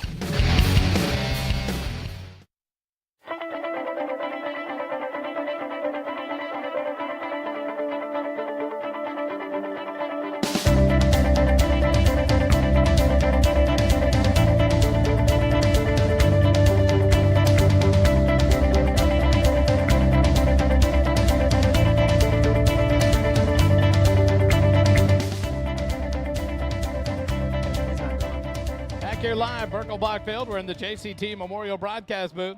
The Eagle offense back on the field. All you back in the backfield. 2 receivers left, 2 right. Now they'll bring Xavier Warren to the left side. 3 receivers left. Timeout. Burn a timeout. Got too many men on the field. So instead of 4-1, it's going to be a timeout. We'll reset it. So Georgetown now down to 1 timeout. Glenn with 2. That's a mental mistake, Yeah, man. you hate to see that after a timeout, coming out with 12 guys. That's brutal. So now the Eagle offense, decisions to be made. Brady Mann out there warming up in case he has to punt. But the offense for the Eagles has a yard to gain and a full yard. If you look across the way, Kelly, the 4th down marker sits squarely on the 30. The yard to gain is squarely on the 31, so no short yard to gain, and you don't have Andrew Petter in there in the backfield. I wonder if you try to draw these guys offside. Oh, yeah, hard count. But I put Be a hard clap. I put Michael Valenta in there as your running back. Put him in. Put him in there as a fullback and let Andrew follow him between the tackles. They've got the punt team out. Put Luke Butch as your running back. Out of the timeout. Looks like they've changed their mind. The Eagles will send out the punt team. Oh, my gosh. So Brady Mann will drop back. He stands about the 15-yard line. Ian Jones, the junior, drops back for the Grizzlies. Jaheim down the up man, looks towards the sideline to get the call. Approaches the line, calls out the play. Brady Mann stands at the 16-yard line. The snap back, it's over the head of Brady Mann. He'll field it at the 5. He'll drop back. He'll have to get the punt away, and he does. A low-line driver bounces at the 43, and it goes into Glenn territory. And what a job by Brady Mann. You give him a lot of credit. Wow. As he gets that one punted all the way down to the 39 of Glenn. A great job by that young man. That could be the game changer right there for Brady Mann, the senior punter. Looks like Luke Butch is back out there. And we're going to need everything we've got on this drive. We need this to get shut down right now. We do Kind of hard to understand how 2 seconds went off the clock on a punt like that. Yeah. In your own home stadium. Yeah, the clock, it should be at 1:18, but it's at 1:32 now. It was at 1:34 when the snap occurred, and how the heck it went and only went off 2 seconds. But now the Grizzlies have it 1st and 10 at the 39. I will say the clock operator is supplied by the UIL, not home. Dubelby back to pass. He has a man, overthrows him, and a chance at interception. Should be offensive pass interference. How do you not throw that flag? Alex Miller had a chance to pick it off, and the receiver pushed him before the ball got there. Wow. Coach Nicky, Coach Griffin, both on the field. Unsure how that wasn't called offensive pass interference. That would have backed the Grizzlies up 15 yards. A great job by Alex Miller. But a different look there by the Grizzlies. Now 2nd and 10 from the 39. 1:26 left. Yeah, especially because 23 didn't make an attempt at the ball. It was all trying to stop the interception. Yeah. I'm totally stunned that that was Quickly no back under center, Dubelby. The guy shoots the gap and grabs the quarterback, but Gordon gets taken down right at the line of scrimmage on the near side. They mark him right at the 39-yard line. It'll be no gain on the play, and that'll bring up 3rd and 10 now for the Grizzlies. And the clock is running, and Glenn's got 2 timeouts. 90's down again. Luke Butch is now down again. So this may force the Eagles' last time out inside 2 minutes. I'm not sure how that happens, but 1:06 is on the clock. They'll call a timeout. Butch is able to get up. Should be down to about 52 seconds. That's frustrating, I tell you. It was 134 out of the double timeout when that ball was snapped over the head of Brady Mann. He punts it, and the ball takes its time rolling down to the 39, and only 2 seconds comes off the clock. Right there on your home field, you hate to see something like that cost you when you're talking about a 10-second, 14-second difference in a big ball game. Yeah. And like I said, the UIL supplies the timekeeper for the games. It's not a guy from Georgetown doing it. So the next home game, he should not be allowed to eat the free food. correct. A big third down here. No buffet for you. No catering. 3rd and 10. The Grizzlies have it at the Georgetown 39. They ran it last time on a 3rd and long and got it. So you cannot expect a pass here. You can't expect a run. You have to be ready for everything. The Georgetown defense, a chance to make a big stand here. The crowd getting behind your Georgetown team. The Grizzlies break the huddle. Dubaby under center. Man in motion, fakes the pitch. He rolls out. He's looking to pass it. He's going to throw it last minute. Throws it out of bounds. Incomplete. The trickeration is no good.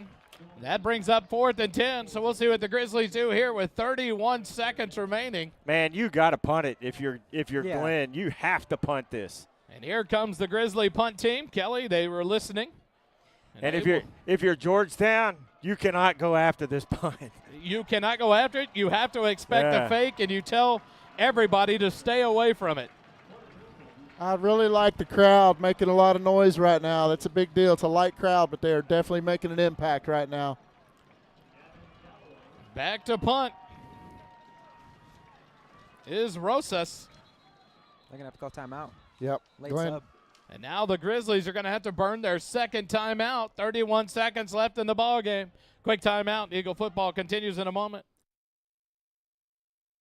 Holden's first half stats in the third quarter are brought to you by Graham & Sons Land and Cattle Company. Graham & Sons Land and Cattle Company is a cow-calf operation here in Central Texas, growing calves, cotton, corn, and wheat for commercial customers.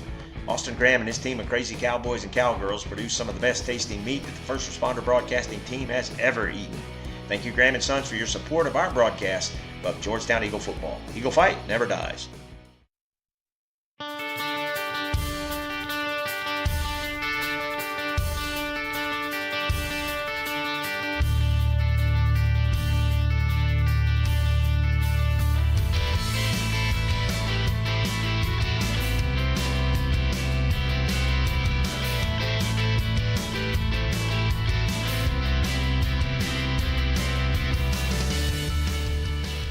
Seconds left on the clock. 41-41 your score. Glenn has it 4th and 10 at the 39.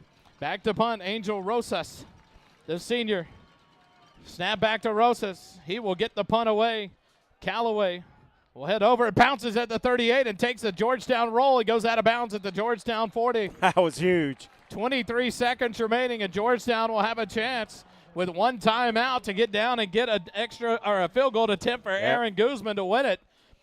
They have it with 23 seconds remaining. Diesel McAnally will come on in the backfield, it looks like.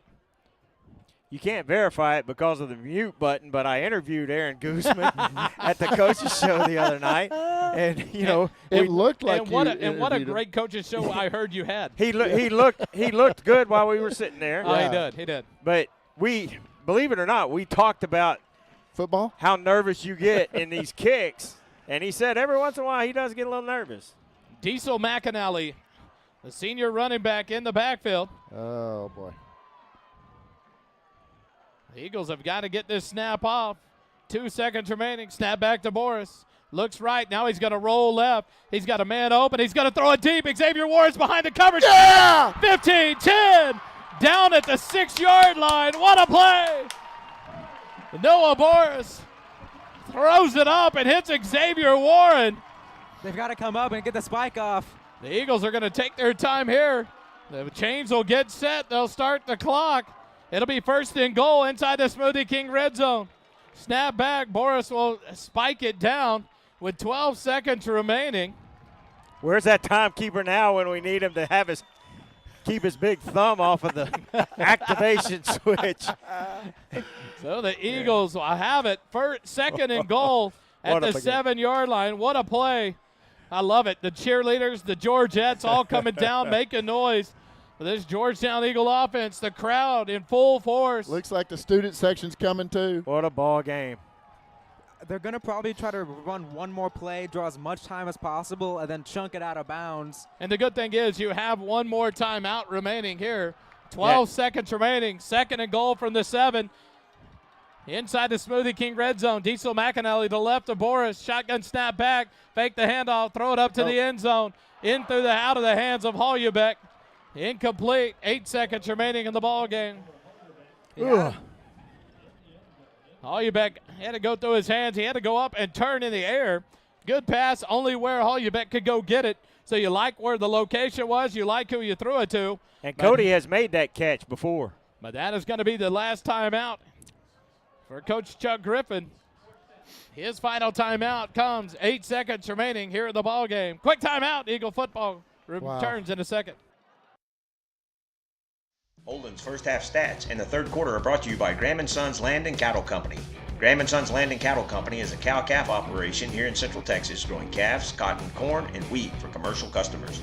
Austin Graham and his team of crazy cowboys and cowgirls produce some of the best tasting meat that the First Responder Broadcasting team has ever eaten. Thank you, Graham & Sons, for your support of our broadcast of Georgetown Eagle football. Eagle fight never dies.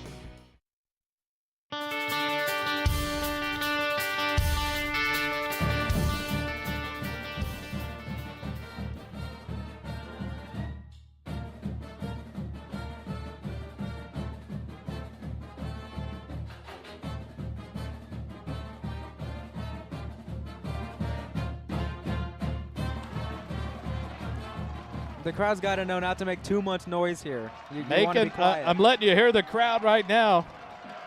They bring this team back on the field.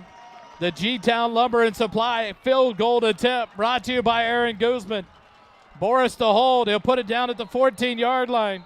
And the Grizzlies, Coach Krauskopf will take his final timeout, or his second timeout, with 8 seconds remaining. The good thing is he cannot take another one back-to-back. That's his third timeout. That was his third timeout. So it'll be his final timeout. We'll just leave it here. We'll just enjoy this one to set it up for you as we bring the crowd down a little bit. They got it going. This student body getting it going. What other way would you expect this, Kelly, after last year's fourth down goal line stand to win it over the Grizzlies? Now an opportunity to kick a game-winning field goal with the time running out. Well, and here's something to keep in mind as well. How many snaps have we seen on special teams that have been bobbled or mishandled? The last extra point that we had, mishandled, unable to get the kick away. That would have been an opportunity for the Eagles to have a 15-point lead instead of 14. Now it's tied up. So Aaron Guzman will come on. It's going to be about a 24-yard field goal attempt, center of the field. So it'll be a great spot for Guzman to get the kick away from the 14-yard line. How about that gutsy call on that long pass play? Beautiful call there by Coach Beatty and the Eagles. Michael Valenta to snap. Noah Boris to hold. Guzman ready to go. Boris calls for the snap. The hold is down. The kick is away. It is gone! Georgetown knocks it through with 4 seconds remaining. The crowd told you it was good before I had to. Yes, sir. 44-41. Georgetown leads it over the Grizzlies. Woo. But now, more importantly, this kick team has to cover this kickoff. You have to get this player on the ground. You have to stop the big return. If they have the expertise in this kick job, you want to kick it as high as you possibly can. Let everyone flow down. Maybe an up man gets it, but even if he does, the kick return defense has already made their way down the field and are in prime position to make a play. You got to expect anything in the air. The Grizzlies are going to fair catch to give themselves one play with 4 seconds left. So you almost expect maybe a squib kick. But you have to maintain your gaps. You have to maintain your coverage integrity and not let anything get by you. Aaron Guzman already had to make one play to save a touchdown return on the kickoff, so he has got to do his job to maintain the ability to make the tackle if the runner gets through. And this is a circumstance where I'm almost just pooch kicking this thing, getting it like Holden was saying, get that thing high in the air. Get your kick team down there. And real quick, a final from College Station College Station Cougars beat the A&M Consolidated Tigers 49-42. And a final at Bible Stadium. Cedar Park beats Leander 49-7. And final in Eastview. Eastview beats the Hendrickson Hawks 32-7. So the College Station Cougars, District 11 champions, and the Cedar Park Timberwolves have qualified for the playoffs as well. The Eagles, a chance to solidify their standing in the district with a win here if they can hold on to this 3-point victory. The Syntex shirt and embroidery kickoff. A squibber fielded at the 25. Up past the 30. Hit by Warren. Pitches it back. The ball's loose, but the player falls down. And the Eagles are victorious. Seth Warren, a big hit there. And the ball carrier tossed it back, but it was over the head of the player. When he fielded it, he lost his footing, falls to the ground, and the ball game is over. 44-41. Georgetown wins it over the Glen Grizzlies to improve to 5-1 in district play. A quick timeout. We'll come back, a little wrap-up, and then we'll bring you the Georgetown Eagle Marching Band. Stay with us live here on the SHN Sports Network, brought to you by First Responder Broadcasting. The season's countdown to kickoff and postgame wrap-up are presented by Pro Glass of Georgetown. If your car, RV, or heavy equipment needs glass to be replaced, Pro Glass can get the job done in no time. Windshield chip repairs in under 30 minutes, no appointment necessary. Our local family-owned business stands behind its work with a limited lifetime warranty for as long as you own the car. Ask about senior discounts. Located at 2303 South Austin Avenue in Georgetown, we are Central Texas' choice for RV, heavy equipment, and auto glass since 1998. Visit our website at www.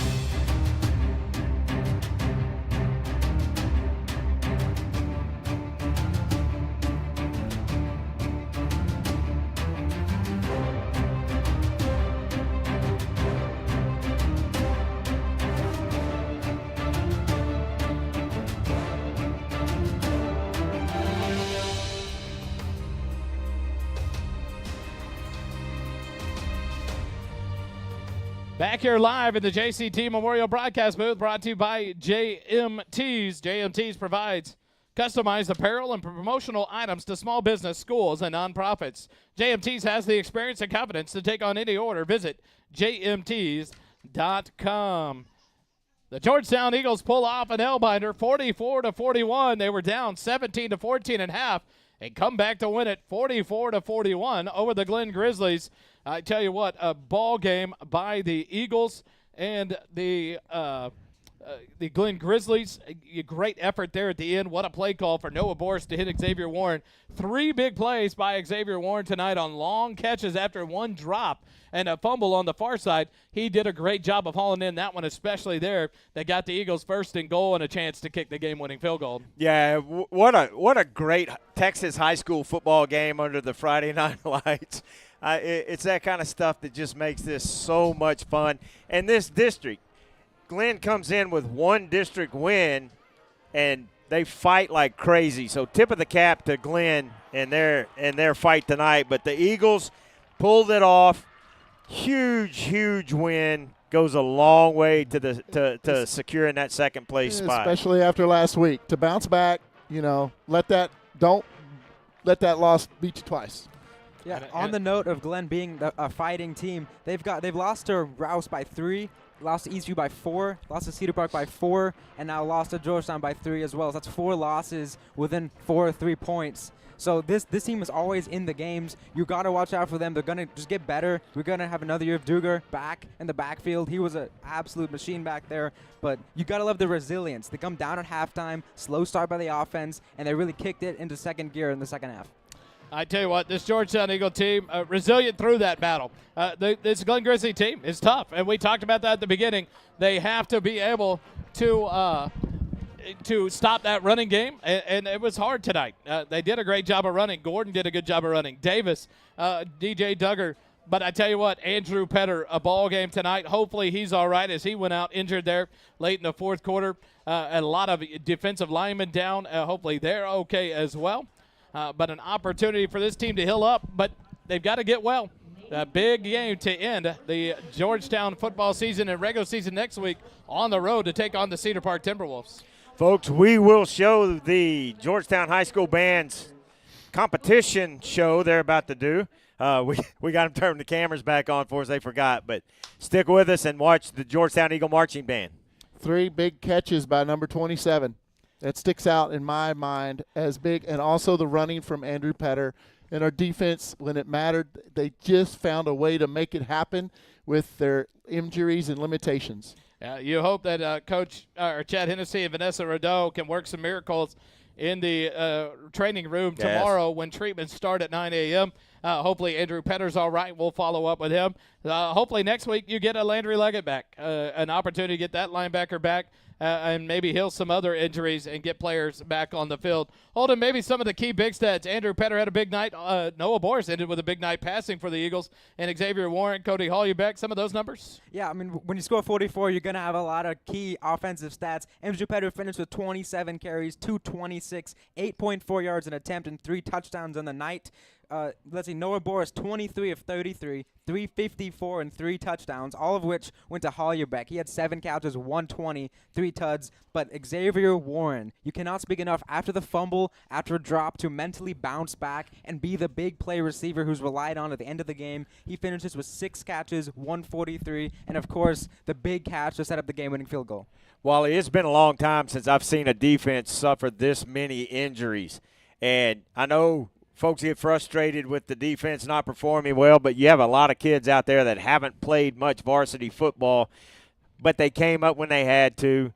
This team did what they had to do, and like Coach talked about, found another way to win, and just a big win. The Georgetown Eagles 44-41 over the Glen Grizzlies. The district standings. College Station will be your district champions. They end 6-0. This week after the win over A&M Consolidated. So even if they lose next week, Georgetown would lose the head-to-head with the Cougars, so they will win. Now, the Georgetown Eagles do have a chance to share the championship if the Cougars lose next week. They do play Hendrickson at College Station, but it could happen. And so the Eagles still could be a share of the title, but nonetheless, they are in the playoffs along with the Consolidated Tigers and the Cedar Park Timberwolves. But we got to beat the Timberwolves. So the Timberwolves sew up their playoff spot. They go to 4-2 in district with their win over the Leander Lions. Hendrickson, Eastview, Glenn, and the Lions are all eliminated from the playoffs. The Consolidated Tigers, the Timberwolves, the Georgetown Eagles, and the College Station Cougars will advance to represent District 11 in the playoffs. Next week, College Station will host Hendrickson. Georgetown will be at Cedar Park. Consolidated will be at Glenn. Hendrickson will be at College Station. Eastview will play here at Birkelbach against Leander for the final game of each of their seasons. The Georgetown Marching Band gets ready to go and perform their contest show. We will mute our mics, go to the field mic, and bring you the Georgetown Eagle Marching Band. Stay with us. Enjoy the band. We'll be back after their performance.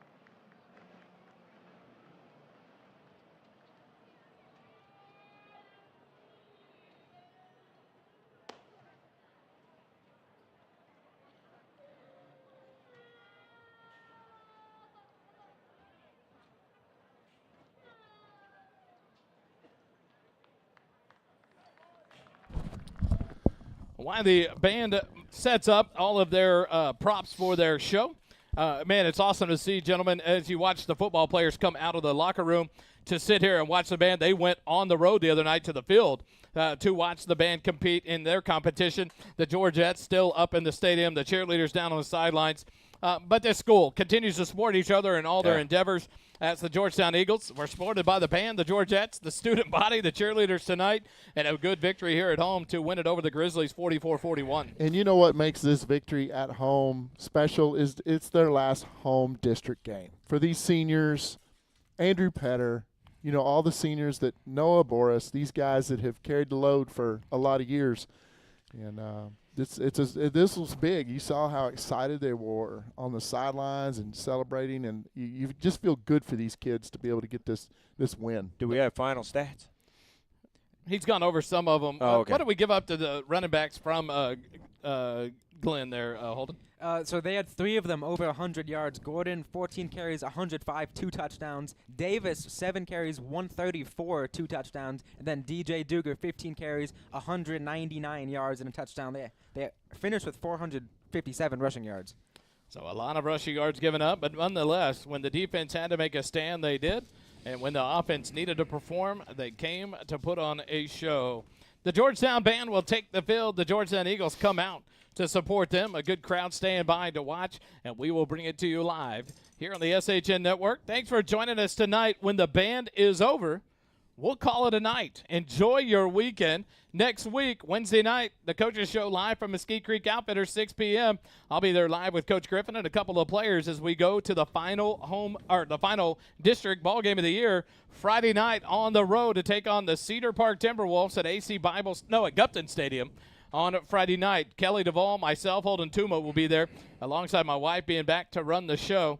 On the boards, Jerry Ann will join us again next week. Yay. Thanks for joining us tonight. To Jory Erickson, the camera work on the sideline, to all of our support, the cameras that were run. Thank you so much. Thanks for joining in and enjoying First Responder Broadcasting's presentation of Georgetown Eagle football. For Dave England, for Holden Tuma, for Kelly DeVoll, I'm Wally Harmon. Thanks for joining us tonight. Remember, it doesn't cost you a dime to be kind. Have a good weekend. Enjoy the band, and go Eagles.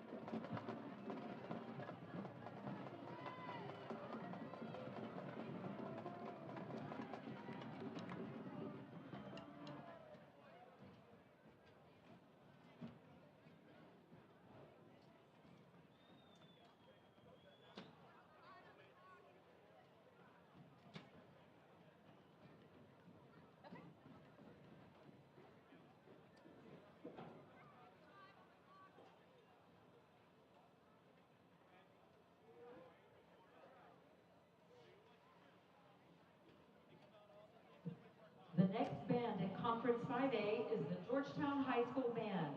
Their program is entitled Mind the Gap. Mind the Gap features the music of Gregson, Weber, the Beatles, and Queen. Mind the Gap takes the audience on a visual and musical tour of London. Please enjoy and Mind the Gap. Drum majors, Nathan Aker, Zoe Kriske, and Ian McAllister. You may begin your performance for the prelims of the UIL Area D Marching Band Contest.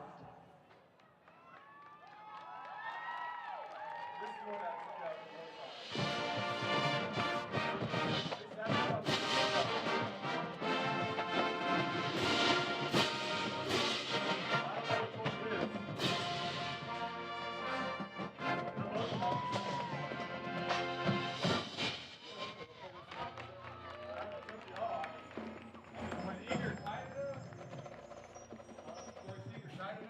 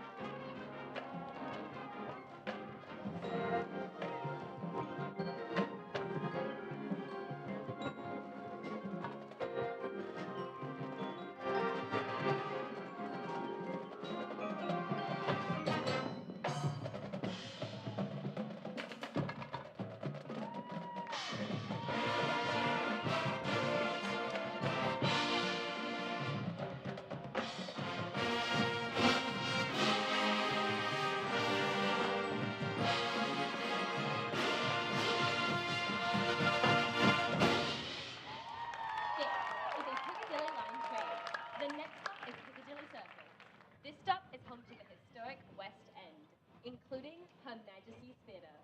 Please, mind the gap.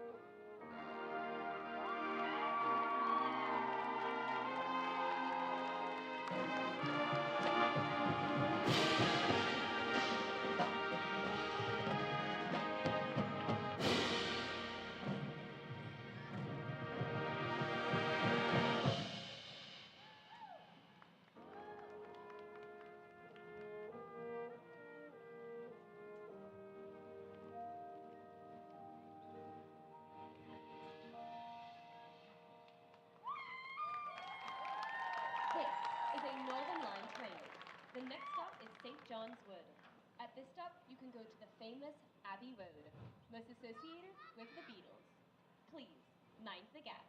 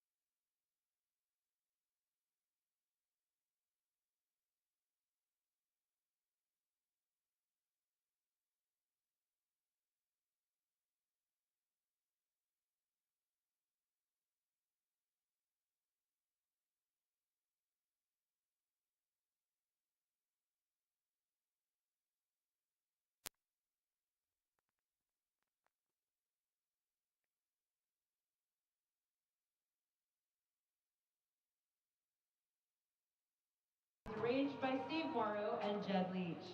Percussion arrangements were created by Jed Leach, Logan Scott, and Ruben Rodriguez. Visual design was done by Leslie Kupetz and Rick Scruggs. Color guard choreography was created by Rick Scruggs, Kyle Albright, and Heather Stone. The Eagle Band and Georgettes would like to thank our new superintendent of schools, Dr. Devin